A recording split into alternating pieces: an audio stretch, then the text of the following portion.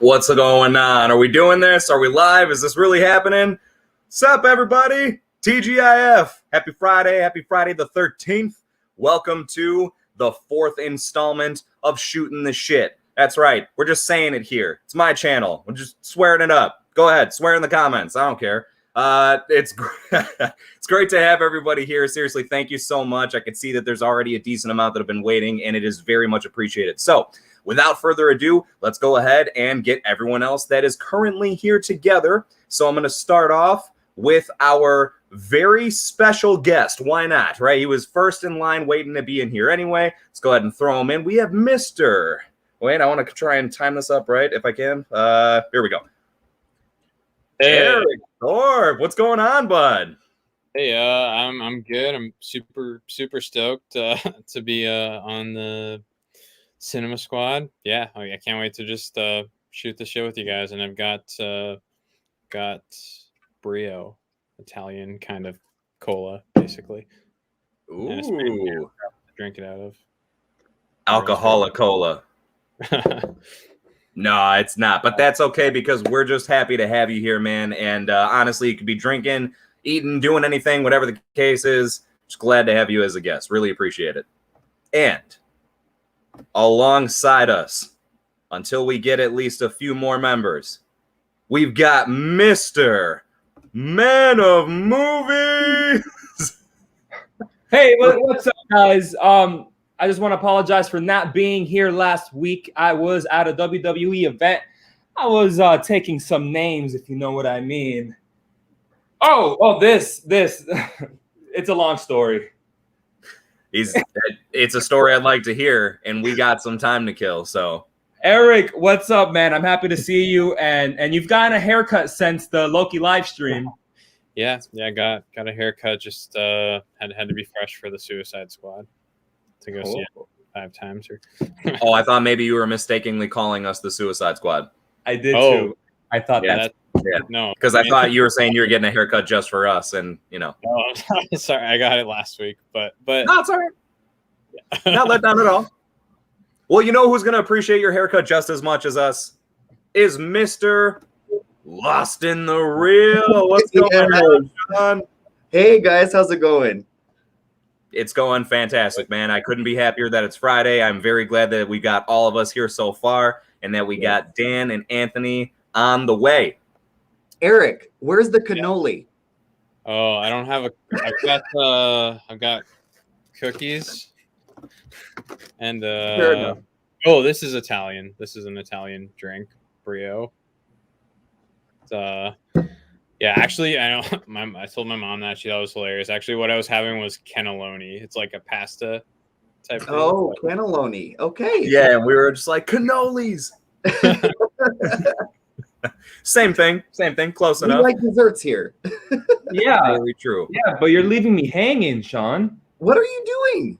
I want a fist bump, man. Oh, jeez. I'm not Lebowski, man. I'm the dude. See, I always forget whenever I go to do that on one of these that it's the opposite direction. So, like, for the screen, right, Eric's to my right, but then I have to fist bump to the left in order to, It's too much.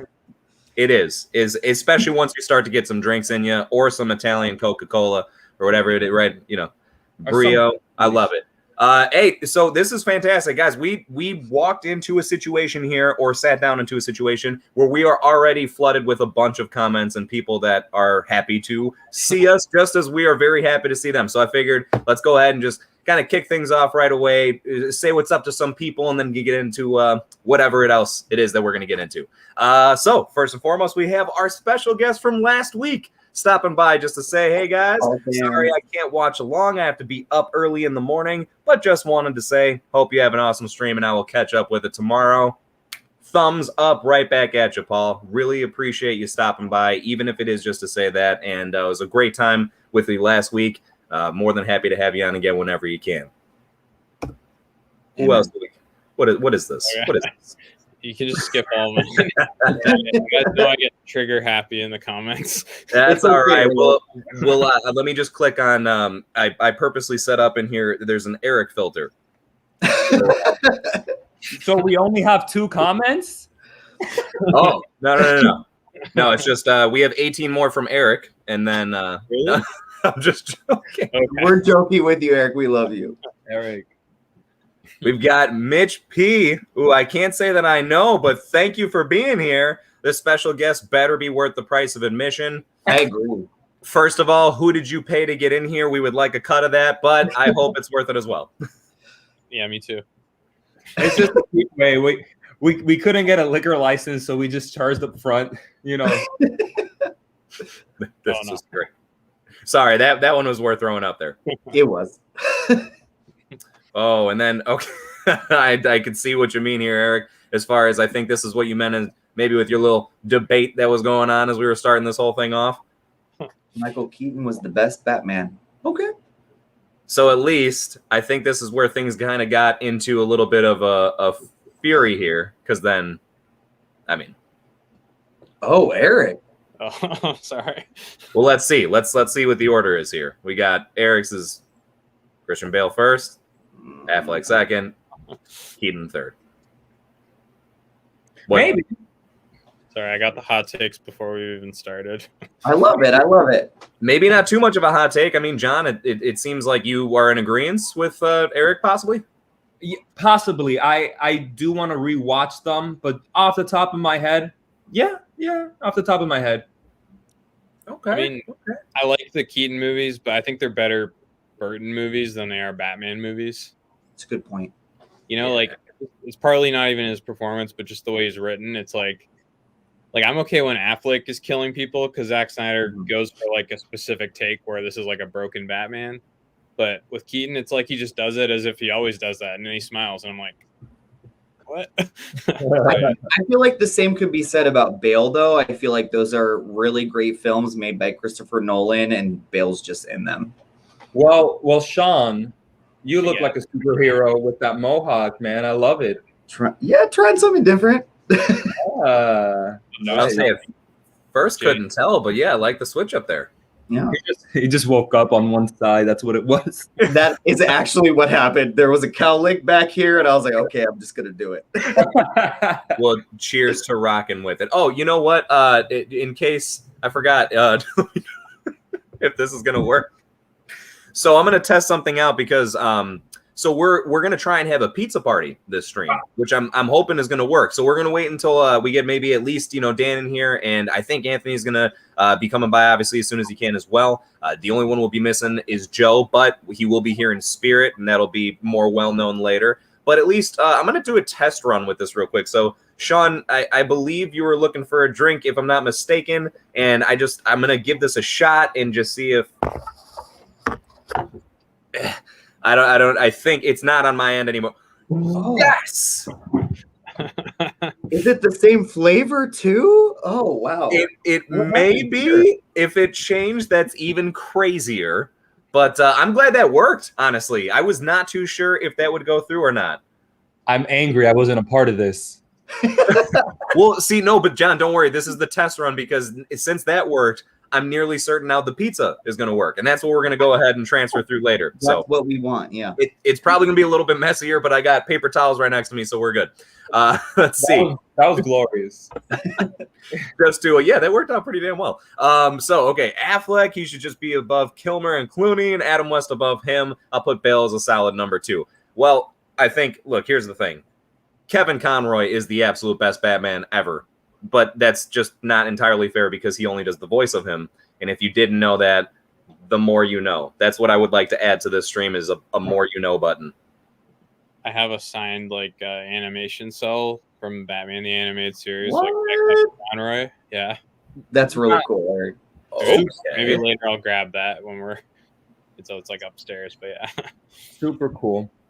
Isn't Kevin Conroy? Didn't he play a part in the Flash show? Like one of the right? He was actually Batman. He played Batman, bro. Old Bruce Wayne.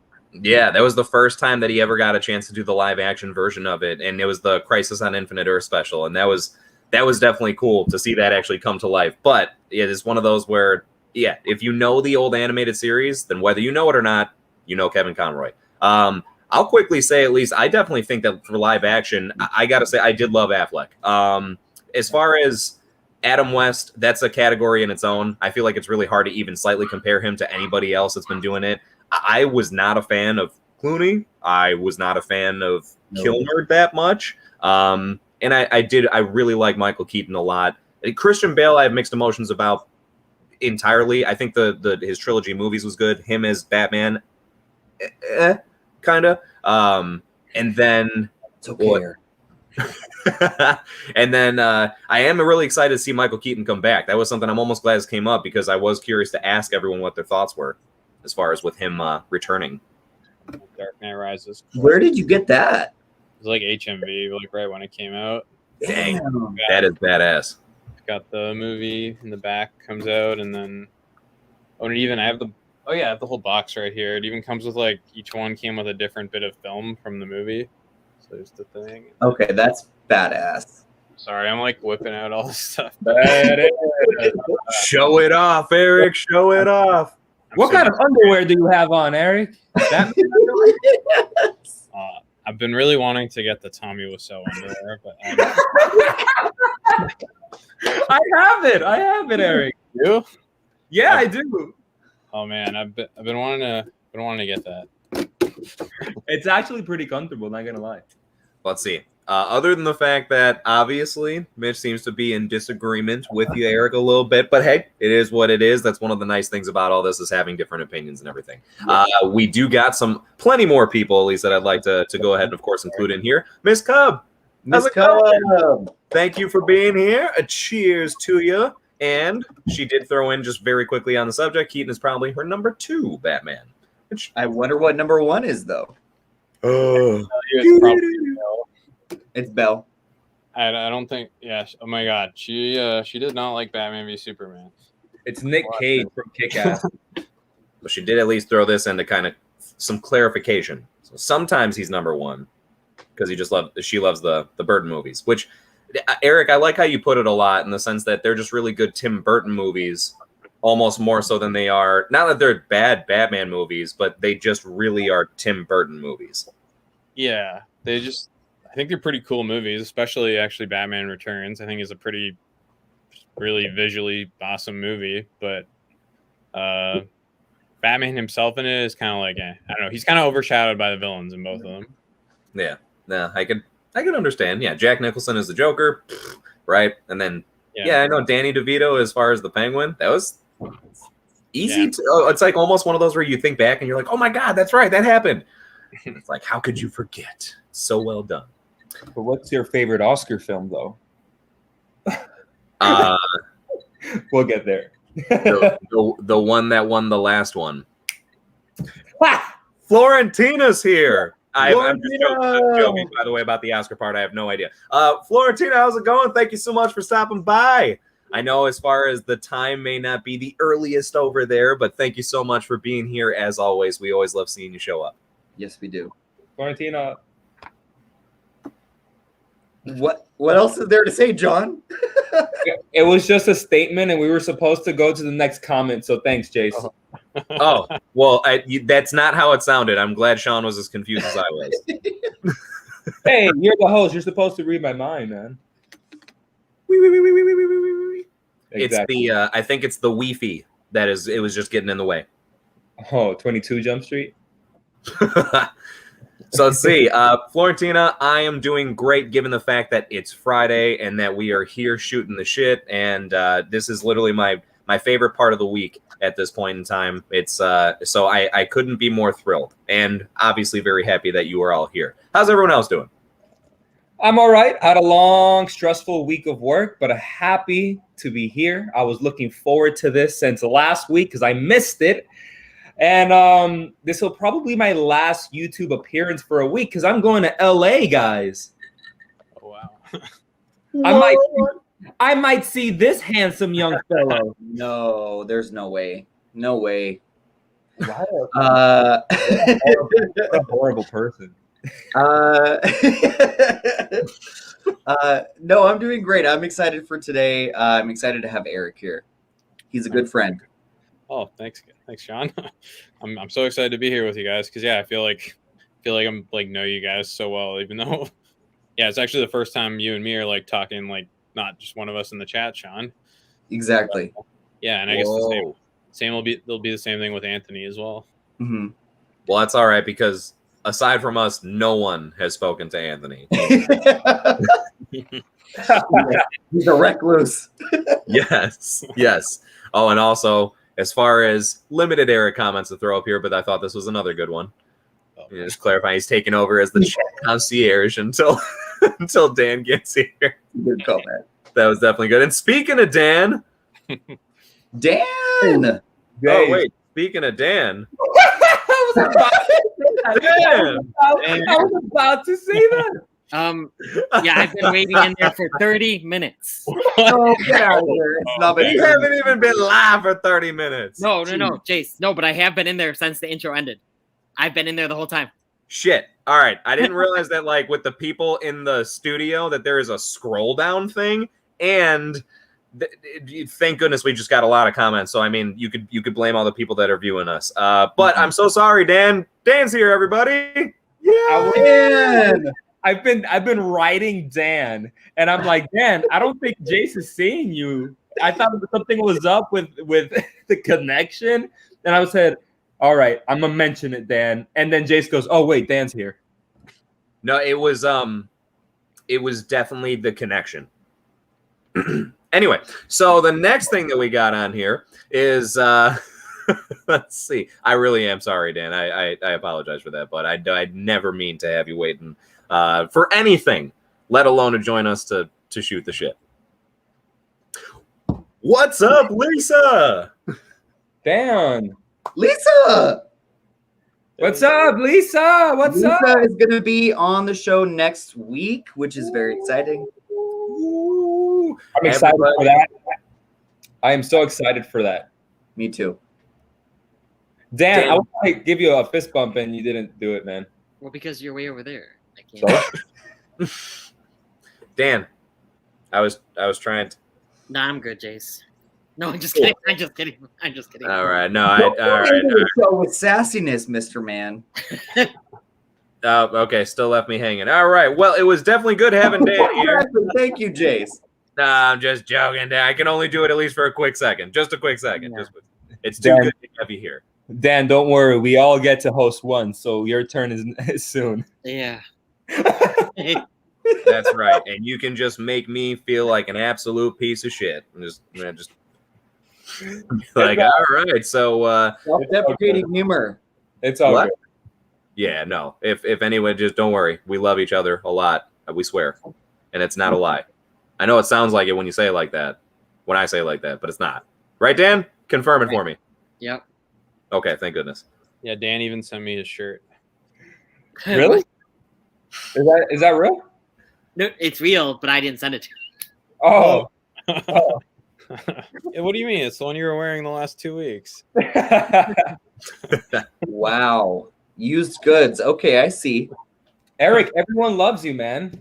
Yes. What? It's true. People are happy to see you here, bud. That is for darn sure. And also we have another person that is here in the chat with us. IMRT Reviews, buddy. Thank you for being here. Super tired, but I'm here. I can imagine anybody that is over in the Britain, England, European area appreciate it because I know it's got to be super late over there.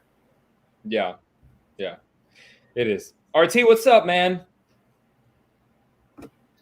Also got D Movie Man. Excited. Best way to kick off my weekend.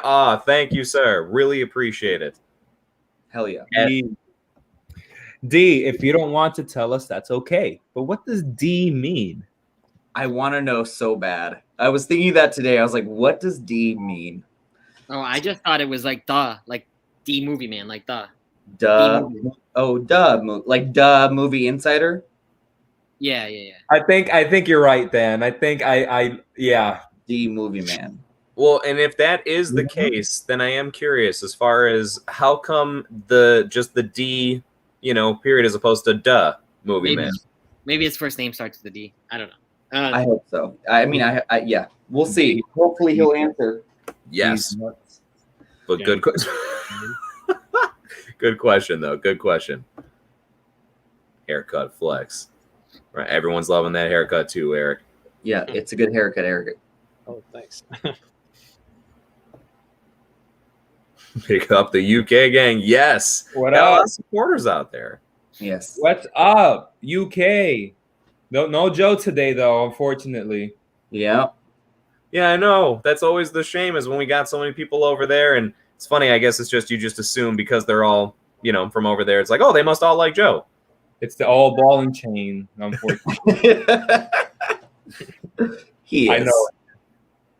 Looks like at least a couple people here getting a kick out of the fact that there is an Eric filter for the chat. It is an interesting feature. I didn't realize that you could add it, but it was pretty simple. I forgot that was a joke. Sorry. I was like, what Eric filter? I want the Eric filter. Everybody wants the Eric filter, John. Oh wait, it's not real. Oh, it's real. Oh, it's really real. I'm using it right now. It's pretty effective too. Yeah, for 18 and up. Let's see, D. I do imagine that you do indeed have some good questions for us, man. You always come through with the phenomenal questions. I honestly don't know how you do it. I don't know if you just got like a list of them prepared and ready to go. And if you do think of them off the top, then seriously, man, props to you and thank you for always providing them. Mm-hmm. I agree. Wait, what are we doing with the pizza? Oh, actually, yeah, we might as well, because I'm sure I'll still have a piece. I mean, I got plenty as far as for Anthony and everything, but yeah. Oh, we're waiting for Anthony? Well, again, I mean, I do have it here, and I don't want it to get terribly cold. So if you guys want, here, okay. I mean, I feel I have the one kind of funnel to put it through, so I hope it just kind of gets to everyone. So, Eric, you're a special guest, man. So I got my first piece going to you. Don't worry, hands are washed before I did this, so I'm gonna go ahead and. Okay, I'm gonna. Sorry, it's like I'm in Canada. You're in Chicago. Really far. All right, sweet, fantastic. Okay, no, that's good, man. This is working so much better than I thought it would. It is working well. Well, yeah, and honestly, surprisingly, my laptop's not even that dirty from it. A little bit of sauce, but all good. All good. All right. Let's see. Who John, I felt bad because you were jealous about like with the drink and everything. So only fair. You ready for pizza? Yeah, Eric, can you pass it to me, Eric? Okay. I mean, he has already eaten his piece. Yeah, but that's fine. Just pass it my slice. Okay. Oh, there's another one. Does he have a pizza tower? Thanks, Eric. Thank you. That's great. This is absolutely phenomenal. Dan, if you want, just because I already have one and you're so close, do you want me to just? Okay. Yeah. I'm just gonna. I guess that. Oh wait, yeah. Here. There we go. There we go. All right, got it. Okay. Thank you. Hold on. Let me just. Okay, not too bad. Not too bad. Shawn, I know you're missing on the pizza. Am I not mistaken? I am. You right? You're not trying to have pizza? No pizza, just Chipotle today. What? No, which is definitely fair. Which is perfect because that leads me to the question of the week, which is why does Shawn hate pizza? So Chipotle's my life. I don't hate pizza. Oh, are you sure? I mean, because we're all having it right now, and you're straight up rejecting it. I'm just joking, Shawn. That's not the question of the week. Oh, thank God. There's the real question of the week, which actually I am super curious. I know we're being very jokey with all this stuff right now, but would love to hear any of your guys' thoughts on this if you happen to know of any. And in the comments, feel free obviously to throw out an answer to this as well. So, what is a show that has been canceled that you'd like to see brought back? Jesus Christ, man. I know right off the top of my head. Whoa, okay, Shawn. Pushing Daisies is an incredible show that was given 2 seasons, and it was far too short. The creator, Brian Fuller, he went on to do Hannibal, which was also canceled way too soon. So I would love to see Pushing Daisies have another season. Okay. I love the answer, and I love that you had it like right off the bat. That's why I was hoping that this one was, I mean, difficult to a certain extent, but I mean not overly like something that would just get us our brains a turning, so to speak. I have one that I'll throw in, which is I feel like I could probably have a couple, but one that I definitely have is there's an animated series called Avengers: Earth's Mightiest Heroes, which I just think it was the best Avengers cartoon that was ever put together. The only reason that they canceled it, as far as I'm aware, is because they replaced it with just a cartoon that's called Marvel's Avengers, and it was supposed to be, when they first put it out, they were claiming it was supposed to be like more in line with the MCU and stuff like that, which it's not at all. Or if it is, it sure as heck goes off in its own direction after a while. So anyway, long story short, I feel like that in particular show just was really, really well made, and I'd love to see it kind of get picked back up and see where they would keep going with it, because by the end of the second season, things were really getting intense in a good way. Kang the Conqueror's in there for anyone who was a fan of Loki and stuff like that. Ooh. Yeah. So, if I can chime in, I was thinking of one, and I thought of I think it was in the 90s. You guys remember the Spider-Man show that was in the 90s? It was like an awesome Spider-Man show. That show kind of just got canceled, right? Like, didn't it end on a cliffhanger, and we never resolved anything? Like something with Mary Jane, like wasn't she kidnapped and then Peter was gonna go find her, but that never happened? Or you can also say that about Teen Titans too. Ooh. That was canceled like that one hurt. For some, don't even like, I don't know, like some, I don't know if they were canceled, but just don't really get like a proper ending. Like I don't think Batman the animated series had like a much of an ending per se. Like it ended, but I don't know if it was canceled. And it got a movie. Yeah, it got a couple movies, but yeah. I felt that way for a bit about so it's like a more mature iteration of Teen Titans to an extent, because the team is bigger, but Young Justice. But that's an example of that show was canceled and they did bring it back. Yeah, so which was great. I mean, the season, unfortunately, that it came back with, I feel like actually has quite a few hit or misses throughout. But nonetheless, I honestly don't even care. It's like, of course, you want it to be as good as it can be, but I was just happy they brought it back. Dan, you got any that are popping in to your head? Happy Endings. It's a sitcom. It was really good. It was three seasons. I didn't think anyone else would know it. But it was really funny. I never heard that. I thought it's Happy good. Endings? Yeah. Oh, that's a good show. Yeah. It's still worth checking out. It ends on an okay, like it's still good. That's right. Did you guys plan this without me? That's why I wasn't gonna say it, but wait, what? I knew someone would make a joke. That's why. Who doesn't? Hey, we all do. Another one. This show was doomed because of its title, but it was so good. Selfie.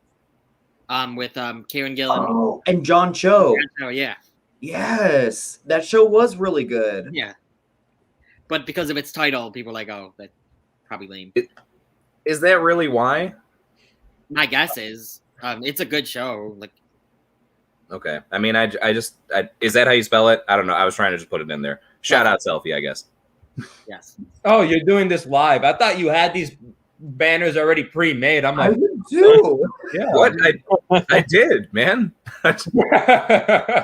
Bro, I watched the stream already, and I'm just coming back and hanging out to enjoy it afterwards. That's unfortunately, I am I'm a man of movies. I don't know much about TV.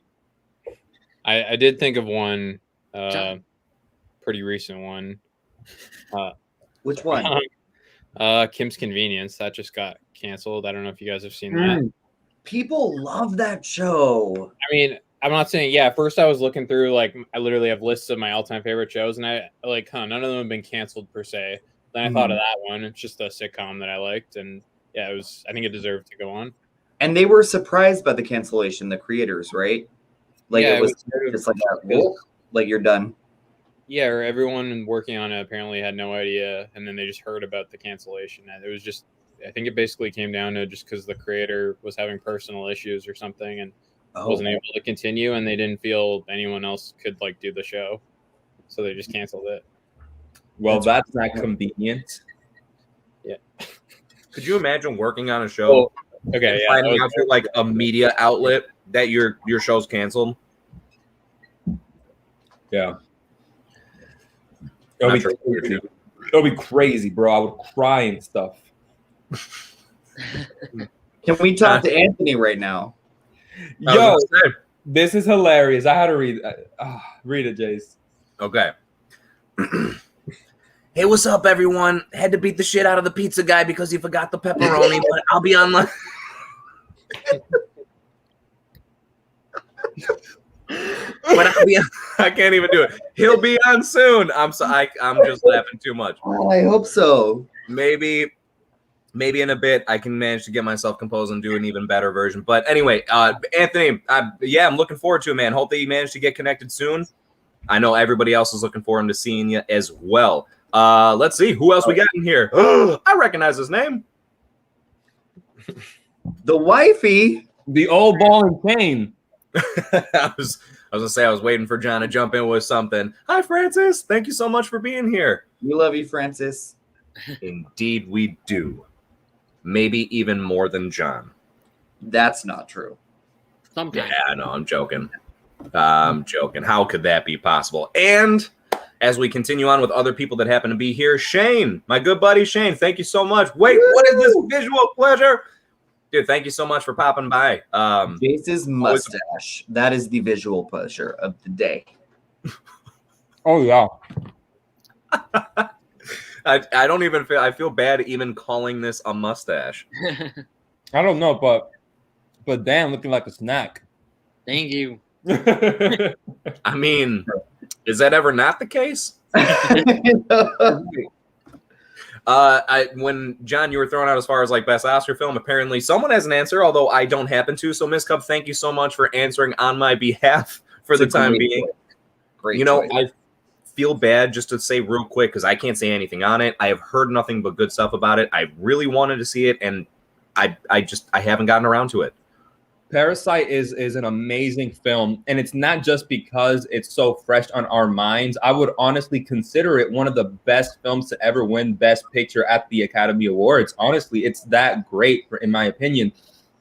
It wasn't my favorite movie that year, but I still consider this the year that the Oscars got it right. Yes. In my opinion. Yes. 100%. Oh, sorry. John, what was your favorite movie that year? It was 1917. Oh, yeah, mine. Oh. One of my favorite. Mine was Peanut Butter Falcon. Which one? Oh, Yeah, of course it would. Of course it would be an obscure indie film. I feel bad. I actually started that and then I stopped it. But I was like, I didn't hate it. I was just like, oh, I don't know if I'm in the mood right now. Oh, Eric, you have to try it. It's so good. It's a crowd pleaser. Where was 1917 for you, Shawn? Number 33. What? That's an obscure number. I just came up with that. Oh, But I saw 1917 not in theaters, so I think that affected my experience with it. I think if you saw it in theaters, you would enjoy it a little bit more. yeah, it was so good. Sorry, Dan. It was so good at theaters. Yeah. Yeah. I think Your number 2 was Parasite. For me, it was Marriage Story. Oh, that was my number 3. Amazing. Love it. Yeah, the 2019 was just like one of the best years ever. Amen. We So agree I with feel that. like really lucky we got that year right before 2020 hit. It was the calm before the storm. Eric, Yeah. Eric, you're preaching truth right now. I always say that. I always tell Francis that how 2019 was such an amazing year for film. Right Yeah, before one of the worst all years sorts for of film. movies. Yeah. I have like 4 different steel books up there behind me. All 4 of them are 2019 movies. Got Nice. Get 'em, Eric. 3 that people like, and probably one that is like controversial or not as well liked, but I like it. And It's okay, well, actually, okay, well, I got. I know exactly what's in there. Oh, actually, okay. And the one that Shawn doesn't like isn't the one I mean is the controversial. Because I think most people like it, but Yeah, most people do. so I got Endgame, of course. Most sane people do. Yeah. Endgame. Okay. Toy Toy Story 4. I'm just going in release order here. So What are you doing, Dan? and then, Toy Story 4 was here's Shawn's favorite. I'm not gonna lie, this Shawn, you're not gonna like me, but this was seeing this. I saw this opening night like on film, like projected on film. There was a theater that showed it on film, and it was like one of the best theater experiences of my life. So I don't know. It's I don't know. I respect that experience so much, and I love to get to see in the theater, you know, on film. Do I love that movie? No, but I'm happy that you love it. I mean, I don't know. I get where some people are coming from with it, but yeah, I don't know. And I don't know, this is gonna sound bizarre, but I remember. I don't know if you remember, people were like scared to go to the theater for that movie. There was like all the controversy, and I was like debating the whole week. I was like, I had tickets, and I'm like, I'm actually pretty anxious about this. I don't know if I want to go. And then I went, and I was like, maybe it's because I thought I might die. I was like, this is the best movie ever. It was like, so worth it. which was crazy. Huh? Which was crazy to me because Birds of Prey, Deadpool, Suicide Squad are way more violent than the Joker, but because the Joker's more serious. Yeah, it's the psychological, mental stuff. Yeah. No, I agree with that. Yeah, but I just love your responses. I love the fact that even when someone, right, in this case, right, they have a vastly different opinion. You know, it's like, let's say in this case, you hated something, he really liked something, or not say if you hated it, but you get my point. And instead of just like, you know, I don't really get it, I don't see where you're coming from. You're just always like, that's okay. I'm happy that you hate it, or I'm happy that you love it. We all have hot takes, man. Like we all have movies that we like that people hate, and vice versa. So I respect everybody's opinion. Like Moonlight. I feel so bad though. I'm usually like that, but then on Joe's review for the Suicide Squad, I'm like, I have no idea where you're coming from, man. What is John talking about, though? John, you didn't mind Moonlight. You like Moonlight. Don't give me that pizza crust, you ass wipe. And then the last steel case I have, which I think I've come down on it. This is gonna sound weird when I say that I was at like one point. This was like almost my favorite movie of 2019, but it was like between this and Joker, which is bizarre because they're like polar opposites. I've kind of come down from it now, and I still like it more than most people. But I think I've come down on. I'm like, okay, yeah, it was good, but not as great as I thought. It was Frozen 2. Eric, I really liked it. Oh, Eric, Frozen movies. Bless your heart. Look at the steel cases. Like that's cool. I don't know. I thought that sequence was so. I don't know. That was a good moment. I don't know. I think it was over criticized. I think in some ways it was as good as the first one. The best song in Frozen 2 is "Show Yourself," not "Into the Unknown." Yeah, I liked all. I don't know. Yeah, I like both of them quite a bit. But I think I'm not. I used to be like really high on both of them, and I've kind of come down a bit from there. I liked the beginning song too. I forgot what it was, but oh yeah, the lullaby one. No. Like the all happy-go-lucky. Some things never change. Yeah. Yeah. We got our first good question from D or possibly Dumb Movie Man. Name an animated film or scene from one that scared you when you were younger. I'm going to guess by some reactions that we have some answers right off the bat. I mean, John, Shawn, both of you, like I'm guessing something immediately popped into your head. No. I did a video about it for Joe. So, okay, that's part of where my answer comes from, but it's, to be fair, it's not that I was scared. For Joe's thing, it was a movie or something that made you cry, and that I do have an answer for. That's the Land Before Time, where Littlefoot's mom dies. I broke down into a billion pieces.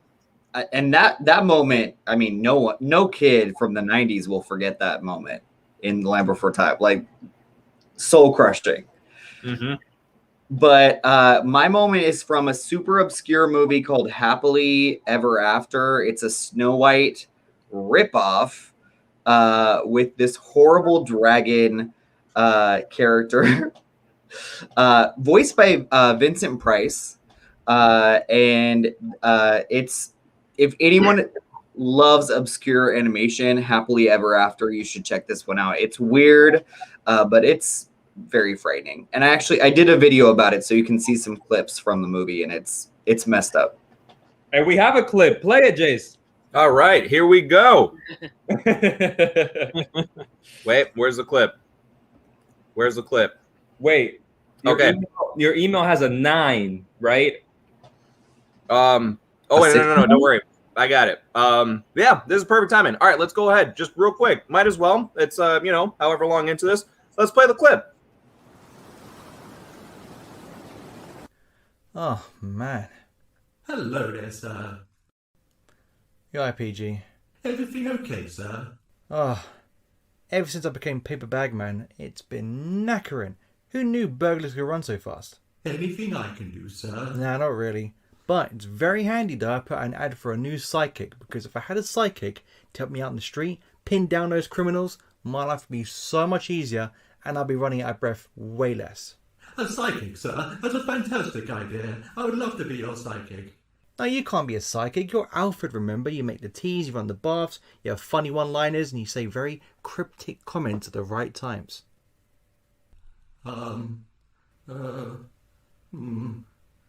Some people just like to see. No, that's already been done.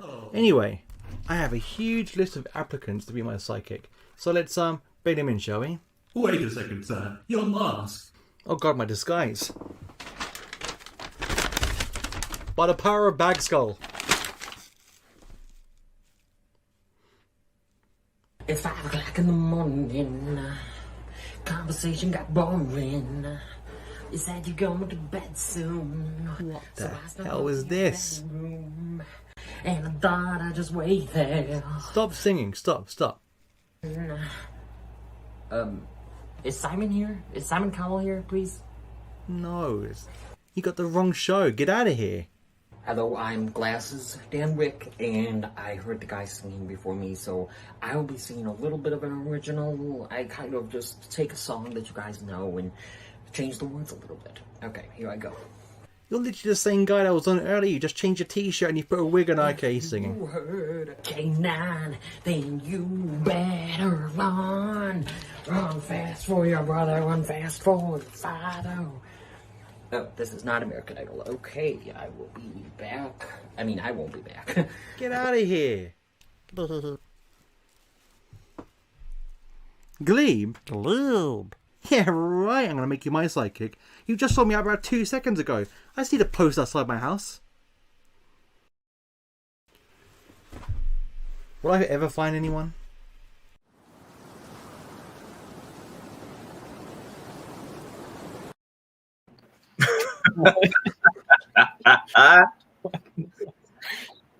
That's right, ladies and gentlemen. Our first multi-part skit coming at you tonight. It ain't even over. Did you pee in cereal? My goodness. Dan, you got some moves, man. And some pipes. You hear him singing 5 o'clock in the morning? 5 o'clock in the morning. Wait, so Simon Cowell here? So we had to cut some out, but I put in a really funny lyric that I made up. See if I can do this without. And I'd creep. I go up to your bedroom, pretend that I was sleeping, and then I'd wait for you to creep in, and then you grab a pillow and put it over my face, easy, and then I'd get to not breathe in, and then that's it. So like it's like my girlfriend or whatever put a pillow over my face and killed me.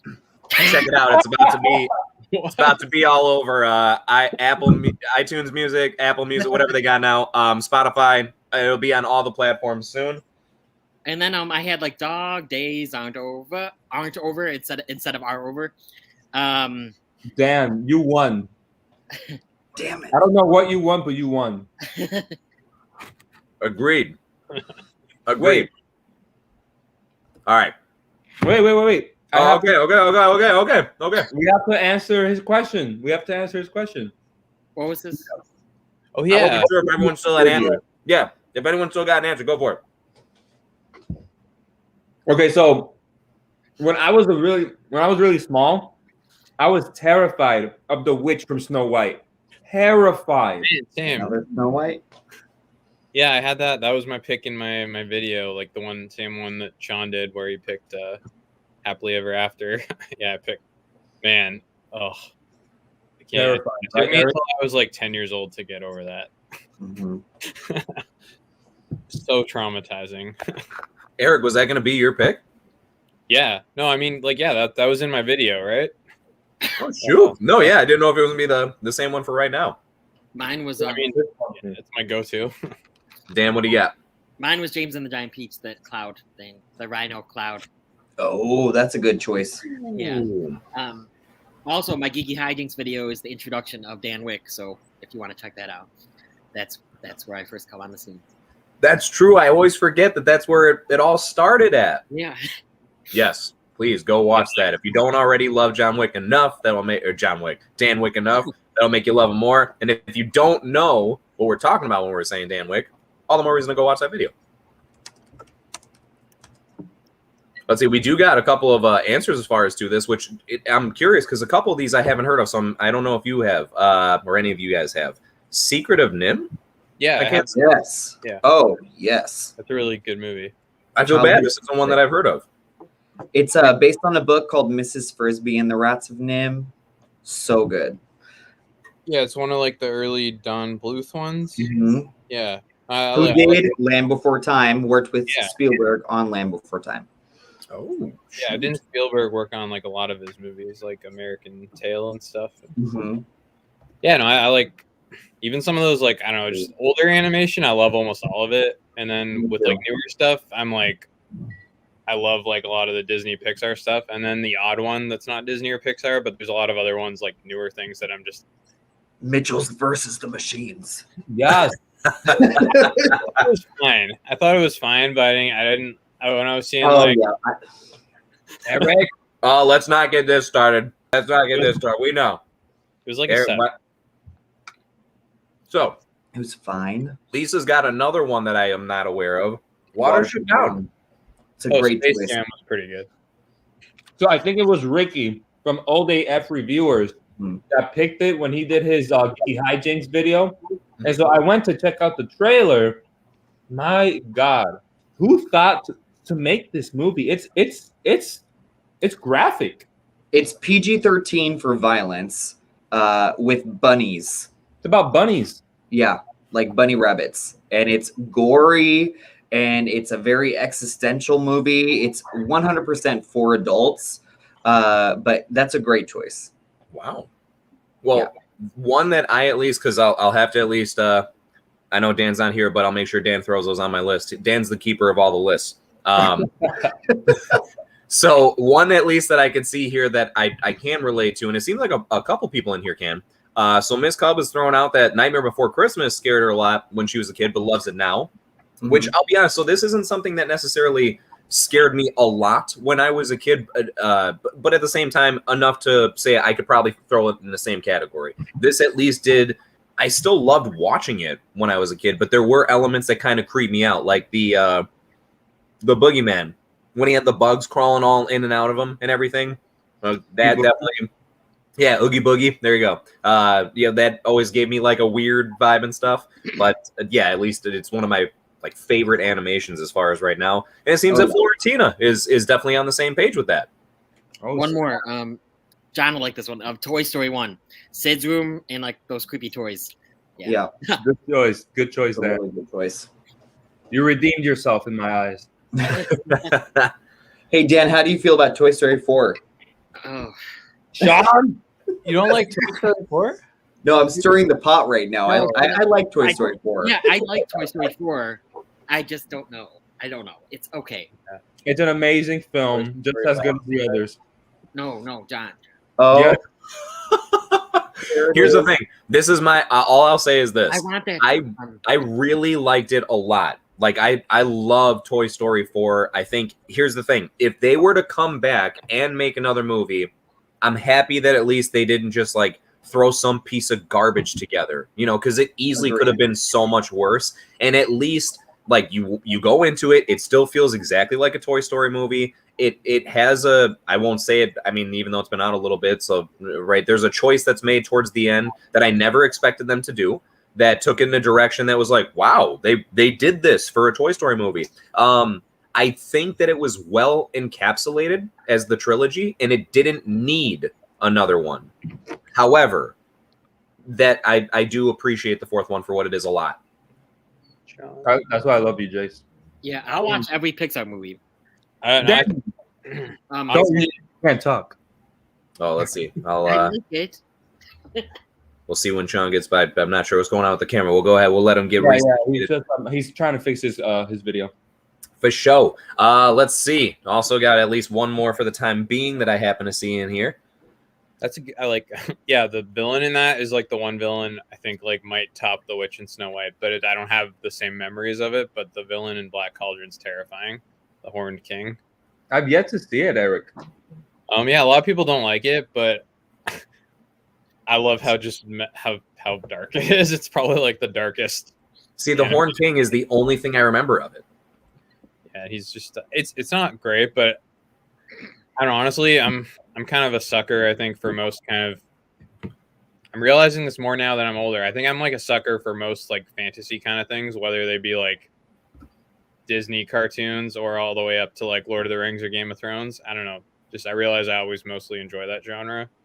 So yeah, most of my favorite Disney movies are like the kind of more fairy tale fantasy ones. So even some of the stranger ones like that, I have a lot of fun with. Well, just for the time being, real quick, I do apologize, guys. I'm going to throw this up there.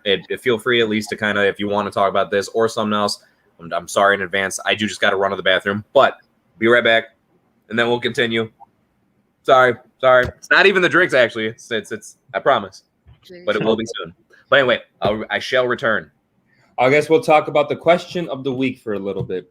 Dan, have you seen that Spider-Man show I was talking about? No, I really haven't watched a lot of animated shows. I haven't watched a lot of shows, really. I used to be more of a show guy. But then when I started my channel, I kind of became more of a man of movies. And I wasn't sure if you said it on purpose at first. no, yeah, because I tried to keep a straight face. I was like, Eric, but you've seen it, right? I haven't seen like every episode, but yeah, I know the show, and I'm going through now on Disney Plus. I'm very slowly, but I've been trying to like go through some of those older Marvel shows now that they're all there. Like I'm trying to watch them actually, and I started Spider-Man, and then I got like a few episodes in, and then I'm like, wait, I'm gonna try to watch them all. So I'm starting now with X-Men because that's like the first one. Because I don't know, I'll admit I like them, but I never got as into, as far as like, even though I'd say for the most part I'm equally a Marvel and DC guy. When it comes to the animated stuff, I'm definitely, even though I think the Marvel stuff's good, I definitely prefer the DC stuff. I like Batman the animated series and even like the Superman spinoff of it, like all that. That was like my favorite stuff when I was a kid. You know, a lot of people talk about the Spider-Man theme song, Spider-Man, but the theme song to the X-Men show was iconic. Yeah, the like the I think the 90s Spider-Man though is like more like, because the one you're singing isn't that like the 60s one? Yeah, that's the 60s one. But yeah, the one that I was talking about, that's not the theme song. It's a really weird like Spider-Man, radioactive Spider-Man. Yeah, I mean, I like it, but one thing with the Marvel shows, I was always like, especially for certain characters, like Peter Parker, I don't know, he was just like too buff. He was. He looked like, I think that style, like, and don't get me wrong, Batman the animated series, everyone's super buff too, but like, I don't know, that fits Batman and Superman more. Spider-Man's like, supposed to be a little more slender, right? I don't know. So I was always like, man, Peter Parker, like this guy. I'm not buying this guy as a nerd at all. Like, I feel you. Well, appreciate the patience. Seems like you guys did a fantastic job as far as keeping things moving while I was gone. I had no doubts that'd be the case because it's not like just because I'm hosting, I mean, it means anything different. You guys are we're all just good at talking, thank goodness. So, as we yap along, I happen to notice this as I happen to sit back down. There was a quick guess from Lisa as far as the whole potential mystery behind D and in the D there. So at least rhymes with the. If he's in the UK, I don't think he is. No, he's not. No, he's not. Well, he might be in the UK, but he's not British. Yeah, no, he's not from the UK. But I mean, it makes sense, and I'm like super curious now. This is like the mystery of the day. He answered it down below, so we'll get to it. You know what I thought before I find out the answer? I kind of thought that it's the same way, like when somebody's an Esquire, they have their name. So, like for example, like Shawn Jackson, Esquire. Jackson. I thought it's like D, movie man. Yeah. I was showing earlier before you guys were here. I got a Shawn Funko Pop. A Shawn Funko Pop.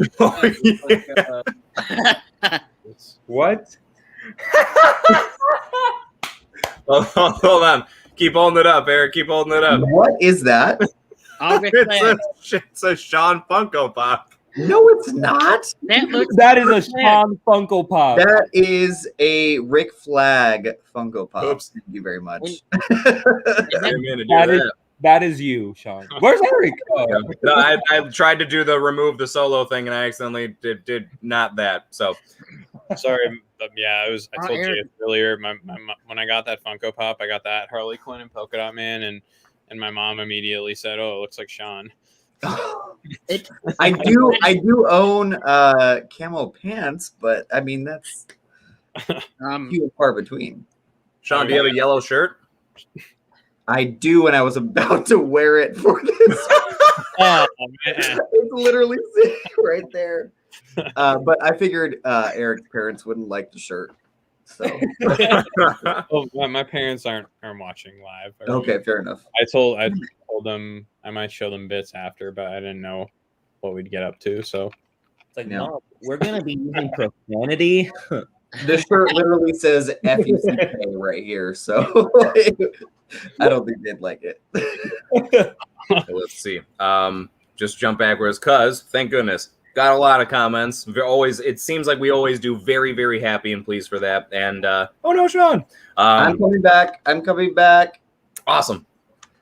So at least, D, it seems like there is some chat going back and forth within the chat itself. You're just asking as far as what part of the Nightmare Before Christmas was freaking them out. Mm-hmm. So Miss Gub is saying it's Oogie Boogie. So right, I was right there with you. That was, if anything, the part that got to me the most when I was younger. And looks like for Florentina was Jack in the children's bedroom in the What's This scene.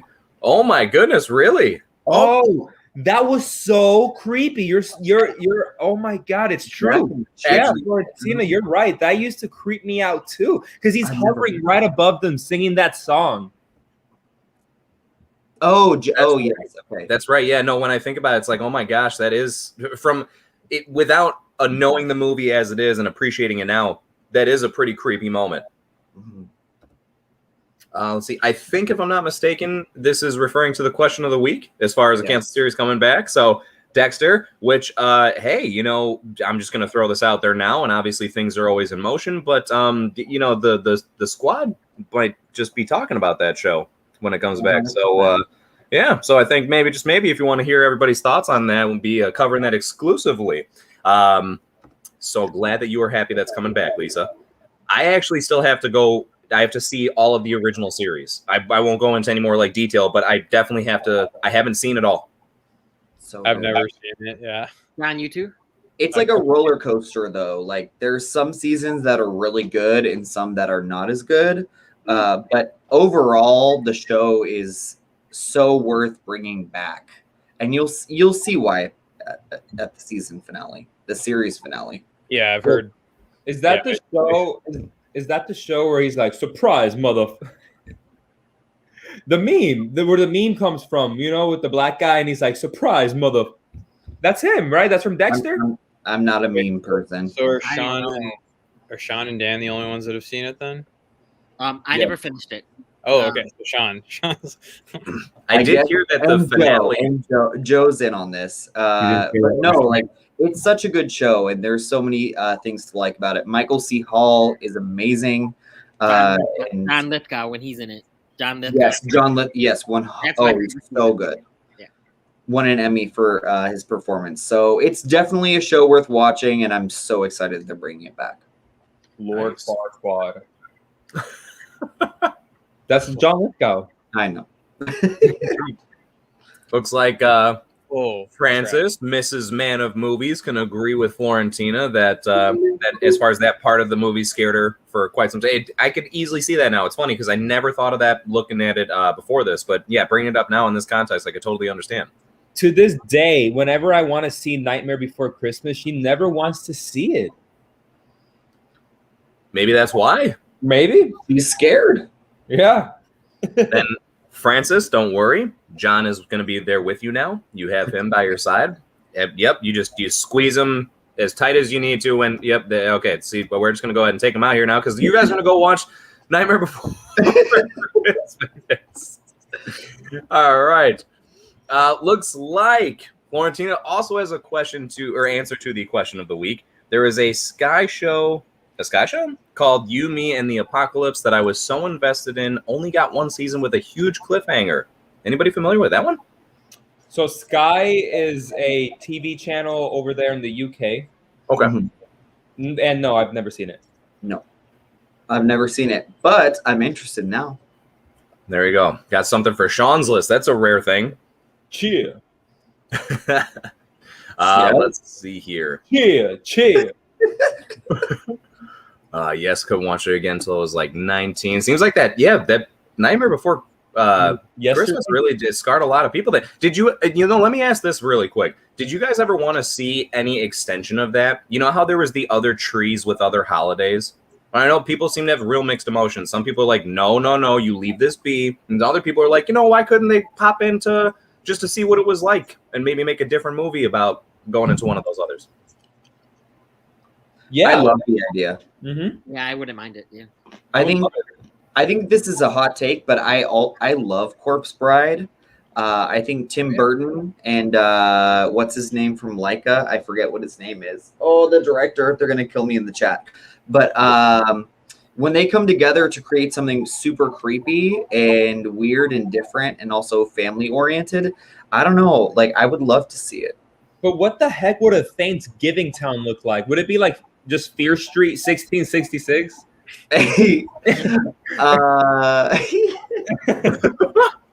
That's a good point. We would need to pick like Easter or like an evil bunny rabbit villain or something. Yeah, so it'll be like Jesus Christ hanging on a cross. Okay, John, you're going too literal. It'd be Easter Bunny. Yeah, the Easter Bunny was in the movie too. He was in. Then bring him back. Yeah, because they thought it was Santa Claus.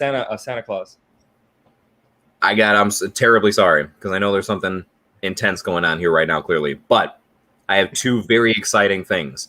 One of which, what I have to give a little. How do I do this here? Let's see.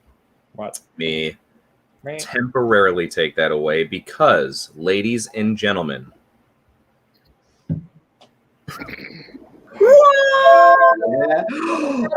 Anthony got a haircut. What's up, everybody? How you doing? What's going on, Anthony? All right, how you all doing tonight? Yo, Anthony, where's your pepperoni pizza, man? We had a little problem, but I took care of that. Oh, speaking of which, Anthony, do you need some pizza? I'm good for right now. Wow, I just want to say one thing. Joe looks really different with his beard shaved. My God, he's like a whole different person. It's paper bag man. Every time he takes off the paper bag, he's a different person. Eric, how are you? I'm good, man. How are you, man? It's good. Nice to finally meet you, like face to face. You and yes, Shawn this time. sort of. But yeah, it's nice to meet you Yeah, too. I feel like I've already met you guys like before, but It's as yeah. close as we could get. Yes. Good to see you guys. Anthony, Yeah. that haircut, Anthony, is awesome. Yeah, I'm ready for the interviews. Yeah. Where's your coke, Eric? Oh, shit, yeah. Space Jam. Yeah. Oh, we're still doing it. Okay. Yeah, we're still doing it. There we go. Okay, good. Anthony, did you catch the first skit? Did you catch the first part of the skit? Only a little bit, so I'll have to do it on. I'll have to catch it on a rewatch. Well, you missed a little bit of a couple of American Idol tryouts, basically. Okay. From Dan. As different characters. Is it only 2 parts or is it a trilogy? It's a 3-parter. Yep. 3-parter. It's a trilogy, indeed. And so to accompany the amazingness of now having Anthony here with us, which it really is, man. It's really great to have you here. It's good to see you, man. And I can't help but now, ever since you said the whole joke about Joe, I'm looking at Eric and I'm thinking, damn, he looks a lot like Joe's brother. Like, I'm right. Yeah, Jace, I think, yeah. Oh man, I feel bad. I was about to when you said that, I was gonna try to make it even better and like try to pull a Jace and impersonate Joe, and I'm like, I can't do that. It's just gonna be a disaster if I try to do the accent. But I want to go ahead and throw in, like I said, to accompany the awesomeness of now you being here with us. We also have an answer that's a little behind here, so don't mean to get to it too late as far as when the comment first came in, but I am excited to get the answer. So apparently the D in D Movie Man. So he was saying that Lisa and Dan got the closest. People have called me the Movie Man for years. My first name starts with D, so I replaced the with D. But what's the first name? What's the first name, D? D's nuts. Hashtag, what's the first name? John is dead set on it being D's Nuts. Welcome back to D's Nuts Movie Man.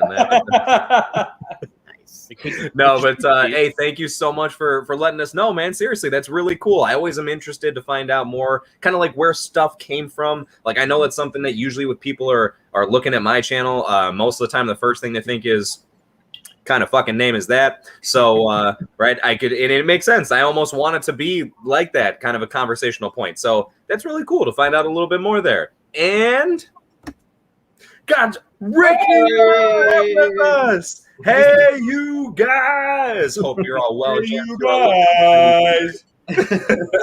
A real lineup of dashing young hounds. Oh yeah. My goodness, Ricky. No, there's a lot of eye candy in here tonight. Yeah. And most of it is Anthony.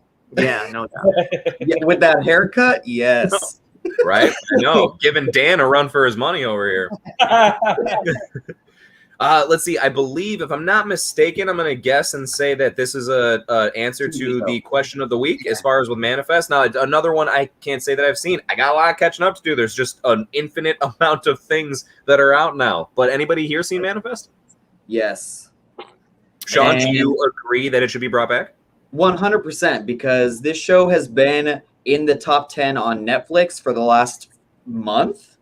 And everyone thought that Netflix was going to bring it back because it ended on a very sour note, but it was on NBC. And NBC decided not to do it. Netflix picked it up. Everyone fell in love with it. And then Netflix was like, nah. Just like they usually do. They do that a lot, don't they? They What's do. up with that? You get 2 seasons, 3, done. I think it's because One even Netflix, sometimes, yeah. at least, maybe not as much right now, but for like the longest time, they were very, the way that they functioned was they would immediately sign people on for 2 of something. Like if it was a comedian, you were immediately signed on for 2 specials. If it was for movies, you're immediately signed on for 2 movies. If it's a show, immediately sign up for 2 seasons. And I think they did that on purpose for a while. And I don't know if now they probably are looking at it a little bit differently, but I think that's why it started like that. I think it's a selfish thing on Netflix's part, like money-wise, because they want a show that garners a lot of attention. So new releases, and that's how we live nowadays, new releases garner attention. Whereas a season 2 or a season 3, it's kind of left behind in the dust, even though there's still fans of that show. So I think that's what Netflix is running on right now, and they're not going to be able to sustain that because people want to see a second season, a third season of their favorite shows. I guess does that just kind of go to show they don't have as many though that are like really popular enough? Because like to me, like I think like shows that are in a way a show like a new season of a really popular show is probably going to be a bigger deal than a brand new series, right? Mm-hmm. But Eric, you would remember very correctly that Game of Thrones failed its first season on HBO, and it wasn't until the end of the second season that it started gaining ratings, and HBO gave it a chance. So that's what Netflix needs to do to continue to create a legacy of great television. Yeah, you're right. You're right on the money. If I can give another answer, guys, so with Netflix, since we're talking about them, there was this show on about a year, 2 years ago.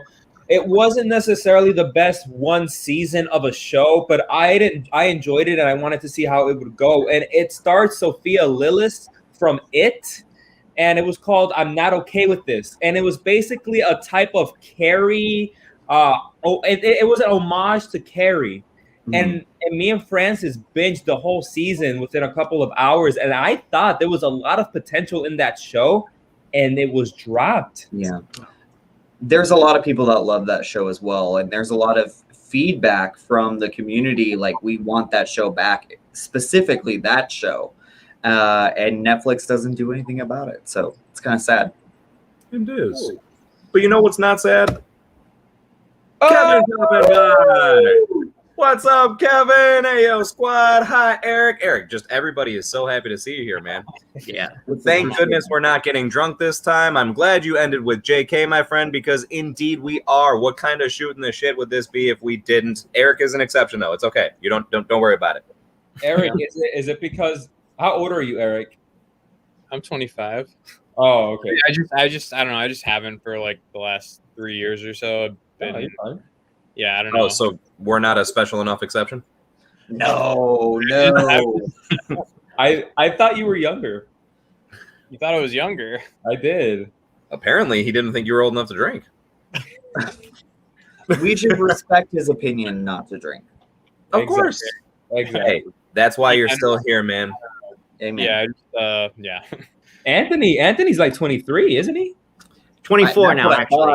24. 24, getting up there.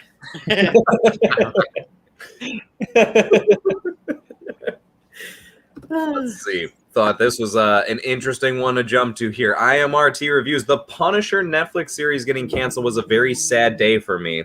All I want is for Jon Bernthal's Frank Castle be brought back and a Daredevil season 4. Well, I'm going to go ahead and just immediately kind of say something about this. First of all, I agree with you. Jon Bernthal is a fantastic choice to be Frank Castle. And honestly, I'm not going to lie. I think just about all of the casting for Marvel's Netflix shows was very well done. The only person that I could honestly be okay with them recasting and not have an issue with is Iron Fist. And even him, I started to like him more with the second season of the show.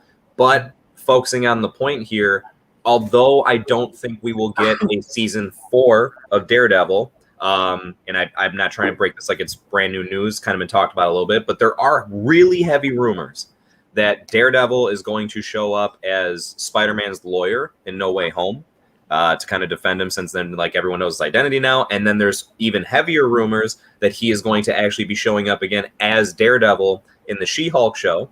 And basically, I think that's just going to be the start of them bringing everybody from that realm back.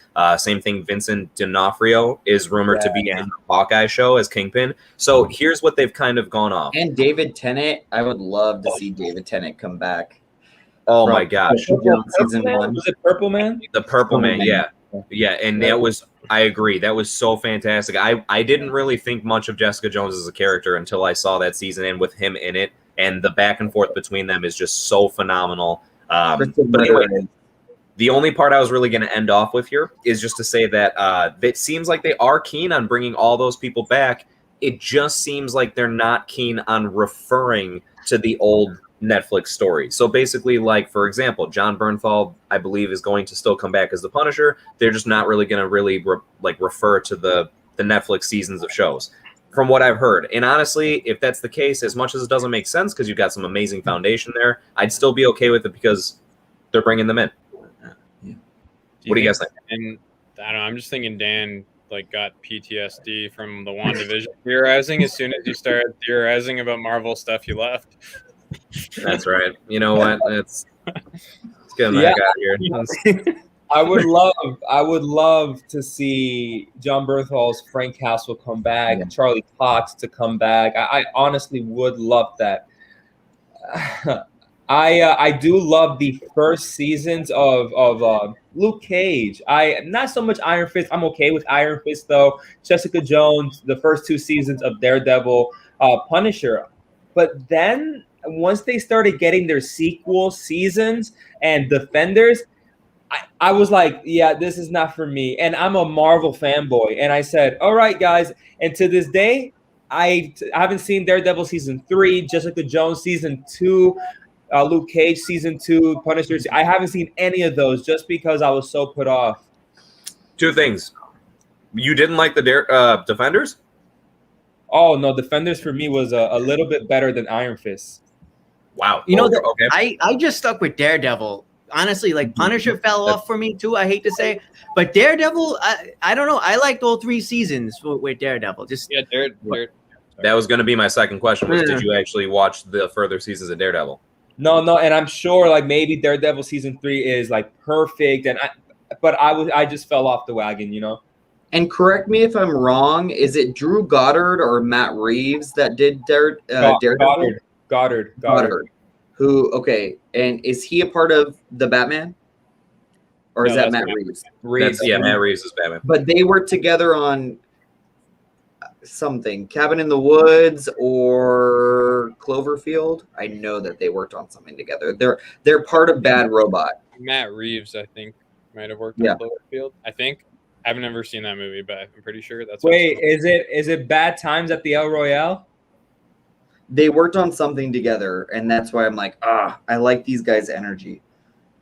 There's a lot of stuff. I just looked it up, Shawn. I'm getting Bad Times at the El Royale. I'm getting War for the Planet of the Apes. Cloverfield 2. I don't know. Yeah, Matt Reeves did the last 2 Planet of the Apes movies. Cabin in the Woods. That's what it was?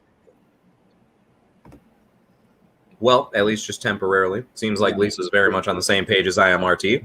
Love the Punisher. Yes, great casting there. Seriously, it's got to be one of the best parts about it. I actually Oh, what's up, Eric?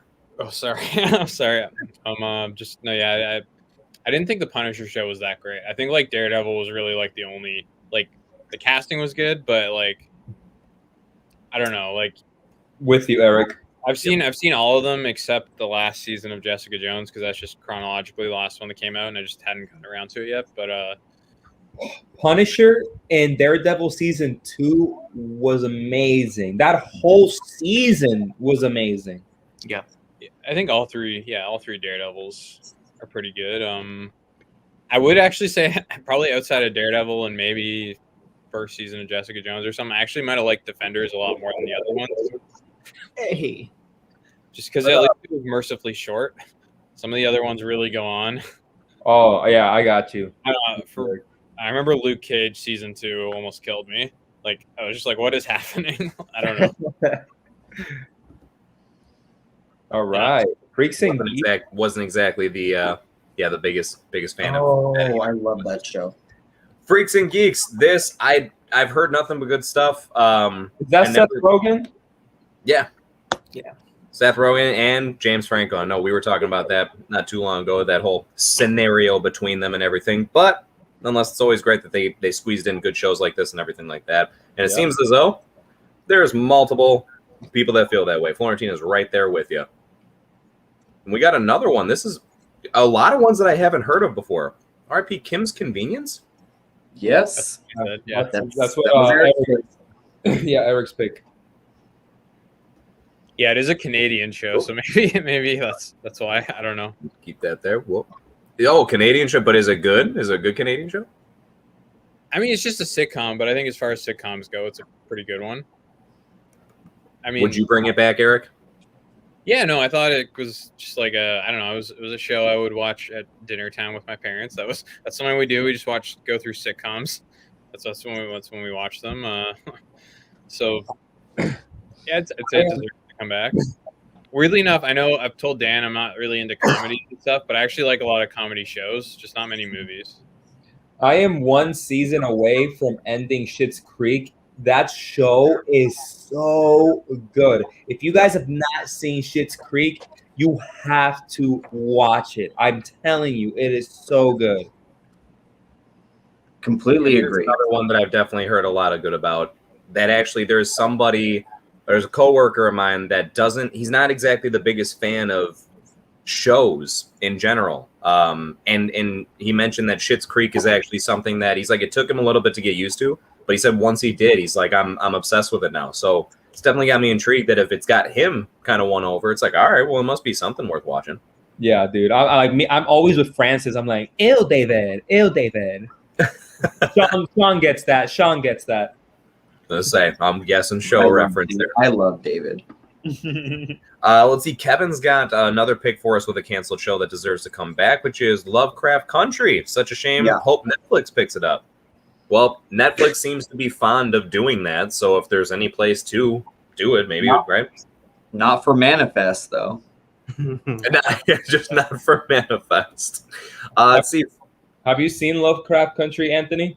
No, unfortunately not. But I've heard good things about it, so I'd like to check it out possibly. Jonathan Majors is the lead from Kang. Logan. I've seen like more than, I think I saw 6 episodes of it, and then I liked it, but what was it, like the 5th episode? I like couldn't take the body horror, and I just gave up. It's a lot. I was just like, okay, I'm out. And then I think I watched the 6th one after, and I was like, oh, this one's pretty good. But then I don't know, never got back on it. So I heard that's the role that got him like noticed to be Kang. Like that's all I hear him for is like his breakout role from Lovecraft Country, and so it's got me interested in anything just to see the other actress who was like Hunter B-15 or something in Loki, she was also in Lovecraft Country. Oh, nice. Got a pick as far as for the favorite Oscar movie. Life is Beautiful. A bunch of stuff that I haven't seen. I feel so bad that I can't comment on a whole bunch of these things here, but that's why I got all these other fine gentlemen with me. Someone has to have seen this. Law of averages. Have you, Anthony? No, I was just saying law of averages is like, there's 6 of us here. Somebody will have seen the thing that that we need to talk about. I have not seen Life is Beautiful yet, believe it or not. And I always say this real quick. I always say that when it comes to like Oscar winners, I tend to prefer the nominations for Best Picture than the actual winner for like most given years. I agree. Yeah. Life is Beautiful is a fantastic movie. It's a little outdated now. Roberto Benigni is the director, and he went on to do a Pinocchio movie that has 0% on Rotten Tomatoes. Right Yeah, after that one looked terrifying. That one from like Yeah. last year. He's like a 50-year-old Pinocchio. dude. I thought See, but doesn't 0% make you want to check it out? Yeah, it does. I'm a little scared still. I thought there was one that came out in the last year that actually got like great reviews from critics, but people hated it. And he's also the director of that movie, Roberto Benigni. Okay. Because he can't let Pinocchio go. That's what people are saying. But this one seems a little bit better. Can I give a hot take? It's a good movie. What's up, John? Can I give a hot take? Yes. I don't think it's a hot take, but to many people it may be. I did mention Parasite being like one of the best Oscar films out there, but when it comes to my favorite, I really would have to think about it. But one that I would put there as a placeholder till I get my answer, guys, to this day, I still think Forrest Gump Lord of the deserves to win Rings. over Shawshank Redemption. Yeah, I think it's a better film. I think Forrest Gump is a better film than Shawshank Redemption, and it deserved to win Best Picture. No. I'm happy it did. I can't believe you just said that. Did you Like- see this before? There's like 3 movies I would put up. What the fuck just happened? Did that really just happen? I guess I didn't read it. I promise. that was amazing. Well, perfect segue there, John. Thank you very much. Anyone else have an answer for this? There's like 3 movies from 1994 I would put above Forrest Gump. Get the hell out of here, Eric. One of them, my number 1, actually wasn't even a Best Picture nomination. But, What was it? well, number 3 would probably be Pulp Fiction. Okay. Number 2, Shawshank, and number 1, Forrest Gump. Lion King. Oh, Eric, that's true. Best. It's a great choice. That's my favorite animated movie, and just probably one of my top. It's like my top 5 are like The Dark Knight, all 3 Lord of the Rings, and The Lion King. Those are my 5 favorite movies. Because So it's like Beauty and the Beast got nominated for Best Picture, but then The Lion King didn't. Like Yeah, that's a little messed up. I don't know. So legitimately, I can say I think Forrest Gump's great. It's like 4th for me in that year though, because that's one of like 2019, one of the best years ever. That's a really good question though, D. There are so many movies that come to mind, but it's just a matter of like, I don't know if I have a favorite, but I do have a lot of answers to this. I, for one, think that Hereditary was that great of a film that deserved Best Picture. I also think that Spider-Man Into the Spider-Verse deserved to be nominated for Best Picture. That movie was that good. There are many films that I would say. I mean, there's so many. I mean, yeah, a lot of. I mean, I'm gonna go. I mean, I feel like it's crazy still to see some comic book movies now nominated when like The Dark Knight wasn't nominated for Best Picture. I don't know. Can we all agree that The King's Speech should not have won in 2010? 100%. Yeah, that was another That is awesome not- year. Yeah. For me, it was between Toy Story 3 and Inception, but Social Network's also really good. Absolutely, Eric. Absolutely. I want to name a movie that's not going to get nominated this year, but 100% should, and that is 9 Days. Oh, okay. Anyone that sees 9 Days, it's not even like tracking on Gold Derby right now, which is really sad. I don't understand it, but maybe because it was filmed like 3.5 years ago. But this movie deserves to be seen. It should be nominated for Best Picture. Can I add my last 2 cents? My last one, I swear. Sorry, Jace. I do think when I first came out of watching In the Heights, I thought In the Heights is a shoe-in for Best Picture, but not to get into this conversation. After all the controversy with In the Heights, I don't see it happening anymore. It won't. And it's a shame. That should be in the conversation because it was in talks when it came out. Yeah. Yeah, I need to see that still. As far as a day, I haven't seen it in the Heights either, but I very much want to. And yeah, it's a shame because if there's going to be any reason why it doesn't get nominated, it should not be because of anything to do with any sort of controversy like that. It should just be because if it's a good movie or if it's not. Plain and simple. Yeah, you looks almost like- think depends on the controversy, but sometimes that like I feel like helps movies get nominated. Like for all I know, as much as I think it's a good movie, but for all I know, it could have helped a movie like Joker or something get nominated. Just like how much people were talking about it, and in some lights controversially. So before I comment on my wife's comment, I would love to hear Anthony and Dan. Like, do you guys have an answer for the Best Picture nomination thing? Nah. You see what it is? I don't pay much attention to award shows, so like a lot of times I couldn't even tell you. Like when I do research for videos, I'll be able to tell you like, this was nominated, that was nominated. But in general, I'm not like a big award show guy, so that's the only reason why. Like if you were to like, generally name a few picks, I would agree or disagree. But yeah, so that's the only reason why I don't have an answer in this case. That's okay. Yeah, I was talking so much. I was like, oh, maybe that's why they're not. No, don't worry about it. I'll blast in if I have something to say. Don't worry about it, man. Yeah, I'm sorry, and I went on a bunch of tangents, but I think I gave a few answers to the. We're covered. Dan, so it's you didn't happen to have one? No, because I'm before my channel, I really wasn't in that much into them anyway. But since getting in my channel, I'm more into them. But even that, like, I like Endgame more than most things that ever get nominated, win. You know, like, so I like comic book movies like that, fun movies at the theater, more than I like nominations. Yeah. To me, it's kind of like an interesting footnote. You know what I mean? Like if something won an award, it's like, oh, awesome, it won. That's cool. But it's like it's more like interesting trivia to me. That's not to say anything. That it's still cool that you guys are into it though. Yeah. My question is to all of you Marvel boys: why did Black Panther get nominated for Best Picture and Endgame did not? Yeah, or even the fact like Infinity War that year didn't. Yeah. I think the hubbub behind it, honestly, like the same reason why. So the same reason why we think sometimes controversy can be a helpful benefit to them being not. I think this was just like there's just that hubbub of, oh my gosh, it's a Black Panther movie, and it's a way to show like no one had done something like that before, and any time that there is the first time of that being done, and there's a lot to rally behind. I think that's what kind of pushes for it a lot more, or I think that's a huge factor that plays into it. Okay. I agree.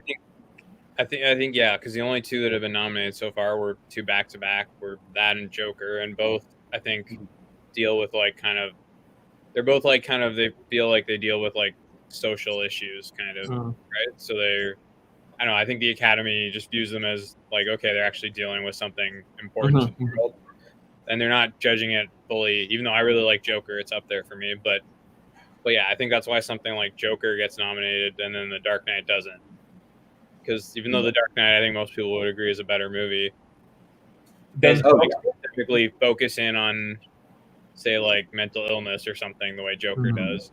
Well, I would say, Eric, the reason The Dark Knight wasn't nominated was because at the time the Academy only had 5 Best Picture nominations, and that's not 10. Yeah, they changed it supposedly because of that the year after. But I don't know. Yeah, for me, I'm always going to be like, if any comic book movie gets nominated, I'm like, I don't know. I mean, I guess I'm just biased because it's my favorite movie, but I feel like if any comic book movie were to be nominated for that, it's like The Dark Knight seems like a movie the Oscars shouldn't even have ever been embarrassed about nominating. Absolutely not. Yeah. It's it's an embarrassment that they didn't nominate it and they didn't honor it with Best Picture, in my opinion. No, well, I mean, yeah, like I said, I feel like I'm a bit biased because it's like literally my favorite movie, but yeah, if any comic book movie deserves it, like regardless of even what your favorites are, that's I don't know, that one was just like delivered to them on a platter, like I don't know, that's what I feel like. Well, what did we happen to think of 1917? I know we gave a little bit of thoughts here, but since Francis happens to be throwing this into gear, and there's also kind of a comment afterwards that continues it, because I'll at least just jump into it.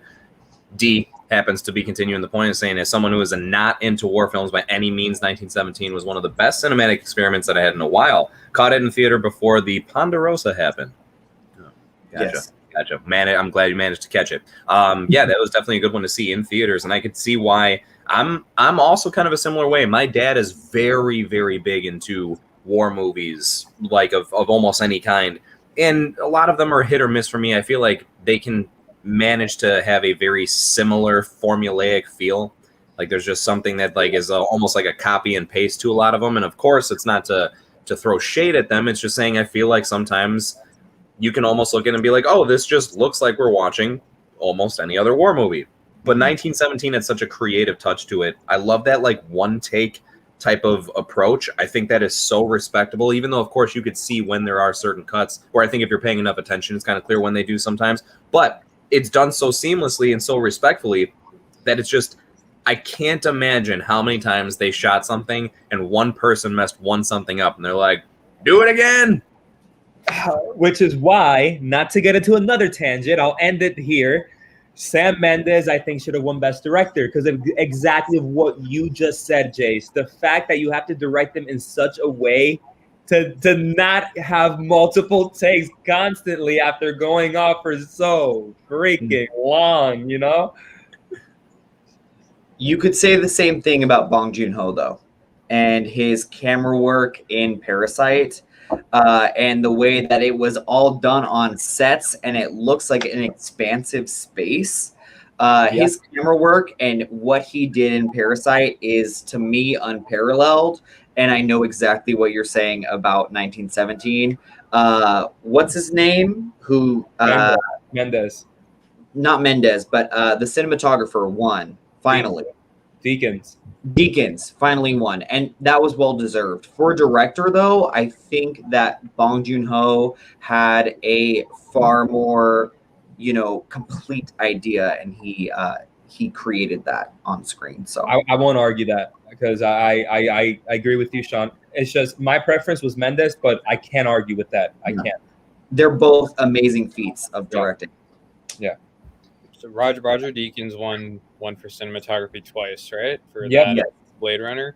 Yes. Yeah. And he was nominated like 13 times before. No, I know. Yeah, and I don't know. One of the ones. I mean, again, probably just because I'm a Bond fan, but I feel like Skyfall should have won cinematography. 100%. Skyfall has great cinematography. Because I know, for me, actually, that's again probably a little biased because I'm a huge James Bond fan. But for me, I honestly think that's, as far as cinematography goes, that's probably like my number one movie. Like, for me, in my opinion, if I see that Deakins is doing cinematography, I say that he should win, because there is no other movie that looks better than that besides Chloe Zhao's cinematography in Nomadland. Yeah. Did no one else see John spit something at the screen? What are you talking about? Wait, did that happen? No, he's making stuff up. No, I saw it too. I thought I saw something as we were talking, and I was talking about James Bond, so I only half saw it. Well, it looks like, at least real quick, I'm going to throw in Kevin. Definitely seems to agree with Shawn in the sense that Joker left a bad taste in his mouth. Mixed with that film, same reason why Shawn disliked it. His least favorite of all the Oscar noms that year, which I'm not going to lie, Kevin, I'm surprised, although, of course, everyone's entitled to whatever they want to think. But I really thought they did such a phenomenal job, and that's coming from someone who I will just throw out quickly, like, Joker's my favorite character of, like, everything ever.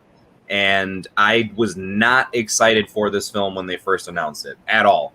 And then got a little bit better of an understanding of what the approach was. Heard from Todd Phillips about how, hey, this isn't supposed to be like the Joker from the comics. This is much more supposed to be just, it's just a story of a guy who goes through a series of events that leads him to taking on the persona of the Joker. And in that respect, I was like, all right, cool. I get to take it for what it is and like it. And because of that, ended up enjoying it a lot more. So I just feel always bad when something is, like, I think really, really well done. And then when there's someone who's just like, nah, I hated it. Okay, fair enough. For that year, oh, sorry, Dan. Were you talking? Oh, that was me. Sorry. That was Eric. Sorry, Eric. Eric, what you got? Oh, sorry. Okay. Okay. No. Joker. So, I guess. For me, I think, like, I just think it's so cool that a movie like that. I mean, I get sort of like what some people are saying, like how some things in there are problematic and stuff. But I think it's so cool that we got a movie that exists, where it's like a movie about the Joker that's like this really serious drama. It's not at all like this kind of. It's not like it doesn't really feel like a blockbuster per se at all. It's just this like really beautifully shot, like really twisted kind of like, as it was supposed to be, like Scorsese kind of style gangster movie, but it's about the Joker. If to answer Kevin, my least favorite that year, Kev, was The Irishman. Oh, I agree. Yeah, I didn't like that. Yeah, Martin Scorsese. Guys, I'm really glad that you brought that up. We should play the next clip here. And then by all means, we're going to fire through some comments, because we thankfully, again, as I've said before, we do have a lot. And I know we always say this, and it's so easy to get caught up in them because you guys have so many good comments, at least, that you're leaving, and love to get into this, right? Don't want to just like kind of pass by and not pay due respect to you leaving that and everything. But like I said, we'll play this quick just because I want to squeeze this in here since we have a trilogy that we're trying to get in with this skip. And by all means, then we'll go ahead and see what else everybody else has to say here. So with that being said, bum, bum, bum. For the last time, no, PG. Oh. Hello, everybody. I just want to remind you that I have a new review up, and it is for Netflix's new crime drama, Beckett. Damn, what the hell are you doing here, man? I'm holding tryouts so someone could be my new sidekick. What, get out of here. Did somebody mention psychic? Oh, no. Let me guess, you found me because that traitorous Glebe just saw me out. Oh, not at all. I'm here to support you. Oh, really? No, not really. I can't stand a cinema squad. They're all a bunch of idiots. If anyone's got any sense, they'll start watching this live stream straight away and unsub immediately. Oh. Well, actually, that British one with the beard is rather charming. Oh, thank you. I mean, really? I'm only joking. He's the biggest dick of them all. Get out of here. Ahoy, ladies and gentlemen. So I'm here to apply for the role of babysitter. No, this isn't babysitter tryouts. This is to be my next sidekick. This isn't what this is. What do you mean that's not what do you mean that's not what this is? Man, this is to be my new sidekick so we can hit the street, protect, get stuck in, get a bit dangerous, save the world. I don't know if I can protect, man. Do you not? I mean, I get beat up like every season. Well, look, if this isn't your bag, no pun intended, maybe you shouldn't be here.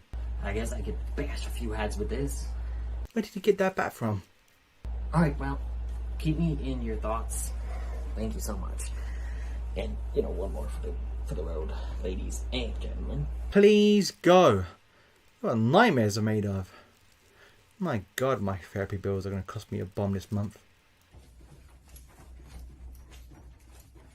What's happening here? Why does the background keep on changing?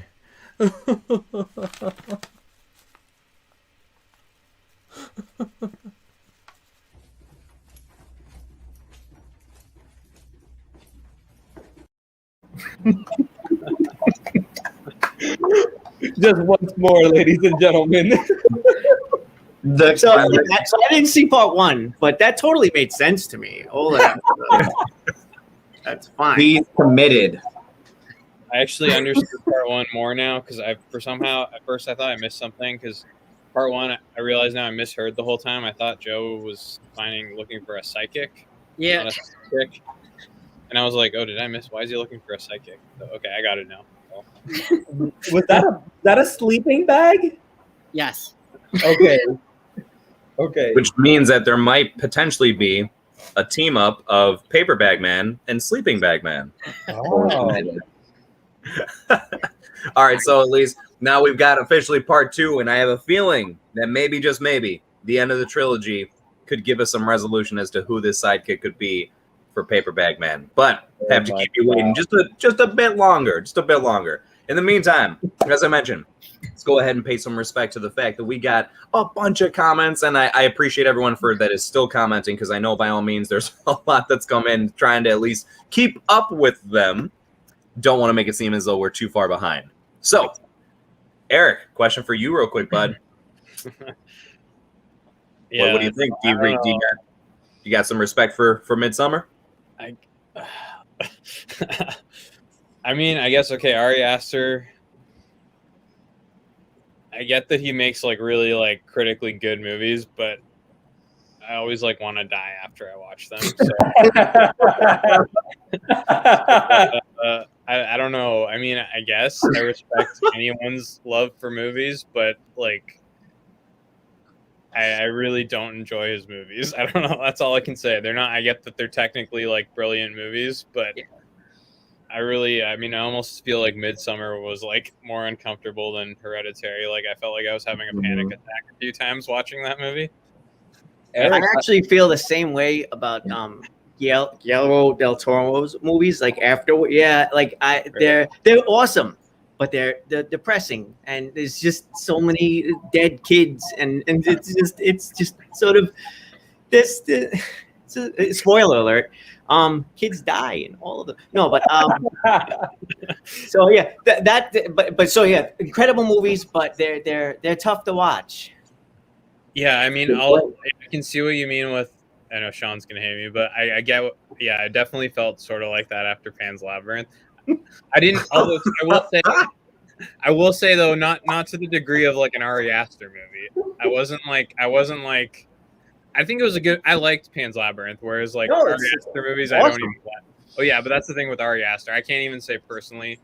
Like I would never review one of his movies just for the simple fact I know my score I would give it would like just be wrong. But like I couldn't honestly say that I would give it like a good score. No I get- score is ever wrong. It's just your opinion. Yeah, it's Yeah. it's what it is.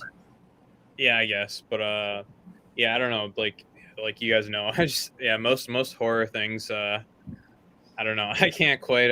Even Old I saw wasn't like really fully a horror movie, but yeah, I don't know. I just sorry, John. I did not enjoy that movie. I saw That's it all in right. Eric, Well, we there's know many that people here everything that gets Eric, we know that everything gets a 7 out of 10 from you. I've got true. a Suicide Squad review coming, and it might get something different. As it should. So I'd like to remind everyone that may not know, but Ari Aster is currently filming his third movie called Yes. Disappointments Boulevard with Joaquin Phoenix. Yeah. Whoa. Yeah. I hate the Okay. Joaquin Phoenix. And is it's in a it, it's a I mean, romantic drama. Huh. It's gonna be Not what I was expecting. Okay. Not a horror. He gets his dick chopped off in graphic nature. Oh, I'm Oh willing my to bet. gosh. All right, I got this next comment here that I'm just gonna make it a quick thing, right? So basically, just everyone give an answer, no explanation as to why, just an answer. Who do you think is the best villain? The Joker. I won't even. Let's not even contain it to superheroes if you don't want, or supervillains, I guess technically. If you just think there's been a good villain of something else from another series, go for it. I'm gonna start off with a supervillain though, or just villain technically because he doesn't have superpowers. I'm sorry, Joker is just my top number one of like anything ever. I absolutely love and adore that character and always have, and I feel like I always will. Specifically, Mark Hamill's take on it, which if you're not familiar, Luke Skywalker does the voice of the Joker and is the best voice of the Joker ever, and that's the interpretation that I hold nearest and dearest to me. I know I said no explanations. I'm sorry. No, I'll go on to the next person. Anthony, go for it. I'll say Emperor Palpatine. The Star Wars nerd in me is gonna go with Emperor Palpatine just because the guy had like plans on top of plans on top of plans on top of plans. Like it's so many backup plans. Just so I love that character. So yeah, I would go with him for best villain. That would be my choice. Nice. Palpatine. Dan, who do you got?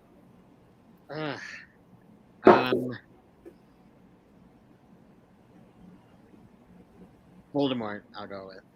I was gonna say Thanos, Good one. but yeah, I think I'll go with Voldemort. Okay, not bad at all, not bad. Let's see, Shawn, what's yours? Anton Chigurh, No Country for Old Men. Nice. I will never forget that Javier Bardem performance. I will never forget it. It scared the living daylights out of me when I was younger, and it's still, I'm like, that's like bone-chilling feels.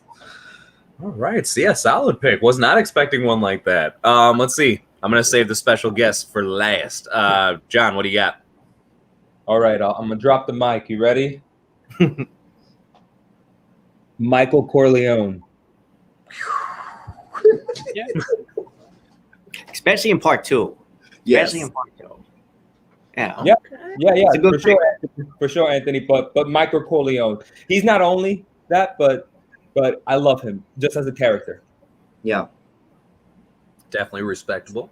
Eric, what do you got, Anti-hero man? almost, right? Yeah. Or antagonist I'd say hero? Maybe like murderer. Yeah. A heroic antagonist. Not Yes. heroic. And Not because heroic. No, it's he's just- not heroic. A little bit of shitbag, but also like okay. I don't know. I feel like he's the protagonist, so that's it's like the same as like within Joker. He's the protagonist of that movie, but he's still absolutely a villain. Yeah. Oh yeah, I guess.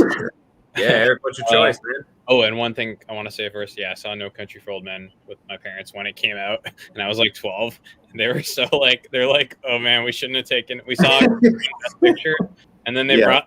Man, I was like the only kid in the theater, and And I actually liked the movie better than them, and they were like scarred by it, and they're like, "Oh my god, you must be so traumatized." Okay, sorry. Can I give two kind of different takes? Okay, one like outside of the Joker, because you already picked that. I do think that's like the best villain ever. But outside of him, who I think I'm gonna give one who I think is like the best villain ever, and then one best villain ever, but I really like he's so good because I hate him so much because he's so evil. And then one that's like a character that's also really evil, but I don't know, they're fun to watch, so I kind of root for them. Mm-hmm. Okay, so I'm gonna say the one that's super evil would be Ramsay Bolton in Game of Thrones. Mm-hmm. I know it's not a movie one, but like, yeah, I mean, yeah, I don't want to say too much since John hasn't seen it, but like, honestly, that guy, like, yeah, the actor who plays him, like, he's a douche. Not the actor, the character. There's a lot of douches in that show. Thing like Joffrey's a douche, but then Ramsay's like on top. He was worse. He's like Joffrey if Joffrey was smart. Yeah. You know? So he's actually like, I've never can think of a villain more whenever he's on screen. I was like nervous when I was seeing like a new episode for the first time. Like, yeah, it really unnerved me. And then one villain, kind of different end of the spectrum, since I'm a huge Bond fan, that I just have so much fun with every time is in GoldenEye. I love Xenia on a top. She's just so much fun to watch. And I mentioned that a few streams ago. I love Famke Janssen. So, yeah, I think that's just like that's just a really fun villain that I think like just brings so much life to the movie and stuff. So, yeah, those are my picks. Long-winded as usual. The one thing that I will say about with Ramsay, I mean, first of all, just a good choice. And the very first scene where you find out that he's not who you think he is was so well done, in my opinion, because I did not see that coming. And then all of a sudden, when you realize like that, yeah, he's just not a good person, you're just like, wow. We got to be careful. John hasn't seen it. But. Oh no, yeah, I'm not gonna say anything specific. It's just more so of just right when you realize it's like, wow, I kind of despise you even more now because of how you're going about it, you know. And it's just he's very it's hard to describe, but he's just a despicable character. So, I just love how they for years people, and I'm not going to touch on spoilers, but people just absolutely hated Joffrey, and you think, oh, he's just the worst, and then they're like, oh, you have no idea what's coming. Yeah, Ramsay's. I hate Joffrey way more than Ramsay, but that's just because Joffrey looks like a little meerkat, and he's annoying, and he's just so smug. At least Ramsay had, I don't know. Okay, wait, no spoilers, but sorry. These choices though in the chat. Wait, yes. Also, so I want to change my thing. Pennywise is my favorite. Yeah. Because Miss Cub said that. Okay. Ooh. I still choose mine, but Lisa's saying Negan and Reverend Kane from Poltergeist 2. I think that is such a good choice because he's so fucking terrifying. David Bowie as Jareth the Goblin King. I think we can all respect that performance. Yeah. What about Harvey Weinstein? Well, that's a real life. It's real life villain. In Black Widow. That's villain. Jane didn't specify. Great way to transition. So, D throwing out another good question for us here.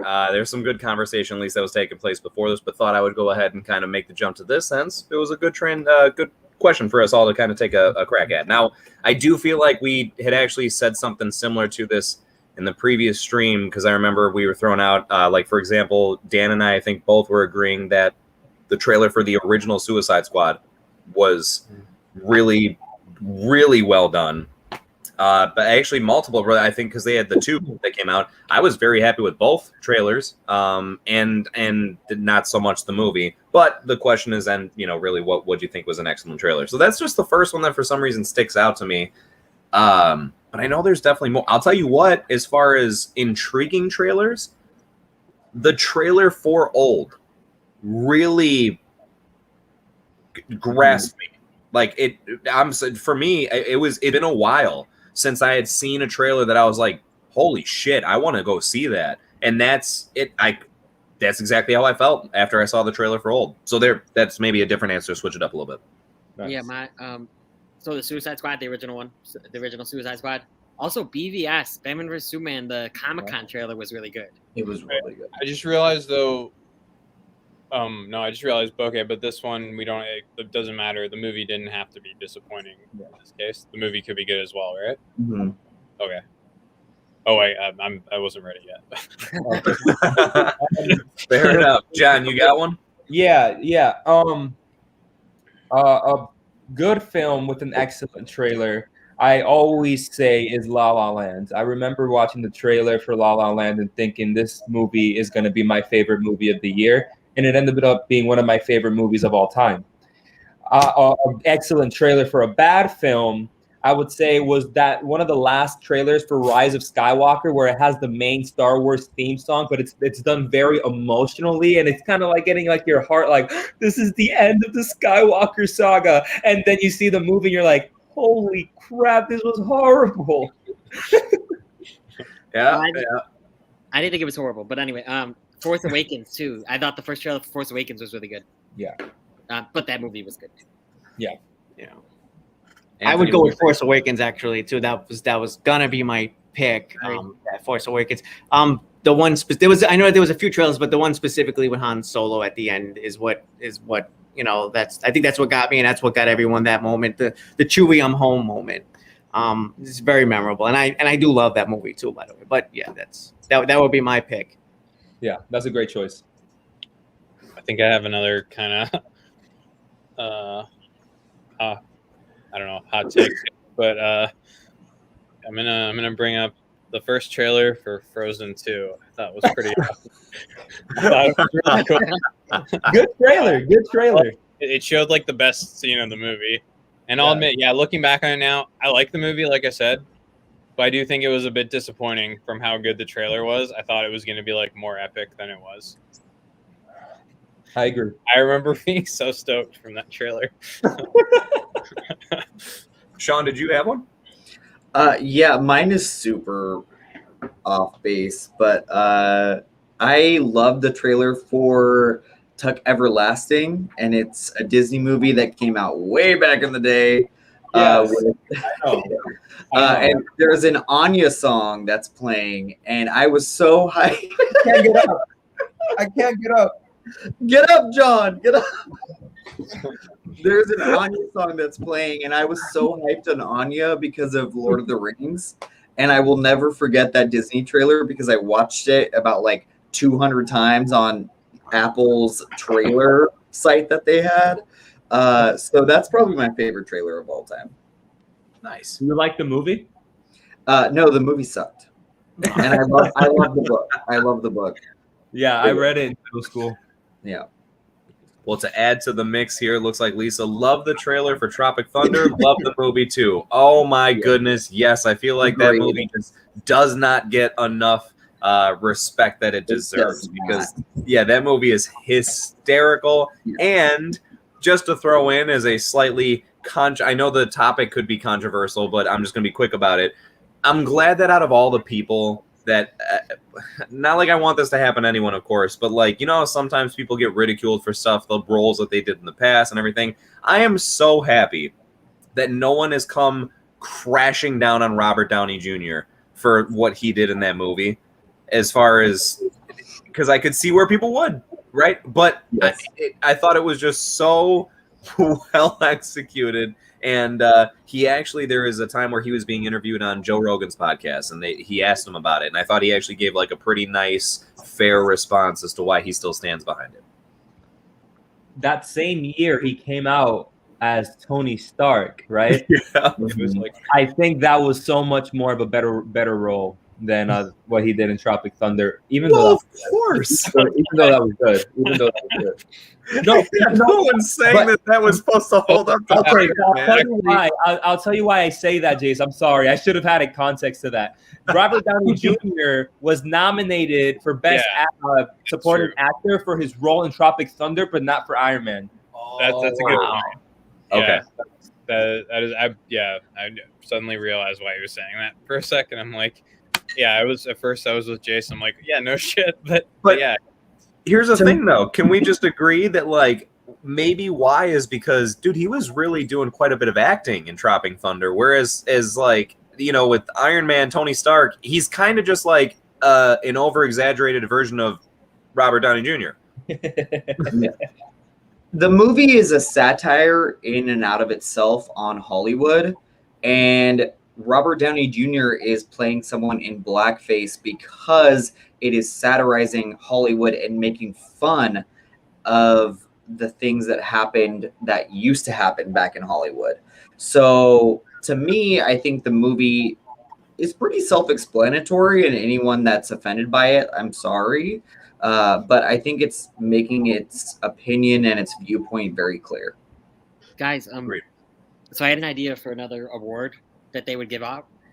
This would probably be every several years, but I don't know. I just wish that like more comic book characters could win awards. So like they do one for longest running character. So Robert Downey Jr., Hugh Jackman. Every few years they could all be in because they played a character for more than 3 movies, let's say. And not Scarlett Johansson. Oh no. But yeah, no, I just thought that'd be a good idea because everyone loves that, like these characters that play these roles, so they could win for that. I kind of agree with that, but at the same time, I don't know. That kind of reminds me of like when they were like, I get what you're saying, but weren't they about to like at one point give like an award for like most popular film or something, and then they scrapped it because I don't know. It feels like almost like stupid. It feels like kind of like it's an MTV Awards award. Yeah, or it feels like they're just trying to give it that one. It feels like to people like us who think that those movies should win awards, they're just like trying to like pat us on the head and be like, okay, here's their award for the less. You know how I would have fixed that, Eric? You know how I would have fixed that so it wouldn't feel like an MTV Movie Award? I would give the award to Best Popular Movie to the movie that made the most at the box office.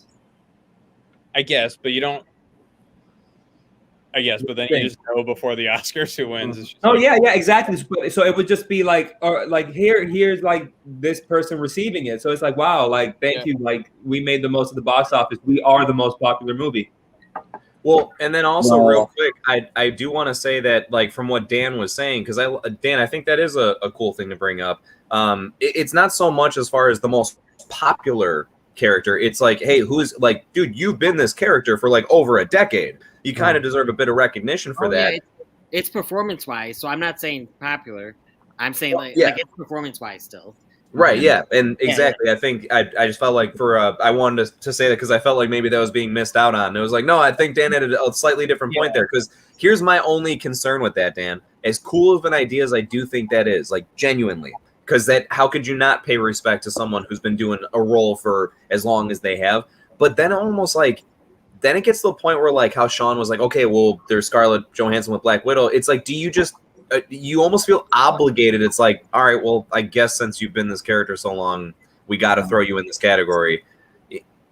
But it's or they wouldn't give it to her because of the political aspect in Hollywood going on with her. So there's like the edge of the spectrum right there. Like, who do we give that award to right now? Obviously, Robert Downey Jr. would win it multiple year after year, and then Scarlett Jo would have won it, and then Disney would be like, I'm rescinding that award right now because you're trying to sue me. I don't know if Scarlett Johansson would ever be nominated for it, to be honest. But by the rules, she should be, right? Yes. No, Dan saying they got to play it a long time, and you got to.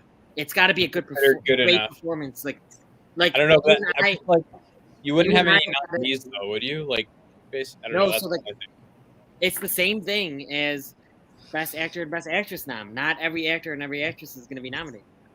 So this would be, you got to be, because in our minds, we're not, Black Widow and Scarlett Johansson isn't on one of the no one else can play that role list.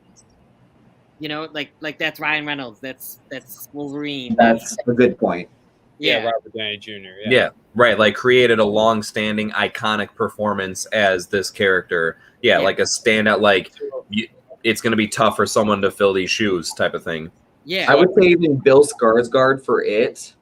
I mean, that's only 2 performances, but like if you put those together, that's pretty iconic. Good. It's an interesting category. So maybe Yeah. would it be more like one of those kind of awards, like what are they called, like the Cecil B. DeMille Awards, like where Yeah. it's not like not you don't maybe there's not other nominees. They're just like every few years, okay, like ahead of time, people know before the show you're getting this award. Yeah. Yes. Like that, yeah. Yeah, Okay. exactly. I think that, like this year we're gonna honor this person, right? Yeah, it's not a category of like, you know, and the winner is. It's more so just like, all right, we're gonna let's bring up this person because they were fantastic as this character for so long. Yeah, I can agree with that. I guess my only thing is I just think some of them, like, I weirdly enough probably would say I like maybe just because they resonate with me so much as characters. I think some of the actors like Robert Downey Jr. I think he should have been nominated maybe like one time for maybe Endgame because I'd say that's his best performance.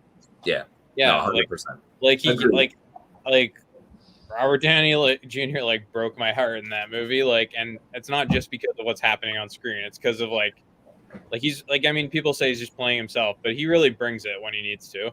Yeah, he changed the game of Hollywood too by like becoming this actor, and like I have all of these roles for the next 15 years. Like that's pretty impressive. No, it's not something that everyone could say, so I agree 100%. We do have, hopefully they're still here with us as far as because it came through a little bit ago, but Rhapsody Reviews came by. Hey guys, happy I caught an MSA. What's up, Patrick? A live one. What's going on? What is up? What's the Shawn? Were you saying their real name? Patrick. Patrick. Nice to because that's something I'm still getting used to is identifying sometimes the official name with the channel and everything. So Patrick, thank you very much for stopping by. Glad you got a chance to catch us live. Ja. Kevin saying the new Ghostbusters trailer, maybe literally watched trailer reactions 5 times in a row from the YouTube community. I got hyped every time. Oh, Joe, let's have a field day. Yeah, no, because he definitely he enjoyed that one quite a bit. Anthony, you really liked that trailer, right? That trailer, you know, it's funny too because there's moments in that trailer where they show clips from the old movie. This is a movie I've seen 8 billion times since since I'm like 6, 7 years old, and I see these little moments, you know, where I think they're like YouTube clips in there, and it still gets me. It's like, well, I mean, I'm not crying necessarily, but it's like, oh, this is awesome. My fingers are crossed. I so hope that this movie's good. The trailer was great. It really was. It really was a good trailer. Yeah, definitely. Well, and as far as other good trailers, there's a couple more that were thrown in there. So Mad Max Fury Road trailer, which this I agree because I wasn't really too fond of Mad Max trailers prior to, or not Mad Max trailers, just Mad Max movies. I'm sorry, really at all prior to this. So that trailer initially when it came out got me kind of really intrigued to say the least, and that it ended up being a really good movie. And then Shawn, I think you're gonna like this one a lot. Lisa's clearly went on your good side, right? Trailer for Pan's Labyrinth. And Patrick saying, hey to Shawn specifically over there. What's up, buddy? We got one of the best channel names I've seen in a while, Banana Poop. Banana Poop. Banana Poop. Spider-Man film 1977 is Ruddy Brilliant. Is that, am I saying that? Ruddy? Is that Ruddy? Ruddy? Ruddy. Bloody. It's like bloody but ruddy. Banana. Am I right or am I wrong? I don't know. Well, I'm gonna say this because they didn't just use it once. They also said that the ending of Dexter was Ruddy Brilliant. Bloody brilliant. I think of the Muppets. I think of the Muppets like banana poop. Bum, ba-da-da-da, banana poop. Banana poop. I like it. I like it. D's got another one for us. Going to switch it up. What are some of your pet peeves, like in general in life? I have a weird one. I have a really weird one. What? Okay. Start us off. I think my wife already knows. Like she's like over there, probably going, "You better say it." I have this pet peeve. You cannot touch the sleeves on my shirt. You can't. Well, you don't wear many shirts with sleeves. Oh, only on the streams. Only on the streams. Only on the streams. But you can't, man. You cannot touch the sleeves on my shirt. It is such a pet peeve for me. Is it because you think they're going to be ruined? Yeah, I guess. Yeah. What about the rest of your shirt? Well, at least you preface with it's a weird one. So, Eric, Eric, were you saying one? Oh no, I just said what about the rest of your shirt? Can they touch? Dude, you can touch the rest of my shirt, but do not touch the sleeves of my shirt. What? I thought for sure that, like, I know people are sometimes sensitive about like this part of the shirt, right? Like the collar, because if you pull on it, then it could mess with it, and it looks. Yeah, that's annoying. That's annoying. But for me, the sleeves beat it. All right. Well, who's got something to top that? Mine's intense. I don't even want to say. Well, you know that makes us want to hear it even more. Shawn, come on. I would say hypocrites, and if they are a hypocrite or if they are acting that way, then own up to your shit and grow from it. So that would be my biggest pet peeve. It's a good one. I feel like even though people can consider that a typical answer, but I still think that it's a very, very good answer and good reasoning behind it. Yeah.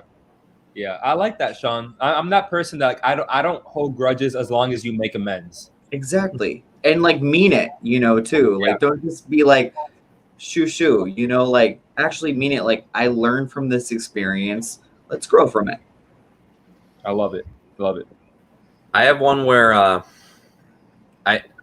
I don't know, this isn't always fair because this is like dependent on how just people are and how they decide to react to things and handle things, but I just can't stand where if there is a disagreement about something, whenever people, as simple as this may sound, can't seem to bring logic to the table. Like, you know what I mean? Like if it's just like kind of obnoxious, over the top, generic statements that have like, it's like, this doesn't mean anything though. Like, what are you actually trying to say here? And now, of course, I'm trying to think of an example off the top, but where it's just like, look, if you want to disagree about something, that's absolutely fine. And if, there's times where things are opinion based, and then there's times where you actually can be right or wrong about something. And if that's the case, where there actually really is a right or wrong, and if I really am wrong, and I just don't acknowledge that yet, I'm willing to eventually admit that I'm wrong, but you have to bring logic to the table to kind of, make me realize that. Otherwise, I can't stand when people are just like, no, you should already think this way. How could you not already think this way? It's like, are you really thinking that's going to change my mind? This is so true, guys, whoever's watching, because just the other day, I was going to sleep, and I was watching the live stream from last week, and I said, hey, guys, I'm going to go to sleep, but right before I go to sleep, I just want to say I disagree with everyone except And then Jace was like, but John, why? And I was going to sleep. So I said, what do you mean? Just watch it. Just watch it. And he got so mad at me because I didn't give him logic. But I'm like, Jace, I'm going to sleep. I was like, I can't believe you think it's easier for me to go back and just rewatch the stream as opposed to just telling me specifically what it is that you're upset about. Plus, it's like 9 hours long. So, so much to go through. At that point, I was literally in bed with the lights off. I'm like, it is easier for you to watch the video. It's a good example. It's a good example. Let's see. Who else? Did anybody else got some interesting? I'll say one. People. This isn't as deep as everybody else's, but the sound of people chewing. It's a good statement. So everyone eating pizza this whole time. Yeah. Yeah. Well, I wouldn't be able to hear it unless you do it like in the mic. He's just don't. Oh God. Anthony, I'm sorry, I stopped as soon as I even got close. I won't do it. Oh, Anthony, it goes right through me. Is that why you hated the one where I got the water up close to the mic and I was like, well, no, but if it's like a joke or something, but like if you're like having lunch with somebody and it's just stop. Yeah. Have you seen Death Proof, Anthony? Death Proof? Yeah. When he's eating the nachos and you can hear all the mouth sounds. That's what the mute button was invented for. Exactly. There's a lot of movies like that, and it's like too much. Yeah, pause or mute. Dan, did you happen to have one? So usually, yes. I can't think of one now. Like I need, usually I have a bunch of pet peeves. Too many. You know what one of his pet peeves is? Is this guy talking? Yes, yes. Eric, what do you got? I'm trying to. I mean, definitely like Dan. I probably have a bunch, but I mean, I don't know. I'm just gonna go with something. I don't even know if this is a pet peeve, but like this is probably just the simplest thing. But it drives me crazy when I'm at the movie theater and people talk. Like, unless it's like just an appropriate noise of some sort, where they're laughing or But when people are making all sorts of like Yeah, that I mean, and I've actually, I don't know about you guys, but lately I feel like it's hard to go to a movie now without it happening. Yeah, Eric. Thankfully not for me, but I've experienced it enough times to I know what you mean. I purposely go to just basically like VIP theaters or a thing we have here. You guys, I don't know what they're called there, but you guys probably have like some equivalent of it in the US. But that's the thing, Cineplex has VIP theaters, and I generally go there just, and like I said, I don't even drink. They have drinks there. I go there just because usually the crowd's more respectful. Mhm. So I go to almost every movie, at least the ones I care about, and usually in a VIP theater. So, because when I go to a normal theater, not that it's even like not guaranteed. I was literally, like I said, I didn't tell you guys, I saw the Suicide Squad a fourth time, but I saw it the fourth time I saw it was also in VIP. That time there was like almost no one in the theater, and this one person like would not shut up. It was my fourth time seeing the movie, so it didn't bother me too much. But yeah, no, it drives me crazy. But it's like, I don't know, I've never actually like stopped and like said anything to anyone because I don't know, I never. And like, I don't know, is that just gonna make it worse, or I don't know how they'll react. It usually will. Here's my biggest thing is like, what are you even doing here paying money to see a movie if you're just going to sit there and talk through the whole thing? Like, what could you even be saying, right? What conversation could you possibly be bringing up that's like good enough to where you have to distract someone else and others around you from the movie and everything? So, that drives me insane. Well, Dan, when you happen to think of one, or do you already got one?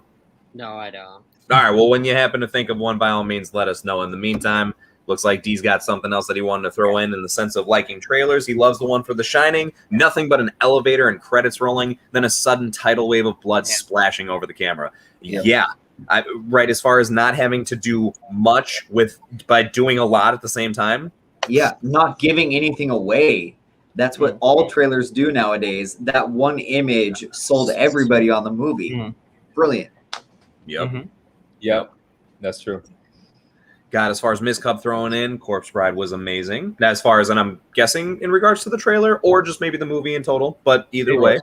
Shawn was mentioning that he really liked it before, right? Nightmare Before Christmas, Corpse Bride, Tim Burton coming back for new things. Yeah, I haven't seen it, either of them in a long time, but yeah, I remember really liking Corpse Bride. Let's see. I thought this was interesting. D's thrown in maybe Thanksgiving Town would look like Wednesday's Thanksgiving Rebellion play from Addams Family Values. It's a great point. I would love that so much. It's a great point. That would be definitely very interesting. And yeah, I think that would be very fitting to say the least. I may have to watch it again, but I think I do like Addams Family Values more than I like the original Addams Family. Much better. Huh. I'm not sure if I've ever seen either of them the full way through. Probably actually. Maybe when I was a kid. Eric, you would like those movies, I think. I'm not against them. I can't remember if I probably maybe when I was a kid, but I can't. I don't like have them. I love the Clockwork Orange type of part in Family Values where they try to desensitize Wednesday and Pugsley by showing them Disney movies. That would be your favorite part. That was amazing. That's pretty funny. Let's see, just to show as far as how back we are a little bit. Well, I mean, we got this here of Kevin just mentioned about Anthony looks like Joe. They got the same haircut. Let's breeze through. It looks damn good. So yeah, thank you. But then also just to prove that as far as just showing some love that Anthony is. Hey, hello. How are you? I feel so bad. Maybe we should just breeze through these comments. Yeah. That was quite a while ago. That was. I'm gonna go ahead, at least just to show as far as a couple things here right and fly through. And we may, as far as if there's some conversational pieces, we'll kind of glance past and we'll definitely focus on if you guys got questions, stuff like that. But of course, love the conversation going on through in there. Let's see. As a matter of fact, we do. There's Frame 34. Can't say I'm familiar, but thank you so much for stopping by. Appreciate it. So it looks like question: do you class banana poop? That's banana poop. No, it's the same picture. Yeah, it's the same picture. Did they just like change names right then and there, or trying to get us to answer things? Is that Lisa's husband? Yeah, I thought I saw her say that in a comment. Yeah, but I'm not sure. Is it? Wait. Grandpa. I knew it. Oh yes, Lisa. So we'll see him next week. Okay. So let's see. Do you class An American Werewolf in London as straight horror or comedy horror? And then Comedy horror. I would say comedy horror. Comedy horror. I have not seen it yet, but I started it. 100%. I'd say from what I can remember, comedy horror. Yeah. I have it. I haven't seen it. Nice. Eric. Yeah. No. Oh, you know. Oh. Eric, American indeed. Werewolf in London. Have you seen it? No, I haven't seen it. No. It's a great movie. Okay. Oh, It's a comedy horror. Chill. Well, and so it looks like, Eric, you have a couple of movies that you got to get to, given the fact that Miss Cub is going to sit you down, make you watch Cloverfield, which I know people have mixed opinions and emotions about the shaky cam part, and that I'm not going to try and defend, but the movie I will defend. I love that movie. I thought it was really well done. It was such a cool, interesting take on how like things could really go if that stuff was going down, and I just remember like, actually, here's the thing to mention real quick with the trailer. Speaking of trailers that barely showed anything, that the trailer for Cloverfield, the very first one, only had like a date, I think. I don't even think they showed anything else. It's just like Cloverfield day. That's it. Brilliant marketing. I love that movie. And I love Chronicle as well. Do I want a Chronicle 2 that they're putting into production? I don't know. I know, yeah. I've been hearing a lot of mixed emotions about that. I thought Chronicle was okay. Chronicle in theaters, I think maybe. Back. I thought Chronicle was all right, man. I really like it. I don't know if I want a second one. Honestly, from what I remember, I think later. Well, yeah, it's been a while. That's the thing with sequels that come years later. I feel the same way about Sin City. When that originally came out, I really wanted a sequel, and then I'm not sure how long it took, but it took a while. And I don't know. Sometimes, yeah. Yeah, I remember that in 300 too. They came out like a few months apart. Yeah. Actually, weirdly enough, I didn't think 302 was bad. Rise of the It wasn't great, but it was just like whatever. I remember just Eva Mendes was really awesome in it. Well, it's Eva. I mean, Mendes. wait. No. What am I saying? Eva Mendes? No, not Eva Mendes. Sorry, Eva Green. Eva Green. Yes. Oh, okay. Because I was like, where was Eva Mendes in that movie? Sorry. She's in A Dame to Kill For too, the Sin City sequel. Yeah, that was another thing. Yeah, but I remember especially in 300 too. I thought she was just like so she was such like a fun like over the top villain. Like she cut off a guy's head and then was like making out with it. Yeah, and I'm like, I was entertained. I can't lie. I would agree with that statement. The Sin City sequel though was so disappointing. Yeah, I don't think I was ever even I'm not a huge fan of Sin City 1, but I thought it was Anthony likes Sin City 2. Nah, I think it was just mediocre. If anything, I didn't hate it. Okay. It took too long to get there. No, I was just playing. Oh, okay. Sorry. Yeah, I feel bad. Florentina, I know, I'm right there with you. I do get the understanding of that being a little tough to watch and everything. But aside from that, if you can manage to get past it, if you can manage to brush that to the side, it's a great movie. Chill. Miss Cub saying she needs to watch Schitt's Creek because apparently Florentine's agreeing Schitt's Creek is so good. Constantly have a little bit of Alexis stuck in my head. I can see it, Florentina. Yeah, I want to see her dance to that song. Oh. Ooh, interesting one here. Let's see. Shane saying best Oscar movie, Gladiator. Wow. Okay, Shane.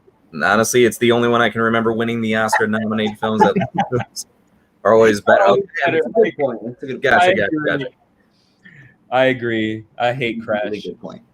Let's see. Deeds is throwing out there that he loved Life is Beautiful. It really shocked me because the first half of the movie didn't prepare me for the second. Recently purchased on Blu-ray. Well, interesting, coincidental to say the least. It's a movie about Nazis, so if you're prepared for that. Oh, okay. Oh my gosh. Then maybe I have seen that movie. What? I think I have seen that movie. And the family with the Nazis. Yeah. It's not new by any means, right? It's in Italian. Like Yes. 5 years. Oh, yes. I took a film class in high school, and they made us watch that, and I was glad that they did because it's a good one. It is Definitely really good. Nice. Ooh, Forrest Gump shouldn't have beaten Shawshank. Well, Shane Pete with the hot takes.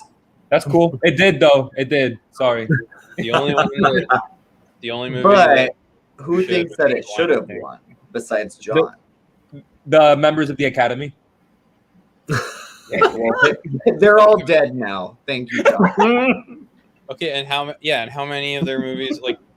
Yeah, most of the movies they give it to, like most people are like that shouldn't have won. Like He's throwing out. movies. I was at least gonna say to 1994 because I know we were bringing that up at least a decent amount of time ago. So he's throwing out some of his favorite movies from that time: Tombstone, Pulp Fiction, and Shawshank. I know for sure. Haven't seen Tombstone yet. Haven't seen Tombstone. Eric's like, don't forget about Lion King. I know, and actually, and I haven't seen Lion King. Oh my gosh, I love Lion King. I haven't seen Tombstone yet either, and I know that's something that Shane would definitely be on my case for because he's dying to have me review that movie. And as I brought up last time, it's still the same thing. Don't worry, it has definitely not been forgotten about. So be prepared is my favorite song in The Lion King, but mine and Francis' song at our wedding was "Can You Feel the Love Tonight." That is the most nerdy Disney movie nerd bullshit I've ever heard, and I love it. Thanks, John. Eric, you just taking the whole thing out, huh? Yeah, they got the Toy Story trilogy, and they did the same thing with this. I love how this one though, because it's not even really a trilogy, but they did like the same kind of box set with like the first. I keep doing it the wrong way. The Russian egg person. Russian egg This person. is really cool. No, but I know though. it's called a trilogy, but then it's like Lion King 1, 2, and 1.5. Or like 1.5 was good. Yep, I agree, Shawn. as far as Disney direct-to-video sequels, I think both Lion King ones are actually pretty good compared to most. Yeah. I'd agree. I want to say something about Tombstone though. Tombstone is probably my favorite Western, and that was my favorite film that I talked about in my favorite movie genres video. So Shane, that's a really good pick. Can I say something real quick? Can you guys do a favor for me? What's up? You say Western. When you say Western, I think of Django. And when I think of Django, I think of Quentin Tarantino. I've been wanting to watch the Quentin Tarantino films with Frances, and we're halfway through Reservoir Dogs, and she doesn't want to finish it. Can you tell her to finish it, please? I mean, okay, Finish for me, is that the only one she's seen? So far, and she doesn't want to finish it. Okay, well, for me, what I would say to that, because I remember when the first Tarantino movie I saw in theaters was Inglourious Bastards, and back then I was pretty young, so I was like, oh, that wasn't what I thought it would be. So I would say I wasn't into Tarantino, and then when Django Unchained came out, I saw it. I'm like, this is one of my all-time favorite movies, and then I just saw all of his other movies in a new light. So I think maybe she'll get, I don't know if it'll be that one, but I think there'll be one probably where suddenly you'll be like, okay, I get it now, and then you'll go back and you'll like Reservoir Dogs and all that more. That's what I would say. Thank you, Eric. You're amazing. You didn't want to jump ahead though to like Pulp Fiction or anything like that, the bigger one. You wanted to start sort of at the beginning. In order. Okay. Yeah. All right, fair enough. See, we got the amount of Japanese anime films that deserve nominations. Just saying. Something Ghost in where the Shell. I was going to say, literally, Shawn, I was about to ask you first because I was going to be like, I'm guessing that maybe you might have the most insight or one of the most insight into this. Well, Ghost in the Shell 100% should have been the first film. Like, I learned it when I went to school for film. That was one of the first films that we watched was Ghost in the Shell, and I think that should be recognized. And it should have been up for Best Picture, but also Spirited Away. And I know that's like a cop-out answer, but Hayao Miyazaki's work should be recognized by everybody, whether it be if you're from Japan or here or anywhere. So they won Best Animated Picture, didn't it? Or it was nominated? It should have been nominated for Best Picture, though. Oh, I okay, get fair. Yeah. Francis doesn't know that these Studio Ghibli films are by Hayao Miyazaki, but that's literally, I think, one of her favorite directors because she loves all of those films. Which one's her favorite? Spirited Away. I feel like that's like a thing with animation in general, though, because like we were saying, like something like The Lion King wasn't nominated for Best Picture. There's literally been only three ever: Beauty and the Beast, Toy Story 3, and Up. And Up, yep. And those two actually was Up and then Toy Story 3. Those were 2 back-to-back, 2 years in a row. I don't think Up should have been nominated. Oh, I think Like, it should have. all the I movies, think Up was great. The Lion King should have been nominated, or Yeah. like Soul, even like, and that's like most recent. Like, I don't know about Up. I think Onward is better than Soul. As far as Pixar goes, like my top 5 are probably the 4 Toy Stories and Up, and then maybe I freaking love you. I love you, Eric. You're the and best. then and Wall-E right up there with Up. Wally's Those, great. like, those ones, I feel like, and those were all like almost like right next to each other. I feel like. What about Ratatouille? Yeah, it's a really good. I mean, it's cute. It's a cute film. No, I think Ratatouille is great. I mean, I feel like up to Toy Story 3, all their movies are pretty perfect, and then after Toy Story 3, they've been kind of like up and down. I really like all of Pixar's stuff, maybe some more than others, but I wouldn't even say up and down. I would say always up, or some more than others. Even Cars 2 and Cars 3? No, I mean like because he was saying like after a certain, like after Toy Story 3. No, and then they have like a really good one every now and then, but I feel like for the most part, they're just not as But Japanese anime. What about that? Yeah. John Lasseter, who it was one of the, I mean, he's canceled now. Yeah. But John Lasseter, who was in charge of Pixar and Disney both for a while, Hayao Miyazaki was his hero. So a lot of the influences of Pixar come from Miyazaki and Japanese anime. So we need to thank him and back at his films. Absolutely. I agree. Interesting. Shawn getting a little bit of love over here after dropping that little bit of knowledge on us. Your 9 days review and interviews were amazing, Shawn. I'm so excited to see it. Gotta say, I agree. It's another one that, again, didn't really know much about or hear anything about. And yeah, I mean, I'm going to go ahead and take a moment to start and just give some respect where it's necessarily due to Shawn about how well you managed to compose yourselves with interviews with all of these big name celebrities. Honestly, if anybody hasn't gotten a chance to see, there's a couple now that Shawn has on his channel where he's gotten a chance to do some interviews, and my gosh, you would never swear that this is his first couple times doing so. Very well done. Very stressful. But Dan was able to see 9 days. Yeah, it was really good. It's like one of my favorites of the year. Probably my favorite. Yeah, I love it. Ooh. Yeah. Well, and so we got, as far as continuing on with Lisa here, she was saying, I have to thank you guys for going to see In the Heights, my favorite movie of the year so far. Oh, okay. Awesome. Makes me feel that much worse every time I hear something like that I didn't get a chance to. Well, I shouldn't say I didn't get a chance to see it. It was totally one of those where caught up in something else, never got around to it. Want to though. Yeah, that was an experience, man. That was such an experience for me. It really was. I don't want to pull the race card or anything like that, but being Puerto Rican, like that hit me on such a different level. It was like it brought me to tears at times, you know. As it should, I feel like. Yeah, no. And hey, look, if you're gonna pull the race card, at least it's for something positive like that. Yeah. And so Florentina throwing out In the Heights was incredible, a fantastic adaptation of the stage show. To be honest with you, I did not know it was a stage show. Yeah, it was a play. Lin-Manuel Miranda. I didn't know either. I just thought a stage show. Gotcha. I knew that he had to do with the movie, but yeah, I wasn't aware that it originated in that form. So that's really cool. Yeah. See Shane throwing out, he's not exactly into right there with Anthony, not too into the award shows. I gotta say, it's a hit or miss for me as well, as far as kind of being into them. That's why, right? I know Shawn, John, you brought up like, all right, we're gonna get you in the Oscars and stuff, and it's like, you know, and But hey, look, we're gonna get you into it. Don't you worry.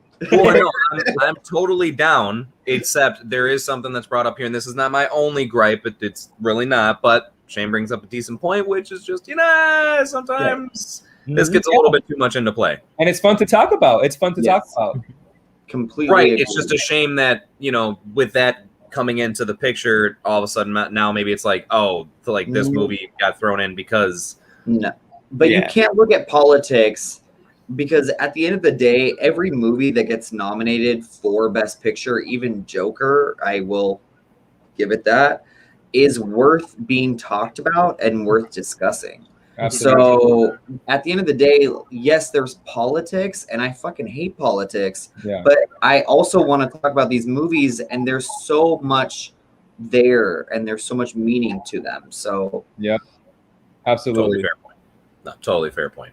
And interesting. So trivia, I'm not sure if this is like intended to be giving us the answer later on, but throwing out, what movie is responsible for the PG-13 rating? The Goonies. Is it? See, I would have thought it would have been Indiana Jones and the Temple of Oh, Doom or it was Indiana Jones. Yes. I was Guys. gonna say that or like Gremlins. Was it Indiana Jones? I feel like I thought it was Temple of Doom. Yeah. Okay. Gremlins, I gotta look Indiana it up. Jones, and the Goonies. Those three. Yeah. Is what's it called? 16 Candles not in there? No, I think that was already after that. Have you seen 16 Candles? Anybody here? Have you seen 16 Candles? Yes. Molly Ring. It's PG. It's PG. I watched it with my brother when he was a lot younger because it was PG. There is a full frontal scene. Like booty? No, Or like boobies. Booty ain't in the front, Shawn. Oh yeah, full frontal. You drunk? Yeah. Guys. But it's a full frontal scene it takes up the whole screen. It's PG. Wow. Yeesh. Wait for you I to think see. I have it. I'll double check, but I have it. I know I have it.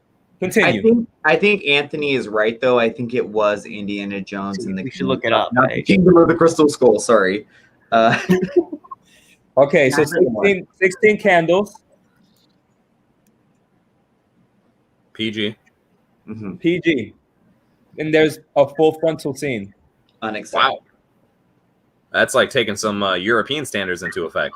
See, it's so interesting how over there, like just in most European countries, I should say, it ends up being where nudity is just not a big deal, right? Like it could be a PG movie and they're just like, yeah, whatever, this is what it is. But violence over there is what spikes up the ratings for them. So if like you could show tits all day, but as soon as someone gets shot in the face, it's like, whoa, Yeah. And I let's feel throw an like R on there.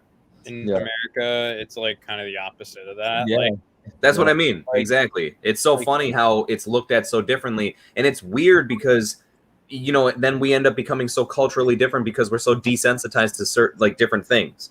Like, Sure. right, we could see all these horrific action movies where, like, people are getting annihilated and killed in like, bad ways, right? Absurdly bad ways. And it's like, nah, I don't know. It was okay. Honestly, I thought the kills were, like, a little too over the top. It was, like, not really even that impressive. It's like The Suicide Squad. yeah, right, like stuff like that. You know what I mean? It's just like, dude, like people, like that. A lot of people died. That was gruesome. As opposed to was. right over there, they could just be like, yeah, what's the big deal? Like there is some nipple showing. I don't get it. Why is that a big thing? Okay. It's a good It's point. crazy how that happens to go that way. The movie Splash, I think, was also rated PG. Oh, It was with Tom Hanks and Daryl Hannah. yeah. But the nudity is all non-sexual. So The There Blue you Lagoon was rated PG-13 with Brooke Shields and some other model guy, and it's like full frontal nudity, like ridiculous sex scenes on a beach with two teenagers. So yeah, there is a outdated version of the rating system, definitely. Surprised no one's gone back and done anything about that. I'm not saying they should. I am not saying that they should. well, in the case of Splash, they censored on Disney Plus. She's been censored, and they've done some CGI hair, to cover her backside. So Okay. Well, interesting that I mean, yeah, that's just it's so nuts that they even have to go to those lengths with certain movies sometimes instead of I just thought it was funny they went to like all that trouble, and then I think it's different in the States, but I think for you guys it's all just on Hulu, but here in Canada we don't have Hulu, so they made this new section of Disney Plus called Stars where you just like you have to like sign in, but then suddenly everything's on there. You got like Alien, Predator, Die Hard, and it's just like, so if your kid just knows the thing, I'm like, oh, they're going to all this new length to like cover a butt, and then now suddenly like all this other stuff's like That's where Love Victor is on Stars, isn't it? I'm not sure. Like it's just it's everything they own. Yeah. which is a lot. Thought this is switching the topic as it is, but thought this was an interesting point that Frame 34 was thrown into the mix. So personally, I'll never watch Joker again, as it pays royalties to Paul Gadd, aka Gary Glitter, Rock and Roll Part 2 stair scene. So I'm guessing it takes place on the same stair set that Joker has his famous scene. I'm guessing. No, I think No. it's, the song that goes by like a guy who's like in prison or something for being a pedophile. That song they play in Joker. Oh, goes to show how much I know about that shit. All right, well, that's not cool, I guess. Yeah, that's another thing. It's really bad because I think we brought up something similar to this before. Even though that's a valid point, and I am not at all going to try and sway someone's opinion. If you're just not going to see it, then by all means, that so be it. But it's like you got to take into account sometimes that there is so much else that goes into the production of a movie. There's so many other people that worked on it, so many other things that kind of come into play. And even though, yes, that's still a really good point, it is kind of a tough deciding factor of, do I really not watch something again strictly because of something like that, or do I kind of appreciate and respect that literally a shit ton of other people also kind of had a helping hand in putting this together. But again, nor right or wrong, right? It's whatever you want to do. It's just an interesting topic. It is. Yeah. I mean, I get it if that's how you feel, but at the same time, it's like, I don't know. By that logic, like, where does it end then? Because so many people work on movies. That's a good point. Somebody's probably bound to be an awful person who worked on a lot of movies, so I don't know. There's a lot of awful people in this world, but there's also a lot of amazing people who are the crew of these films who worked on this and worked hard. So don't just give up on a movie just because it, stars one person or has paid royalties to Paul Gadd. Yeah. It may be because also he's so front and center. I mean, that is such an iconic scene. And yeah, there may be so many people in a film, but those people are usually they're resorting back to the background, to the end credits, and we'll see their name 3 minutes in, as compared to the song that made a iconic scene in a film. Not saying I agree, but saying I understand. No, I don't agree with that at all. Yeah, no. Yeah. Let's see, we got I've heard about this before, but never really seen or looked into it much or found out about it, but saying that Snowpiercer was also amazing. Who is Miss Cub? And Eric's friend. That's my friend. I like Miss Cub. That's all I have to say. Yeah, I saw Suicide Squad with her opening night. Her and their friend Elise, who's also in the chat. Nice. Sorry, I'm gonna read this before it came. Was that the jaw shark at the end of the part? No, that was. Oh, as Lisa will clarify for you. Thank you, Lisa. I think. Oh my God! I'd like to hear Shawn and my friend Jamie, Miss Cub, have a conversation about the Green Knight though, because she's actually the one that got me to go see it, and she really liked it. Fair enough. But yeah, I would love to talk to her about it. So, yeah, if you're there, I was gonna say I'm I could only imagine as far as what the respect. At first, I thought Shawn was gonna be like, "All right, well, I thought that I liked her." No, but I know that he's much more respectful than that. No, by all means, I still want to see it. Yeah, from what you said, Shawn, it didn't sound that you even disliked it that much. It's just you were like, kind of like, oh, what was the big deal, more? Yeah, I respect it, but I didn't love it. Like, I wanted the emotional connection. That was my biggest thing. Well, I'll tell you what, guys, just because, and don't get me wrong, still a good amount of comments to get through. I'm very excited to get through them. I just love that we keep getting caught up with stuff. I don't think there's anything wrong with that. But what we're going to do here real quick is, since we're talking about the sleeping bag man, let's finish the trilogy here, right? Let's go ahead and see what the ending to all of this is. So, part 3, ladies and gentlemen. Oh, we're still on screen. Oh my gosh, I don't know how this happened. How'd that happen? I love this, that you're doing this, but I have to go pee. You guys are gonna. This is gonna.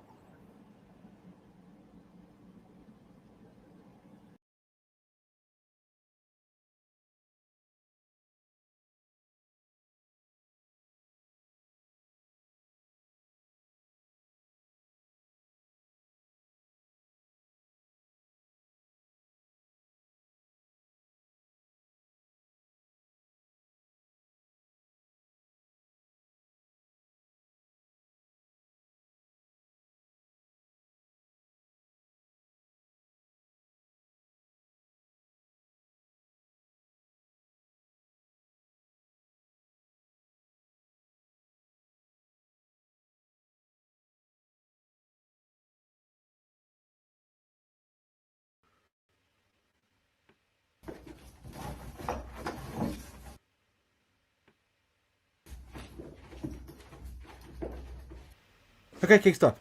Stop. You've been doing that for 3 hours now. You said something would happen. Nothing's happened. It was cool for the first 30 minutes, but now I think I'm dying inside. Please. Please just go. Oh my god. Next.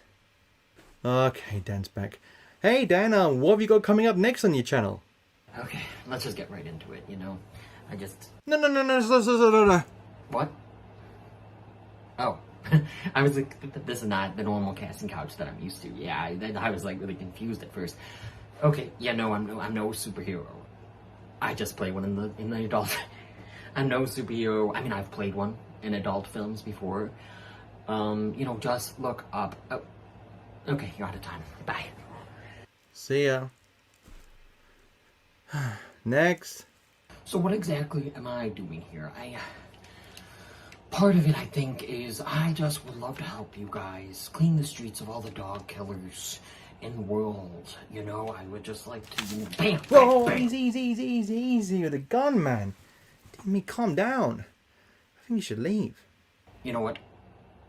I'll be in contact with you. Yes. Okay. Bye-bye. Oh, not many left. Hello, nice to meet you. I'm sorry. My beard and mustache are getting a little out of control. You're literally the same guy. You're Downwick. Whew.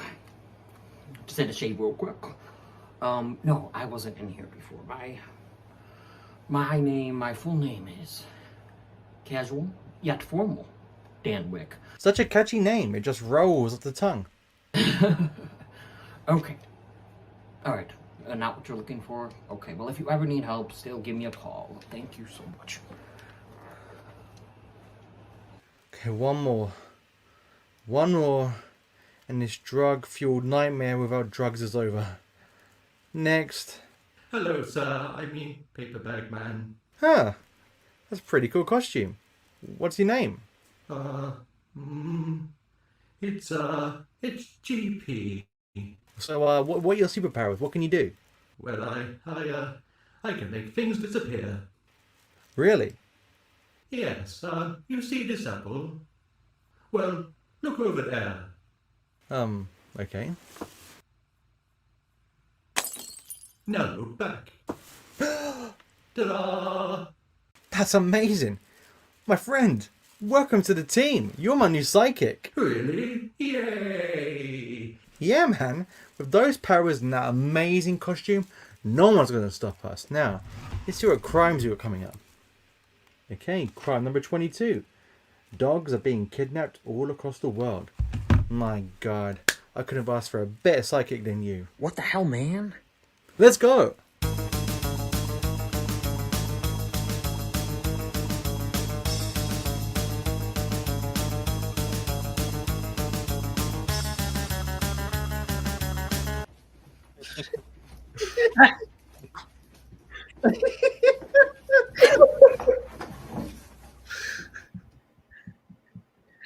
There we go. There we go. We got the final conclusion there. Also, I did want to just very quickly clarify. Apologies for the technical difficulties leading into it. I basically had the video like in place, and for whatever reason, it just didn't want to do anything. So thankfully, had to add it on the computer as well. So we finally got it right. We got good old GP is is the official sidekick to Paper Bag Man. GP? Yeah. I was cracking up when Dan goes, "What the hell, man?" That was absolutely great. I love that PG got a mask too. Right? Well, I mean, you gotta not know who he is in that case. So that was definitely Joe. Thank you so much, and obviously Dan. Thank you very much as well for helping put that together. But right, great way to still have Joe here in spirit. Oh my gosh! And I got so invested in. Oh wait, no, Anthony's just gone. I was gonna say I got so invested in taking this. He just left. Oh, he's just like, man, that was. I'm so disappointed that it was simply just PG in a mask. He's like, I forget this noise. Too much. Oh, What the hell, man? Yo, I love that. I freaking love that. Well, guys- let's see. I'm going to jump back at least kind of to where we were, at least to where I believe we had left off at, and then fire through some stuff. We got someone else that has joined us in the meantime. Everything Hector? Hector, what's up? What is going on, Hector? Thank you so much for stopping by, man. Late to the party. Hey, that's what this type of party's for, right? We're just shooting the shit. It's all good. You show up whenever you can. Let's see what the next thing we can throw into is, as far as, okay, looks like Miss Cub is definitely agreeing in the sense of, Dan, you're throwing out Pennywise. Looks like she's right there with you. Okay, I swear to God, she has told me before her favorite villain is the Joker, but okay. Hey, killer clowns, right? It's at least in a similar category. Imagine the Cinema Squad in a film. They've just had an argument and aren't speaking. What song plays for the montage? Whoo! Woo! John, what song do you play for our weekly fight? I don't know.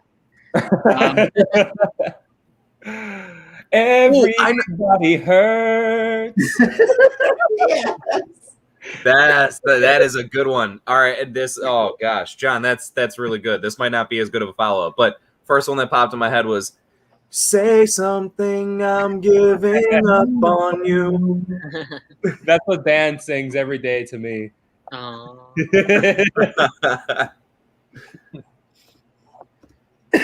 What do you, Eric? I know it's got to be Everybody Hurts, I think, is it. Eric, do you have any ones that come to your mind, since you know damn well you'd be a cameo in that movie?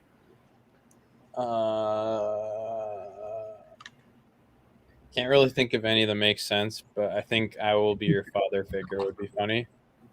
How's that one go? I will be your father. All around me are familiar faces. Places. I knew Shawn would love that. Yeah, you know it.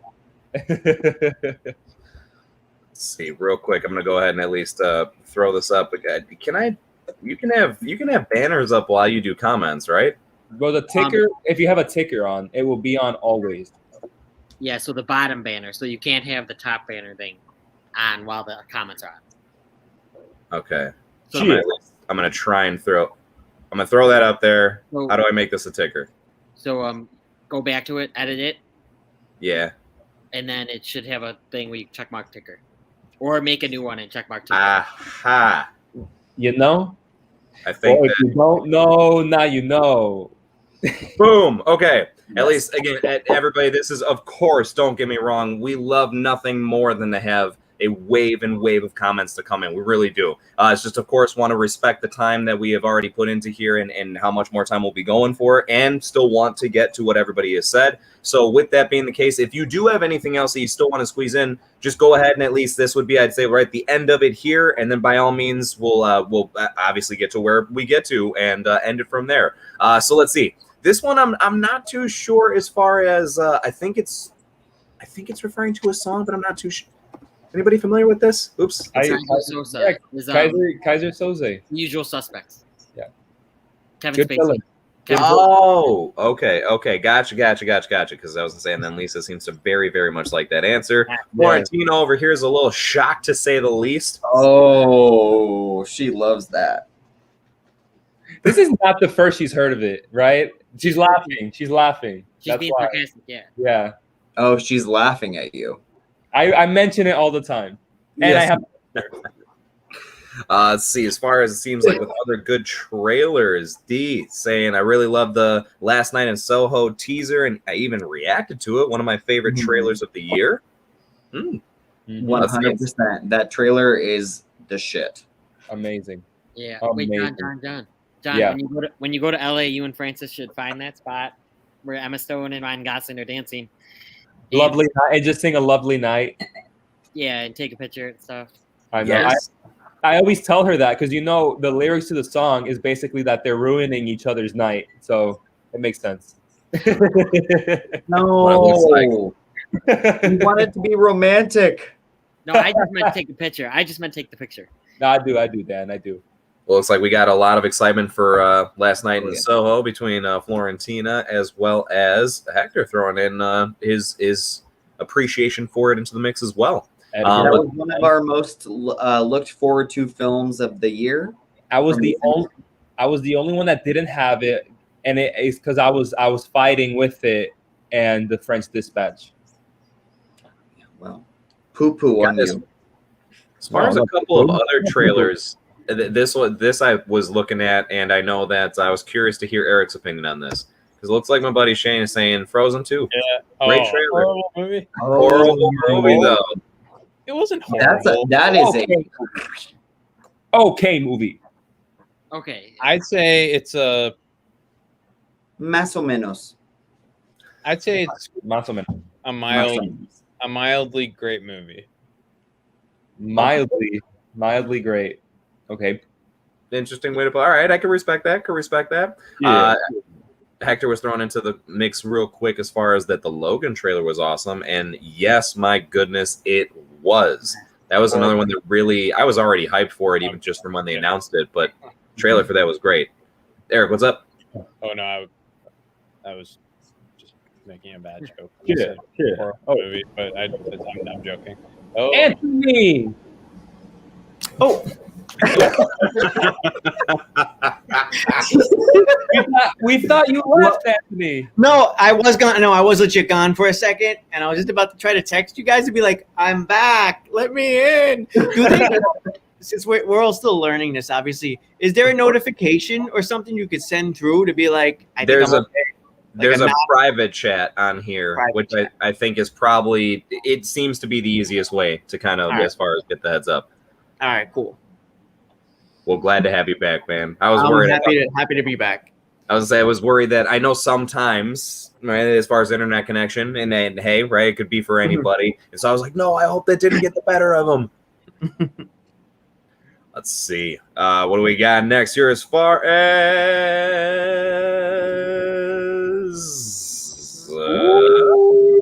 completely agree about your pet peeve. Wait, is this about the sleeves? Wait, which J? Wow.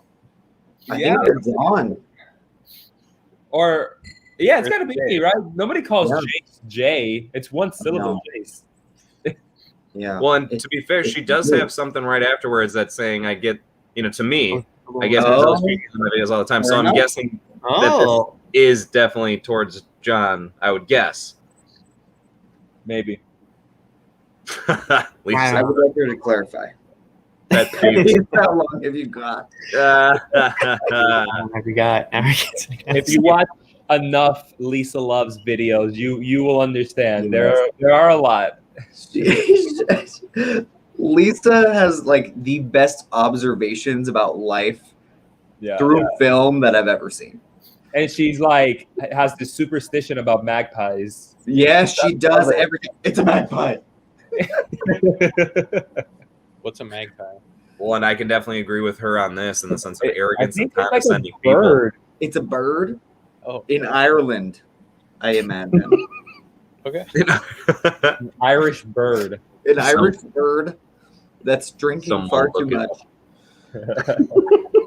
I'm breaking out the desserts now. It's appropriate timing. Definitely appropriate timing. Let's see, as far as Florentine, just, same Lisa. It'd be quicker to say what doesn't annoy us. Yeah, probably in a lot of cases. All right. Okay, so here's some clarification from earlier real quick. So Banana Poop is indeed frame 34. And so he just has two channels. He didn't necessarily go back and rename it. Interesting. He should have stayed as Banana Poop. Yeah, I like Banana Poop. Yeah. We got, okay. This is someone we just taken notice of as far as not too long ago. She-Wind. Hi, guys. Hope you're having a good night. Love Adam's family value. I'm a turkey. Kill me. Well, first of all, thank you so much for stopping by to check this out. Really appreciate it. Newer channel as far as within the community, but definitely started off with quite a strong beginning. I gotta say, as far as from what I've seen. So nice to have you stop by here. Yeah, absolutely. Got Miss Cub that's thrown out as does not want a sequel to Chronicle either. Yeah, again, I haven't seen Truth. Haven't seen Chronicle, which I am actually surprised by because I love the premise for it, so I really want to see it. But yeah, it just seems like anyone that I've heard mention anything about it is not too excited about the prospect of another one. I don't remember liking the first one personally. I don't know. Yeah, it's okay. I thought it was okay. It's a good movie. I just saw it like one time, and I'm like, I don't know. I don't think I've yet to see. I haven't seen Cloverfield though, but I don't think I've yet to see a found footage movie I like. So For a small budget, like sci-fi superhero found footage movie, I think there's a lot there to like. yeah, maybe I don't like remember it. I don't have strong feelings on it. I just remember being like, but maybe I need to rewatch it. Yeah, I liked it enough. I thought it was pretty good. I like the Power Rangers movie. I like it too. I thought it was good. What? Yeah. I'm sorry. As someone who Power Rangers. No, I grew up with the Power Rangers, and I'm not trying to I was so excited to see that, and it's not like there was nothing good about it, but there was so much not good about that movie. I liked it. I wanted to see a sequel. I want a sequel too. Here's the thing. I almost did for the briefest of moments. I would so just rather them reboot the whole thing. They were the Power Rangers for 5 fucking minutes of the movie, and even once they were in the suits, they fought the putties, even though they were just rocks put together shaped like people, and that's the only time that they were the Power Rangers. Then they get in the Zords really quick, and when they do, the helmet comes off, and then you're just looking at the actors and actresses again. And to be fair, I'm not here to see you. You are now the power. It already took you 3/4 of the movie, if not more, to become the Power Rangers. Just stay the Power Rangers. Yes, no, I get that. I get that, Jace. I get that, Jace, and I can't necessarily disagree with that. But I just as a film, I thought it was good. 5 minutes of Power Rangers or not. Fair. I wish I could agree more. But the only part that I really liked, the part that I thought was very well executed, was Elizabeth Banks as Rita Repulsa. I actually thought that casting was good. I think she fit as far as for a new age Rita Repulsa. I don't know if the execution of her playing it in the movie was so great, but I don't think she was a bad pick for the role. I don't, Jace. Okay. So we disagree there too. I agree with Jace too, because she's the only one that knows what movie she is in. Yeah, Power Rangers movie. It's ridiculous, and she's being over the top. She's the only one that knows what she's doing. Everyone else seems so self-serious, and it's not fun. The movie's not fun at all, and that's what Power Rangers should be. Did it make you want to go get some Krispy Kreme donuts, though? Absolutely not. What? Yeah, no, not exactly. That just shows how shitty of product placement that was. I didn't even want a Krispy Kreme after the movie. Yeah, I wanted a Krispy Kreme right after because Krispy Kreme is amazing. Well, it's not that Krispy Kreme isn't amazing. Here's the other thing. Here's my issue with it. Even if it did make me want a Krispy Kreme at the end of the movie, that's not my first thought that I want to have after watching Power Rangers. I want to be like, holy shit, that was a really cool Power Rangers movie. So you didn't buy the little Power Ranger donut at Krispy Kreme? I didn't even know that existed. That wasn't a thing. I'm just kidding. Okay. Yeah, no, did not know that was. I convinced you though. For a sec, yeah, I wouldn't have been surprised, honestly. Also, I'm not a huge Power Ranger, so I like that movie because I'm not big on the other things. Yeah, same Dan. Question for 90s boys, which are all of you. I'm a 90s boy. Beetleborgs. Did anyone watch Beetleborgs? Yes. Bro, are you kidding me? There was so many things in the Saban field that were basically knockoffs of Power Rangers, between Beetleborgs, VR Troopers. Yes. Oh man. I wasn't a dork. Okay, well you are now, so just kidding. I'm totally a dork. But Beetleborgs, man, I literally told my mom I was going to marry the pink Beetleborg lady. I love that show. Well, that changed, huh? Well, yeah. That's life for you. Just because it reminds me of it, because it has Olive Garden product placement, that has Krispy Kreme product placement. Did you guys like the Sonic movie? Oh, I remember that. That was so lame. I like that sucked. No, There was that in another movie I saw like right around the same time. I don't know. I can't remember what it was. They both were just like Olive Garden. Ghostbusters has Walmart. What does? The new Ghostbusters has Walmart. Well, yeah, Walmart's in it. Yeah. Yeah, the new Ghostbusters trailer is like full of Walmart.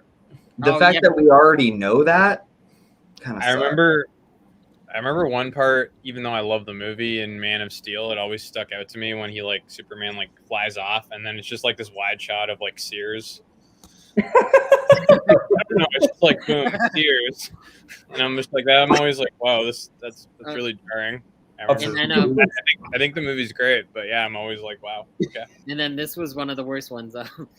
In Transformers, I think the dinosaur one, Age of Extinction, the Bud Light truck flips over in a fight, and then the Bud Light rolls off. Mark Wahlberg picks it up and quickly changes the whole thing. That's too much. Thank you, Michael Bay. Yeah, I never got through the last one. I think But can we say that the best one is in Wayne's World? Okay, well that they were going for that though. That was the point. Yeah, but so that's going. Yeah. Let's see. This is really interesting as far as to the next thing to transition to here, and who else to bring it to us except for D.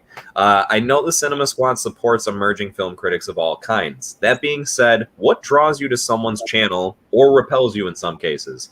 Which I really like this. I could easily say what draws me to someone's channel is when you could tell that they're legitimately trying. If that makes any sense. And here's the thing. I respect anybody that wants to even take the time to put a channel together and do anything. But when you could tell that someone is legitimately, you could tell they're trying to put their own unique, different thoughts and spin on something, that there's a reason that they have a channel, right? They may be talking about the same thing as everybody else, but they have their own thing to say on it that's really interesting and worthwhile to hear. So when there's that sort of genuinity brought to the table, I really appreciate that. I'm also very big on I don't necessarily always need a lot of production value, as great as that is, you know what I mean? But you don't need to do a lot in that regard to wow me. I really, really appreciate when someone's very well spoken, well articulated, and can just kind of say some things that you just, when you hear it, it's just holy crap, why did I not think of that before? And now that that's been brought to my attention, I can't look at this the same anymore. I brought up a couple of different times to the group in the chat, and I love being able to kind of shout them out on an occasion like this. The Critical Drinker is probably one of my biggest influences and honestly, I have no problem saying if you were to watch some of his stuff, you would probably be able to get a slight bit of a gauge of kind of almost like an angle that I take. And it's not because I try to do anything like him. It's more so of just I already felt like that was the way I was going anyway, and I just loved kind of how he does stuff, and it is aspire to be like that. But the reason I bring him up is just because everything I was saying before, he's very, very well spoken, well articulated, hilarious, but also really kind of just shoves reality in your face and makes you look at things in a completely different way for the best. At least I'll say that in the sense of the good stuff. For the repels, I'd have to think about it, but I'll throw it. Who wants to say next about what draws you to channel? I'd love to go. Yeah. Shawn, go for it. To me, what draws me to a channel is someone who's passionate and someone who is supportive. And if they get that right mix, I think they will succeed. When it comes to someone that a channel that doesn't really draw me to them, it's someone that is only concentrating on the negative. I think no matter what, even if you hate the movie, there is always something there to support, and you should at least acknowledge that. So to me, someone who's constantly negative, that repels me. Yeah, Shawn, when it comes to drawing you to someone's channel, we agree wholeheartedly there. It's and also a little bit with Jace, how you say passion, you're actually trying, you love what you do. You try to really give some great insight about whatever TV show or movie you're watching, and it really shows. For example, Jace, and I hope you take no offense by this, but your background was like a calendar, but man, you had so much amazing insight. Like I couldn't stop watching your videos, and you didn't need 15,000 movies in the background. You know what I mean? And then being supportive. I'm not saying I'm perfect. I'm not saying I'm the best supporter in the world, but I really try my hardest to support every one of my subscribers. I literally just go through my feed and put everybody's videos in my watch later, watch them, and comment on almost every single one of them. And when I don't get that in return by some people, and it's been a really, really long time and nothing, I'm like, man, that sucks. Like I've been trying really hard to support you and you don't support me. And so that repels me from that person's channel. You know what I mean? It's a good point. That I imagine has to be something that gets a lot tougher once you get to a level of like where Shawn's at and then above, because at that point there's so many. There's just a long list of people where it's like, and I imagine maybe you handle it. It seems like you always handle it extremely well. I've never heard anything otherwise, but I'm just saying I can only fathom how it starts to get at that point of it's a difficult task to kind of keep that under wraps and make sure that you do consistently reach out, support the people that you know damn well deserve it and have supported you in return. But yeah, once you start getting where it's like, okay, now a long list of people. Whenever you get like a little time in your day, like maybe like an hour, you're like, I'm gonna go and I want to support all of the people who've supported me. And I want to make sure that I can be there for them. Even if it's like an hour and you can do the best that you can, you want to watch the whole video. So yeah, it's a lot, but at the same time, it works out for you. And I want to add this real quick to anyone that may be watching this later on, but I'm not saying that if you miss a couple videos of mine, that's it. I'm repelled by you. No, I'm saying if I've been supporting you for a very long time and it's been, I'm telling you, like months, like that sucks to me. That just sucks. With that being said, though, I would want to hear Anthony, because aside from Shawn, Anthony's got the most subscribers in the squad, you know? Yeah, and he's legit. Yeah. You're on the way up, though, too, man. You're on the way up, John. Everybody's on their way up. So you know, I'm grateful, though, for you know, whatever little bit I've done. But to answer the question, like you guys already answered it mostly, like just somebody that has passion, somebody that's trying to bring something a little new and fresh to the game. I'm also a big fan of humor. Still More Reviews is one of my favorite guys. Nice. It's a small channel. I'll throw out a shout out. Still More Reviews. Check out his channel. Love him. Very funny. So yeah, anybody with a sense of humor, and everybody here too. You guys like have a lot of high energy. I like that. Anybody who tries to like put themselves out there, have some jokes, you know, don't be so serious. And that's stuff that appeals to me. And that's about it. Like Angry Video Game Nerds, that's a huge channel. That's a lot of effort. There's a lot of high production there and there's a lot of humor. So I'm a big fan of his channel as well. So yeah, just sense of humor, passion, love what you're doing. And I'm all in. I'm happy to subscribe. I hope I get support back, but if I don't, it's not necessarily a deal breaker. Would be nice. But it's not really a deal breaker. So that's I don't think that repels me. that feels so harsh. I'll have to come back to that part of it. It's a harsh word. But I mean, like Shawn said, I guess if there's somebody just very overly negative to the point that it's almost like they're being a caricature, and it's more about like just trying to shock people. Just trying to I'm gonna shock you into liking me or not liking me. It almost feels like just somebody trying a little too hard to grab attention. Clickbait. You know, that's more of just a put off, you know. But I could say that was my answer. Something that fits. You know, I like how you said a put off, maybe as opposed to But people change. I mean, they evolve. They might start that way, and then you watch their channel 3 months later, and they've lightened up, and you know, so. No, and then what you mentioned, I swear, kind of fits in very much a realm of one thing I was gonna say. So with the putting off, I can at least narrow it down to what puts me off about a channel sometimes. And this is, I feel bad because I'm saying this hypocritically. I guess I started this way. That's why I can acknowledge this. I don't really like the cookie cutter approach. Like if you start your video the same way that I could pull up 1,000 other videos, I'm just not really that interested. And again, that's coming from someone, if you watch all my starting videos, that's exactly what I did.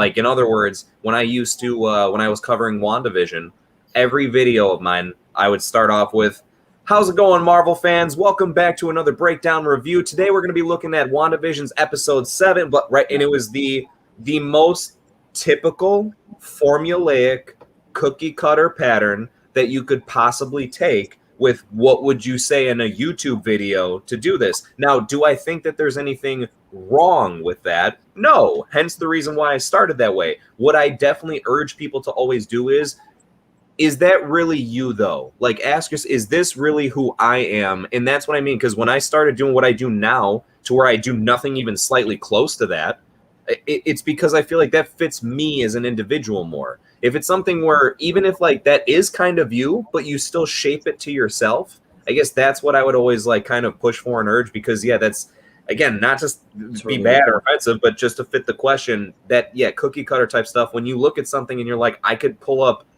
15 other channels right now and see the same exact thing, that, you know, you got to find a way to make yourself stand out. Eric, you got an answer for this? I'm curious. What draws you to a channel, bud? I mean, I feel like it's evolved over time, but like before I was doing YouTube myself, maybe first I just, yeah, for the most part, I mean, I would say things that repelled me are like what a lot of you said. I mean, anyone who's just super negative about everything, it's just like, I don't know. I mean, like, I don't know. I can't imagine myself, like, maybe that's the reason the lowest rating I've given anything is a 7 out of 10, because I don't know. I don't have the energy to like review a movie that I don't like that much. But sucks. Yeah, I guess yeah, so I guess just people who like seem excited to talk about it, even if they have issues with it, and just but honestly, but again, I said it evolved, because now, since I've been doing it myself now, the channels I'm most drawn to are, now that I realize how it can be like such a communal thing, I guess, are the ones that actually kind of feel like, I don't know, the ones I feel like I could be friends with almost really now are just the ones I'm most drawn to. And that's, especially because I feel like I made such good friends with you guys over such a short period of time. So now that's kind of what draws me more than anything, I guess. My heart. Yeah. My heart. Dan, anything that draws you specifically to a channel? I mean, it's a mix of everything what everyone said. And now I'm blanking on what everyone said. Because I wanted to say what Anthony said was really not to me, but now I can't. Well, you can just say, just repeat what I said. No, but yeah, if you're passionate about something, I also specifically like superheroes. So if you're like a superhero focused channel, or like anything like comic book, anything like Jace basically. But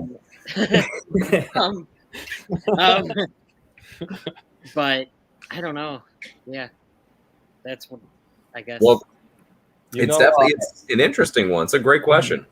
I will say this, Dan. It's funny because if you're going to be a superhero channel or talk about superheroes, you really got to bring something refreshing, because there's so much superhero content out there that I'm like, oh, another superhero thing. That's why I love like Oscars, because there's so many different films that we could talk about. And yeah, it's awards and maybe politics, but it's films in general. And we're like, but this one's better, but that one's better. And it's not always superheroes. And with Loki, it's like like everyone and their mothers are talking about Loki, and I get it, and I know that you talked about Loki, and sorry, but like it's one of those things, like I love hearing about this because you guys are passionate, but at the end of the day, that's my stupid catchphrase, but at the end of the day, you guys have to like differentiate yourselves, you know, like I want you guys to succeed, and if you're going to just talk about Loki, you need to be doing something different. Hence where I feel like it, because I agree, I really do.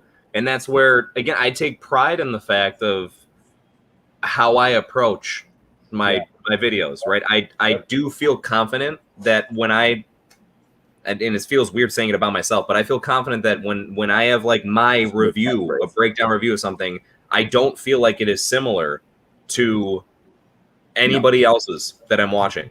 And because of that, like that's the reason I stay confident on it. So it's a mixture of that, like a good format that I feel good about and I'm happy with, and then along with my opinions that I bring to the table that thankfully, I just feel without tooting my own horn that there's a reason that I put the channel together in the first place. I just think that there's some stuff that's actually worth hearing and listening to. I always see the validity, right? There's nothing like that I could go against with what's bringing up of everybody's talking about it. And that does make it hard to stand out, honestly, even if you are doing something that is unique and different. But nonetheless, I think, and I mentioned this to you guys before, it would never stop me from talking about it. It's just, I personally, a part of me can say that I kind of just don't care because it hasn't always been the most popular thing. It just is now. So I have no problem with the fact of like, I didn't hop on the bandwagon. I was here before the bandwagon was made. So if that's what it is now, cool, right? All the more to it. And I'm just happy, if anything, that there is so much of that content to talk about now, right? That basically, right, once we surpassed the mid-2000s, all of a sudden it just really cranked up. And I absolutely love that, whether it's good, bad, and different. It's just nice that there is so much of that to be able to speak upon. Yeah, absolutely. Let's see.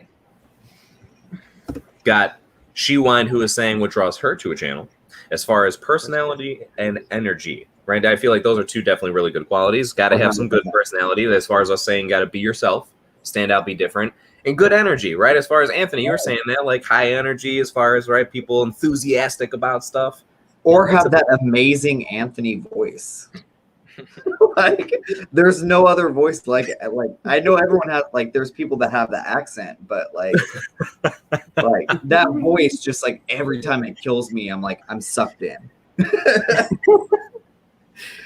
It is. I agree 100%, man. That was something like from day one. As soon as, though I can't take credit, it wasn't me that noticed you first, right? Anthony found me, and I still don't know how, but I'm so happy that he did. And but then it immediately, was like, all right, well, I'm gonna go check him out. He commented on one of my things, and instantly I was just like, holy shit! I never realized I love Twilight Zone.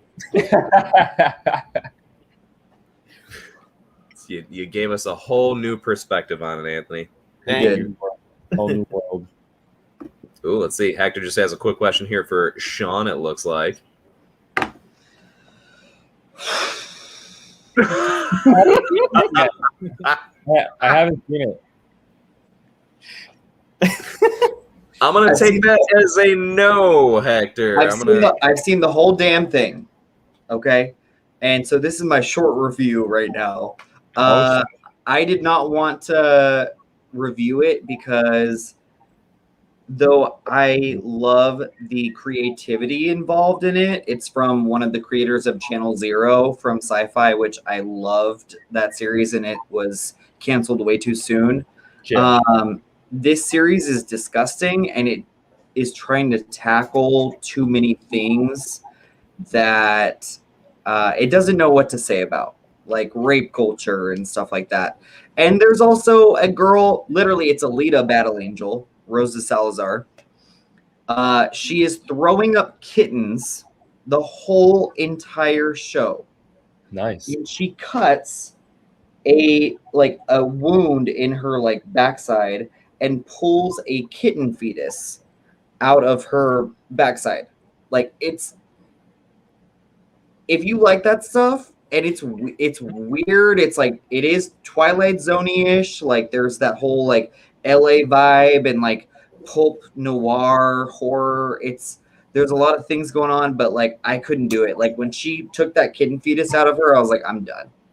So if you like that, that's fine. Chase, let's roll one up and watch it.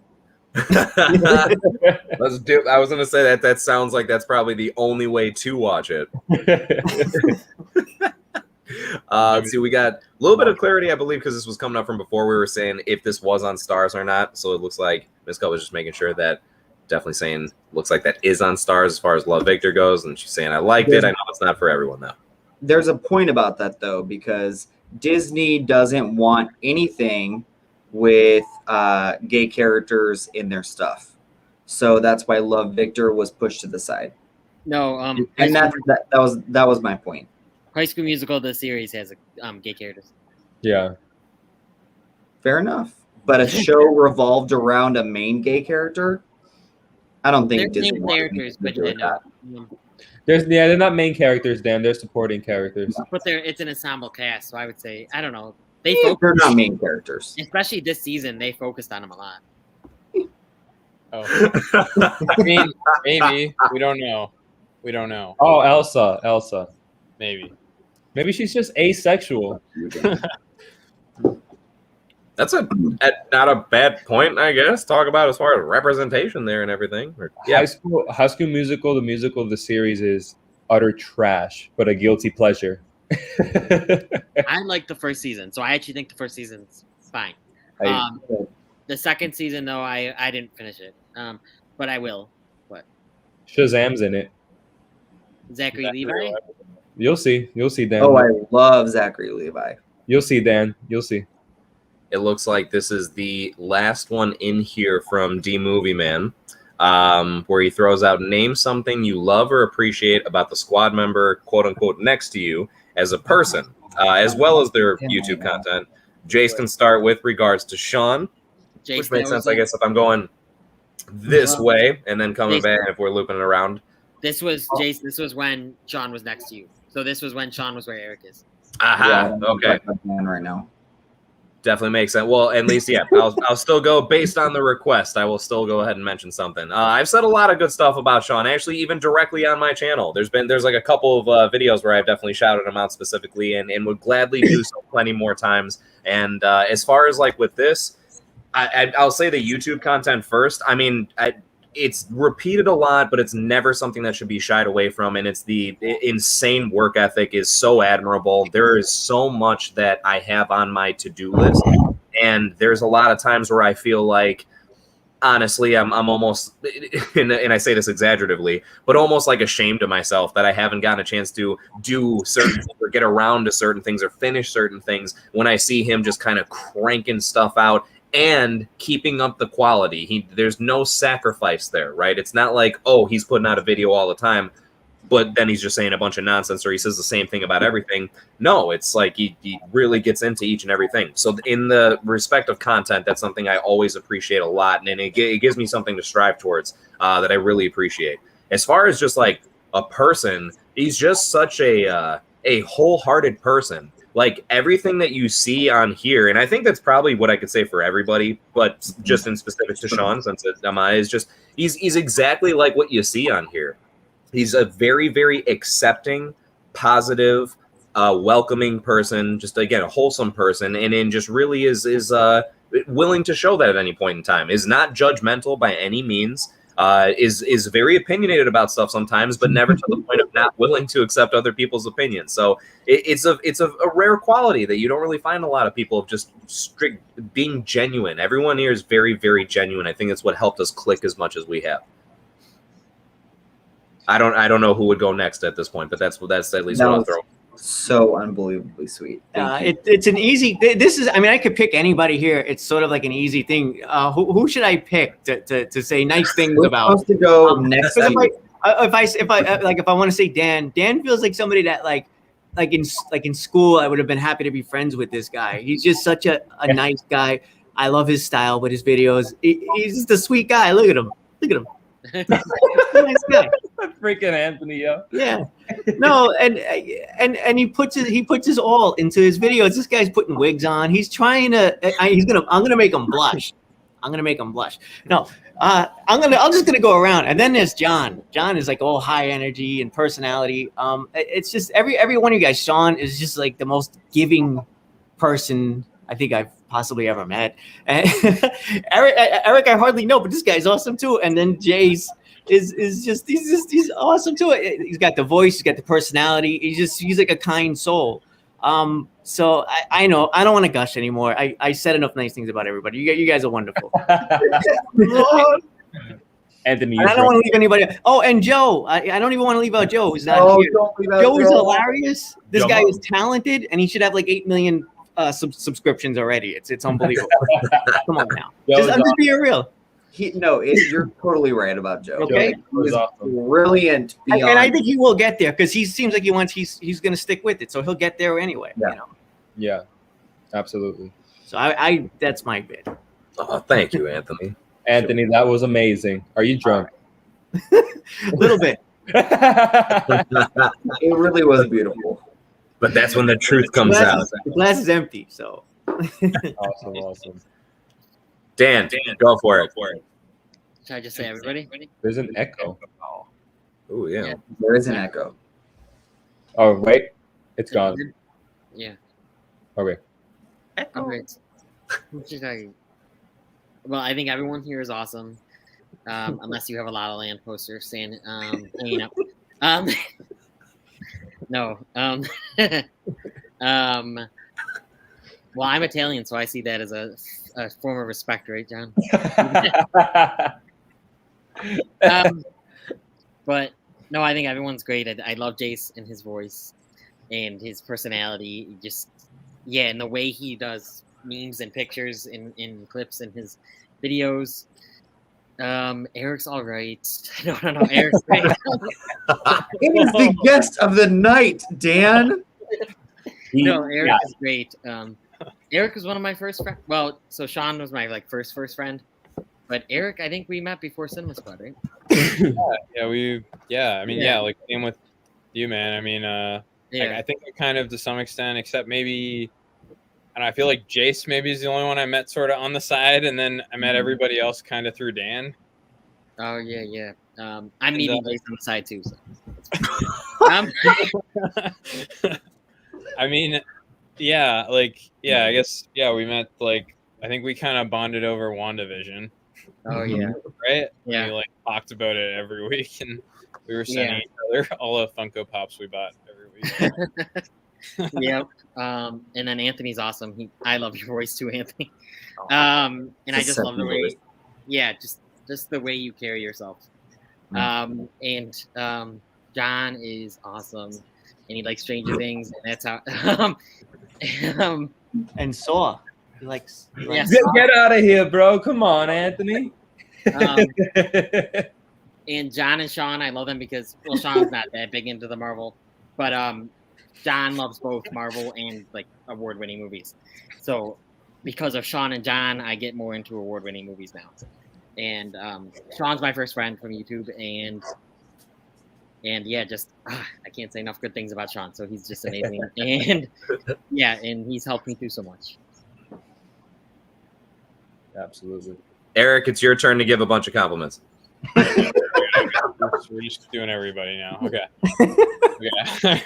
Sorry, I that's my fault. Thanks, Anthony. Okay. I even mentioned Joe, and he's not here. I'll start this way and then kind of circle up. I can't tell which way I'm pointing. Okay. Jace, my man. So I don't know, we kind of I think again, because I think maybe I'd seen, because again, I feel like I met most of you through Dan, but I think maybe when I was on Anthony's channel, I saw a comment from Jace. So that's probably how I found Jace, and then checked out some of his stuff, and then we just started commenting. And I remember, Jace and me are just Jace, you give such in-depth, kind of not just in your videos, you give such in-depth analysis, but then even on top of that, just you make such an effort to just interact. You made such an effort to interact with me, just both on your videos and my videos, just in the comments even. And it was just I don't know, it was just I could tell you just really cared. So that alone was, because I feel like everyone, obviously your voice and how well spoken you are, I feel like that kind of goes without saying. Everyone's kind of said that. So for me, I just want to say just it's been great how just how much you cared and how much you wanted to talk about stuff and everything. And that was just awesome, I thought. Yes. Anthony, I mean, I haven't really watched The Twilight Zone, but I've seen so probably most of the videos I've checked out from you are the ones that aren't as much Twilight Zone related. But whenever I do check out one of your videos, it always feels like I'm like everyone again goes, your voice very kind of hypnotic almost. It is. And ironic. Yeah, and the spiral, and I always feel like I'm like like yeah, I don't even drink, so you guys can probably guess I've never really done drugs, but when I watch your videos, I feel like I'm going on a bit of a trip. Oh, okay. No drugs. That's I'm amazing. gonna take that as a compliment. Yeah. Take it in. 100%. Would you say it's like a fever dream? Oh!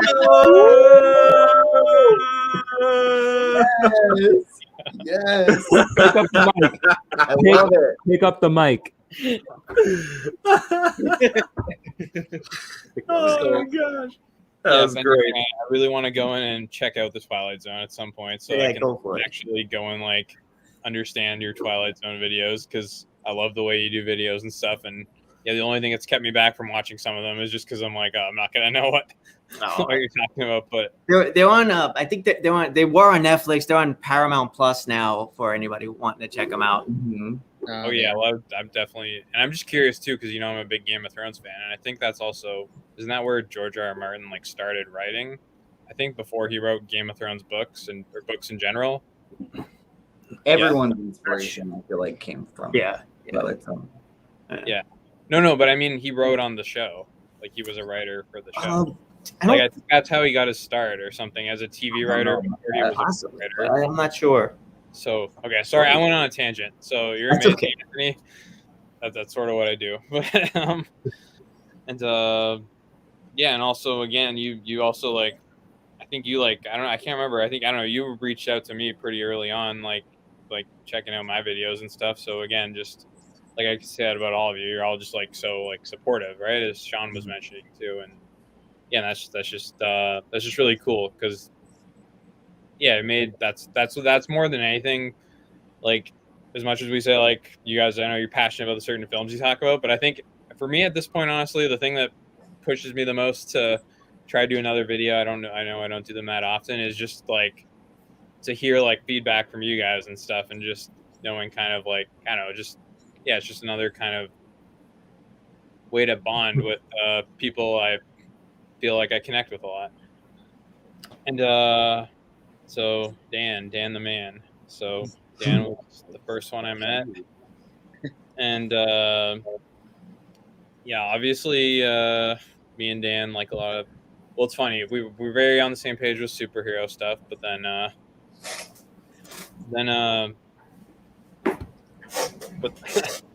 but then Dan likes his comedy and horror movies. But at the same time, that never like felt like, I guess, yeah, like Anthony was saying, Dan's just like, you're so friendly, and it's just fun to talk with you about stuff. And I love watching your reviews, even when it's something I haven't seen, like a comedy movie or something. Like you did a review on The Hitman's Bodyguard, so I went and watched it. I still didn't like the movie, but I liked hearing your thoughts on it.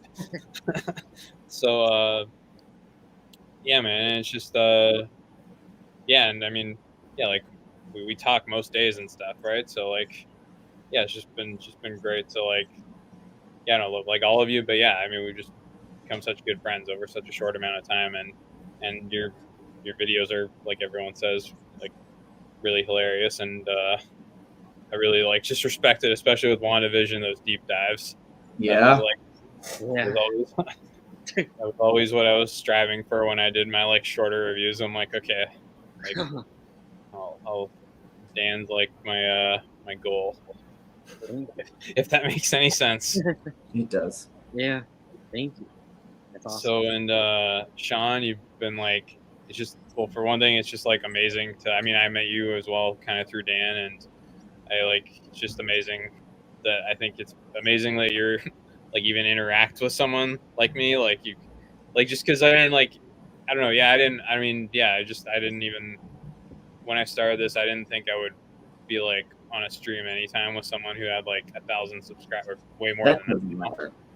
But like, yeah, and I just love how, yeah, like I think everyone here would agree, you like, yeah, that doesn't go to your head at all, and you just, I can just have a conversation with you and not feel intimidated whatsoever, and it's just like, you know, just, and like Jace was saying, I feel like this is something I can't say about myself, dude. Like, I feel like you're just so genuine about your opinions, and you don't let like the things that you like don't necessarily, I guess, kind of warp your view of things. Like like I know there's certain kind of, for me personally, there's movies like I go into and I kind of to some extent know within a certain range if I'm gonna like a movie or not, or how much. Maybe there's exceptions, but overall, whereas with you, I feel like, you know, superheroes aren't your thing. Yet I watched the full stream of you guys last week, and you were like the biggest defender of the Suicide Squad, because you really just take a movie for what it is at face value, and you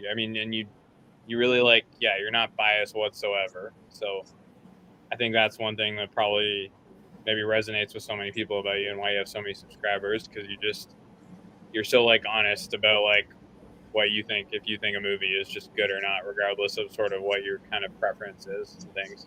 Like, and the reverse of that being like The Green Knight, your most anticipated movie, but you were just like, eh, it was okay. So that's something I really respect about you. And like I'm gonna say about all of you, just so friendly and so supportive. And I just love to comment on your guys' videos and hear your feedback every time. And John, the Mon. The man. The man.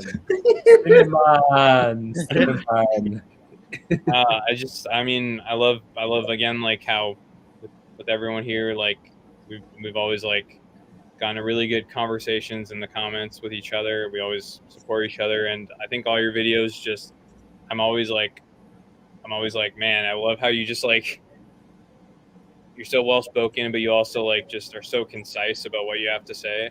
You can just make a video that's like not too long, and I feel like you say more than most people say in a video, like 5 times the length. So yeah, and I just really appreciate like the like most of you, because most of you obviously you're all way bigger channels than me, like you like everyone else here just like actually like wants to talk and stuff with me about all these things we like. And I feel like, yeah, it's just, I don't know, it's just great, because I feel like with you guys it comes down to like, well, you just want to talk because you want to talk regardless of like what the YouTube stuff is. I feel like there's just a connection, and it's just like, you know, it's just something like, I don't know, like that you want to engage, because there's like, yeah, we're on the same wavelength on some level, despite having our own opinions and stuff. If that all made sense. So of course it did. That was beautiful, Eric. That was absolutely beautiful, man. That was awesome. And Joe's also hilarious, and yes. Yes. And yeah, I mean, it's also, yeah, Joe, I gotta say something out of left field, but until recently I didn't know how like talented he was kind of outside of just like YouTube stuff per se, with like all the graphics and everything he's made for this. Yes. Like stream and stuff. And amazing. Yeah, if anyone's a fan of like the opening intros that we have and making us into Grand Theft Auto characters and been doing that for that's basically all Joe. So yeah, I mean, major props and shout out to him. Missing them dearly right now, that's for sure. Hope you're doing well, Joe. And thank you, D Movie Man, for throwing that comment out there to really get all that going, right? All that heartfelt stuff. That was fantastic, man. Really appreciate that. Always good questions. We love to say something. Yes. Yeah. Huh? Wait. Did you want to? I would love to say something. Yeah. Okay. What's up? Okay. Yeah, about everybody. I love you guys so much, and I'm gonna keep it short, but like, you guys inspire me every single day, each and every one of you, and you know why you do. Today, I was so down in the dirt, and John texted me, and that was yesterday, sorry. But I literally, like, I started working on editing and doing all of this stuff, and like, it's because he pushes me, and we all push each other, but at the same time, we're supportive of each other. And I believe in every single one of you and what you're doing. And I think we should always stay that way, and we should continue to support other people as well. But I love you guys so much. Shawn, I appreciate that a lot, man. I definitely didn't want to. I hear an echo again, but then it disappeared. At least, yeah, no, that was. Thank you, man. It definitely didn't mean to say that as if it was like wrapping up and moving right past. Appreciate you throwing that in, and I can easily say this. I'll piggyback off of that just in the slightest bit. I don't think I would be doing what I'd be doing if it wasn't for having kind of met up with all you guys and kind of getting that extra drive and motivation. I still think I would have a channel. I don't know what I'd be doing with it though, or if I'd be doing things on a anywhere near as a consistent level as I happen to be. So there's just that part of it that I appreciate every one of you because of that. I mean, everyone knows like that there's in the group chat every now and then say something as far as like, I can't make up my mind of what to do, or I got to do something or whatever. And then you guys always help me kind of, hone in on my focus and stuff like that, and have helped me become what I have. And that's greatly appreciated. You are all to attribute for that, including you, Eric. Yes. And since we got a chance to get through that, which was beautiful, it almost seems like that would be the ending of everything. But there is still at least a couple stuff to get through that I wanted to. One thing that Florentina really got a kick out of as far as PG at the end of the the end of the skit there. Yes, PG is very, very wholesome. But remember, that is the point. Remember, though, it was GP that ended up being the let us not forget that. Oh, gosh. Let's see. And she was also clarifying, I think, from earlier, was saying it was one comment about the pet peeve. I hit the wrong button. I agree with John, but I hate people touching me in general. So not just the sleeves. So, okay. Yes. But, and then also, yes, it was indeed towards John. That is weird, though. I gotta say, Florentina, not just the sleeves, but I hate when I'm talking to someone and they have to like touch me. They have to be like, "Yo, you know when time and you went like, and I'm like, bro, what are you doing?" Yeah. Well, especially nowadays. Yeah. No, see, John, I just like to basically have my conversations whilst hugging you simultaneously. I agree. Jay's I'm the same person. I'm like, John, come here. Come here, Shawn. That's just who I am, though. We're all different. Exactly. Let's see, Shiwan throwing in there as far as thanks for the wonderful stream, guys. Thank you, Shiwan, and thank you for the welcome to the community. We will see you all again soon. Absolutely. As far as seriously, keep up with what you're doing. Looking very much forward to the next one. I'll even give a mini shout out as far as because I think I'd heard correctly what the next one is. I believe they're doing RoboCop next. They currently got Lord of the Rings on there. So Lord of the Rings. Looking forward to it. Yeah, they got Lord of the Rings, the first one. It's funny. Shawn, you'd like it, man. Given the fact that you're a Lord of the Rings fan, you would definitely get a kick out of the way that they approach it. I will be there. Yeah, it's her and another dude, and it's funny and it's really good. It's animated. It kind of reminded me of Trivial Theater. No, it's this guy that animates himself into like a cartoon, and he reacts to like TV shows like Riverdale and stuff like that. Yeah, I know. Yeah. But it's good, and they're so new, right? Didn't they just start? Shiwan just started. Yeah, no, she's only got the one video that's on there. Yeah, but definitely, like I said, very worthwhile. And let's see. So this is where we're getting. At least we're wrapping up towards the end here. Got basically kind of like the last handful. So Florentina, I know you said no more comments. Don't worry about it. It's all good. That's why we also threw in there of, hey, if you got any last thoughts or something.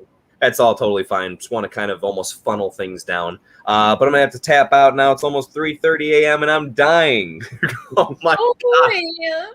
Great stream, guys. Always the highlight of my week. Florentina, thank you so much for sticking with us this entire time. And seriously, I hope that it is not a detriment to your next day in the sense of, right, that you're still able to function and do whatever it is that you got to do. I hope it's not like you got to wake up and go work in the morning or something. But seriously, the support is very much appreciated. And but her time will come, Florentina. Your time will come soon.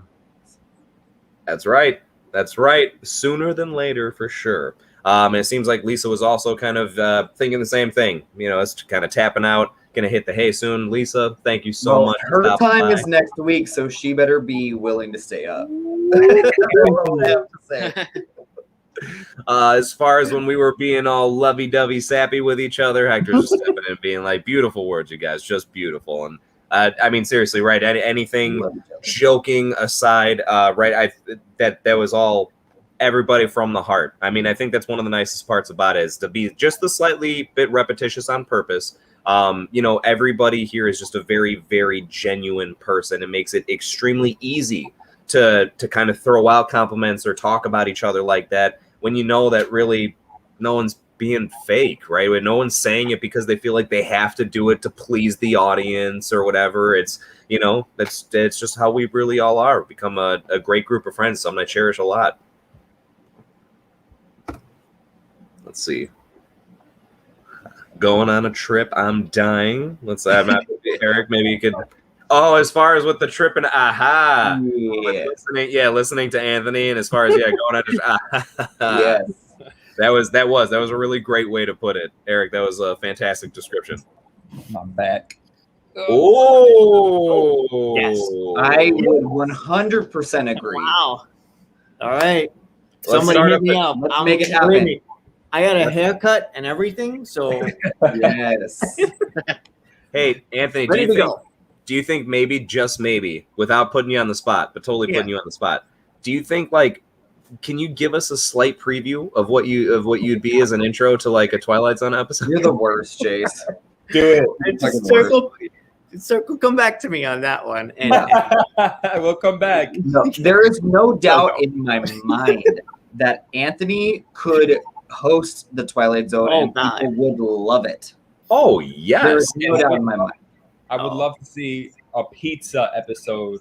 with Anthony. Please incorporate pizza. I will incorporate. You know what it'll Where's my pepperoni pizza? John, you know what it'll be?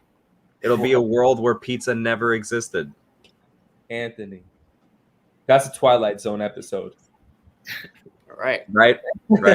And as far as I apologize, man, I mean, like I said, I meant to put you on the spot, but it's more so just because I know you would do a damn good job. I'd love to hear that. Thank you. That's perfect. And it looks like, speaking of Twilight Zone stuff, we getting some confirmation about George R.R. Martin. I looked it up because I'm like a dork. He wrote for the 80s. That's why it threw me off a little. He wrote for the 80s show. Wow. When they brought it back in the 80s for a little bit. George R.R. Martin did a few episodes for that, so that's cool. And I'm not as into that version of it, so that's why. But now I'm curious. Yo, Eric was right. Because it's just cool because I guess it sounds like he actually was a TV writer before he wrote books, and then it kind of came full circle that his books became like the biggest TV show ever. Yeah, they revived it in the 80s, and I think that's when he did a few episodes. So and he did some other TV stuff too before he was writing books. Pretty sure, yeah.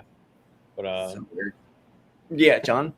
All right. How many episodes do you have left of the classic series? Is it a lot? I think there was like 156 episodes, and I think I've done like 17 or 18 of them. So if I continue with this, it'll be for a couple of years. We'll see you at your funeral. Oh no.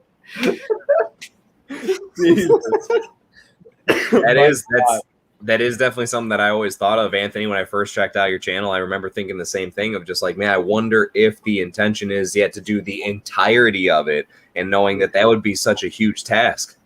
Well, I think there are some podcasters and stuff, to be fair, who cover the show, and I think I don't know if they've done it, but they're getting up there. They're getting close. So yeah. Sure. Well, I'll tell you what, if you were to, I'd be there for every single one, without a doubt. Oh yeah. Thank you. Definitely. And it looks like the last comment that we got here, guys, just from Lisa, kind of confirming that indeed she will be wide awake for her performance. If that's what you want to call it, right? As far as, so everybody look forward to the fact that Lisa Loves will be the guest appearance for next week's Shooting the Shit episode, which will be on Shawn's channel, right? Over at Lost in the Reel. That's right. Switching it up, keeping everyone on their toes. I am so used to in Lisa's videos, she always has interruptions by something. Yes. If there's not an interruption next week, I will be mad. Yeah. She better bring on Dobby. That's all I know. Because she does the blooper videos, and that's when you get like all the things. So next week we have some live bloopers to look forward to. Yes. Nice. That's what's up.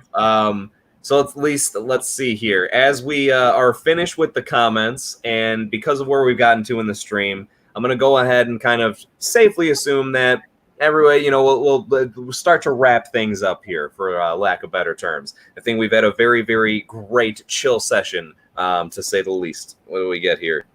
Oh, I'm sorry. One more thing at least thrown in. Looks like Hector squeezing one last throw. All right, take care, you guys. Great stream as always. Got to check out the beginning. See you later. Hector, seriously, thank you so much, man. And with that kind of being thrown in, I definitely as a quick just Hector, everybody, Lisa, Florentina, I mean, literally everybody that checked us out, thank you so much for stopping by. We really appreciate it, especially the fact that I can quickly confirm, guys, we've had a lot of people that consistently stayed with us the entire time. So seriously, like that means a lot. Appreciate you just hanging out with us and having a good time, and hope that this has really been just as good of a hangout session on your end as well. I'd at least love to take a quick moment to go around and give you guys a quick chance to shout yourselves out, of course, and say if there's anything worthwhile, exciting going on in your realm of the world. And I'd love to start out with our amazing special guest there, Eric Thorpe. Eric! Was that John? I was like, man, you gotta chill, man. Okay. Well, yeah. Thanks so much for having me on, guys. I mean, I feel like, I don't know. Yeah, I don't know what to say. I mean, I just have such a great time chatting with you guys, and it's just been such a relaxing, fun evening. And even though I'm not drinking, I feel. Are you sure you're not drinking? I feel. Well, yeah, that's what I was gonna say. I feel almost like I was just a little bit because it's just so chill and fun, relaxing being with you guys. And I guess as far as my channel, I guess I've been a bit slow for a while, but I can say probably sometime in the next couple days, probably within the next week, I'm gonna have a review for the Suicide Squad, like a full blown spoiler review, which I haven't done one of those for a while. And there's some other ones I'm looking forward to, but I don't want to confirm anything else because that's the only one I've actually have in the works. So yeah. Cheers. So thanks for having me on. Nice. Eric. Thank you so much for being a guest, Eric. I really appreciate it. I have no problem saying out to everyone when I found out, or it was kind of spoken about who would be the next host right for this week, and it came down to me, and it was like, hey, who do you think you could get? And I was just like, Eric is really the only person I could even think of at this point. He's definitely, here's the best part. You would have been my first choice regardless, given the fact of how we started out with everything, right? You know what I mean? And then that building up that bond and connection. But yeah, also it was just a situation of like, it's kind of like I got no one else. Like, he's my guy. I don't feel like it'd be fair to have someone else on before, even if I did have an established connection. So seriously, man, thank you. I'm glad that it's been a good time. And glad that you're feeling at least a little bit tipsy. Hope you keep, what was I going to say? Knocking stuff over, I guess. Yeah, he's literally like, well, I haven't been drinking. Italian Coke. We'll blame it on the Italian Coke. Let's see. As far as next, I want to go ahead and throw this over to my man, Dan. Yo, what up, Dan? Take your shirt off. Hey, yo, Dan, take your shirt off. What? From the upside down. I just did a review for Beckett, Netflix's new crime drama with John David Washington as the lead. It's a good movie. Just check out my review. See if you need to check it out this weekend. Another review that's coming, and I have my first Instagram written review for my channel before, is Free Guy with Ryan Reynolds, which just came out this weekend. And this seems like a weird movie to say this for, but avoid spoilers if you're planning on seeing Free Guy, because there's some great moments in there. So, but yeah, I should have a video review of Free Guy and some other things in the works. So yeah, check out my channel. Check out all of our channels. Good night. Thanks, Dan. Appreciate that. That was really great. Good to hear. What is the laughing? Look at Chase. Very sweet. No, look at Chase. Oh shit! It was extremely sweet. It's something. I don't know what I'm missing here. I'm gonna go ahead and throw this over to. The man of movies himself. I gotta compose myself. Good luck following that up. Before me. Hey, what's up, guys? I'm making pizzas, pepperoni pizzas. Guys, my name is Jonathan. I'm a man of movies. That is the name of my channel. I review movies, a lot of the blockbusters that come out every weekend. This past week, I was able to review The Suicide Squad, and I was able to see an early screening of Respect, starring Jennifer Hudson as Aretha Franklin, and I have some divisive thoughts on that film. So check me out. Check him out indeed. Couldn't agree more. My goodness, man of movies. What a channel to have on here. I'm going to go ahead. Shawn, everything all right over there, bud? Shawn, is he spazzing out? Oh. My light fell. Oh. I thought you were going to like hug John. I thought you were pretending to give John a hug too. That's very heartfelt. Thank you. Well, since you got everything all situated over there, I'm going to go ahead, bud, and throw this over to you. What up, How Shawn? am I supposed to concentrate on talking about myself when you're shirtless right now? Hey, it's me, Jace. Kiss me on my hot lips. Okay, so my name is Shawn Jackson. I am the creator of Lost in the Reel, and I also work for that hashtag show. And I basically try to cover all of the things that you might not have heard of, hidden gems that you should definitely check out in film and television. So check out my YouTube channel and also check out my Instagram and Twitter. It's all Lost in the Reel. And I love you guys. Thank you so much for tuning in. Jace, you were an amazing host. And Eric, I just want to love on you right now. Ooh, what a compliment. All right. Well, Shawn, thank you so much. I can only hope that I'm a good host. And if anyone else is noticing this, this is the greatest thing that I could have hoped to happen with me today. half of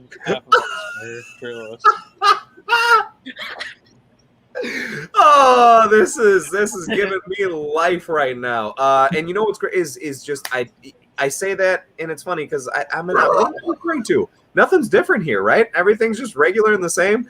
Anthony, you are just, I could tell how much you were just taking all this in and loving every bit of it.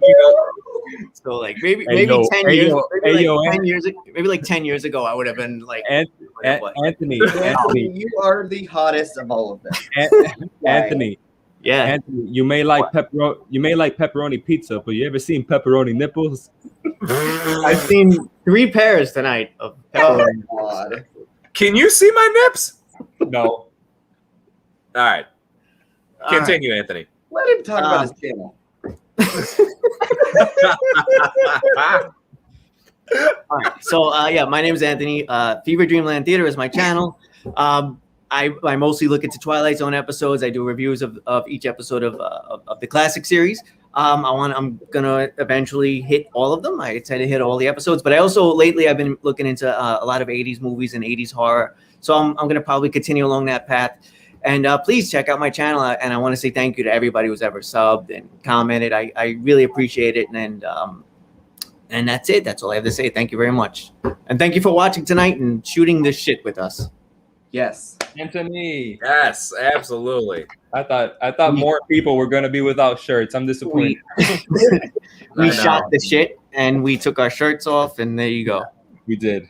Yeah. It's very true. It's very true. And Dare, you know, Eric's parents are watching, and they're like, they're not. There you go.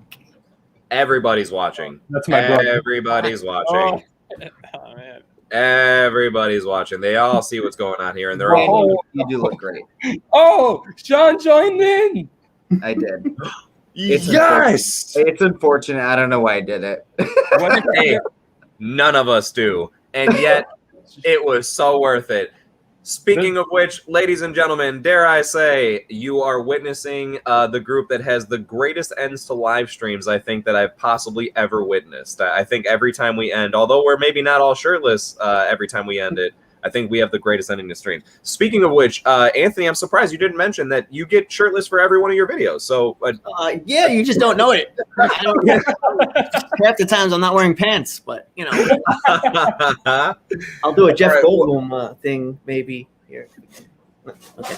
Yes, you're very, very correct, Francis. I couldn't agree with you more. That's right. It would not be this if it wasn't for that. Okay, well. Fortunately, can I say this? It's only for the men because we will have Lisa on next week, and it doesn't. Yeah. That's not for her. That's not for Lisa. It's for Lisa. Us. It's for the guy. Well, yeah, no. That's yeah. I didn't even really take that part into consideration, but yes, that is such a good thing to bring up there. Yeah. Well. Okay. So everybody, thank you so much. If you got shirtless with us in the midst of your own home, thank you. Really appreciate it. Again, I know it's been said a bunch, but seriously, thank you so much for hanging out with us and everything. I'm gonna go ahead and just kind of I guess pop us out one by one. But guys, obviously, feel free. We'll hang out for a bit as far as.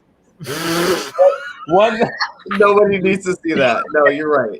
Lisa. No, she's right. Come on. I just love the sense of humor about it, Lisa. That was hysterical. Yeah. Awesome sense of humor. So, can we do a 80s freeze frame before we leave? Oh gosh, yeah, especially since we haven't done one yet. All right, okay. 80s freeze frame. Eric, you just freeze in whatever position, and go. Okay. All right, that's good. We're gonna get one. Okay. Seriously, thank you so much, everyone. Don't forget to check us out next week on Lost in the Reels channel with our special guest, Lisa Loves. Looking forward to it a lot.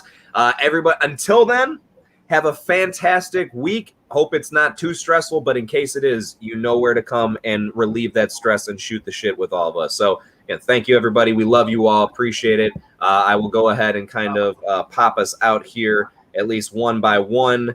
And slowly but surely, I will see all of you guys in the after party where definitely all of us will be shirtless without question. Thank you for sticking around for all this ridiculousness. Really appreciate it. Love all you guys. Have a great rest of the night. And before I forget, because I can't just close out of this here, I have something specifically to end us off with. Here we go.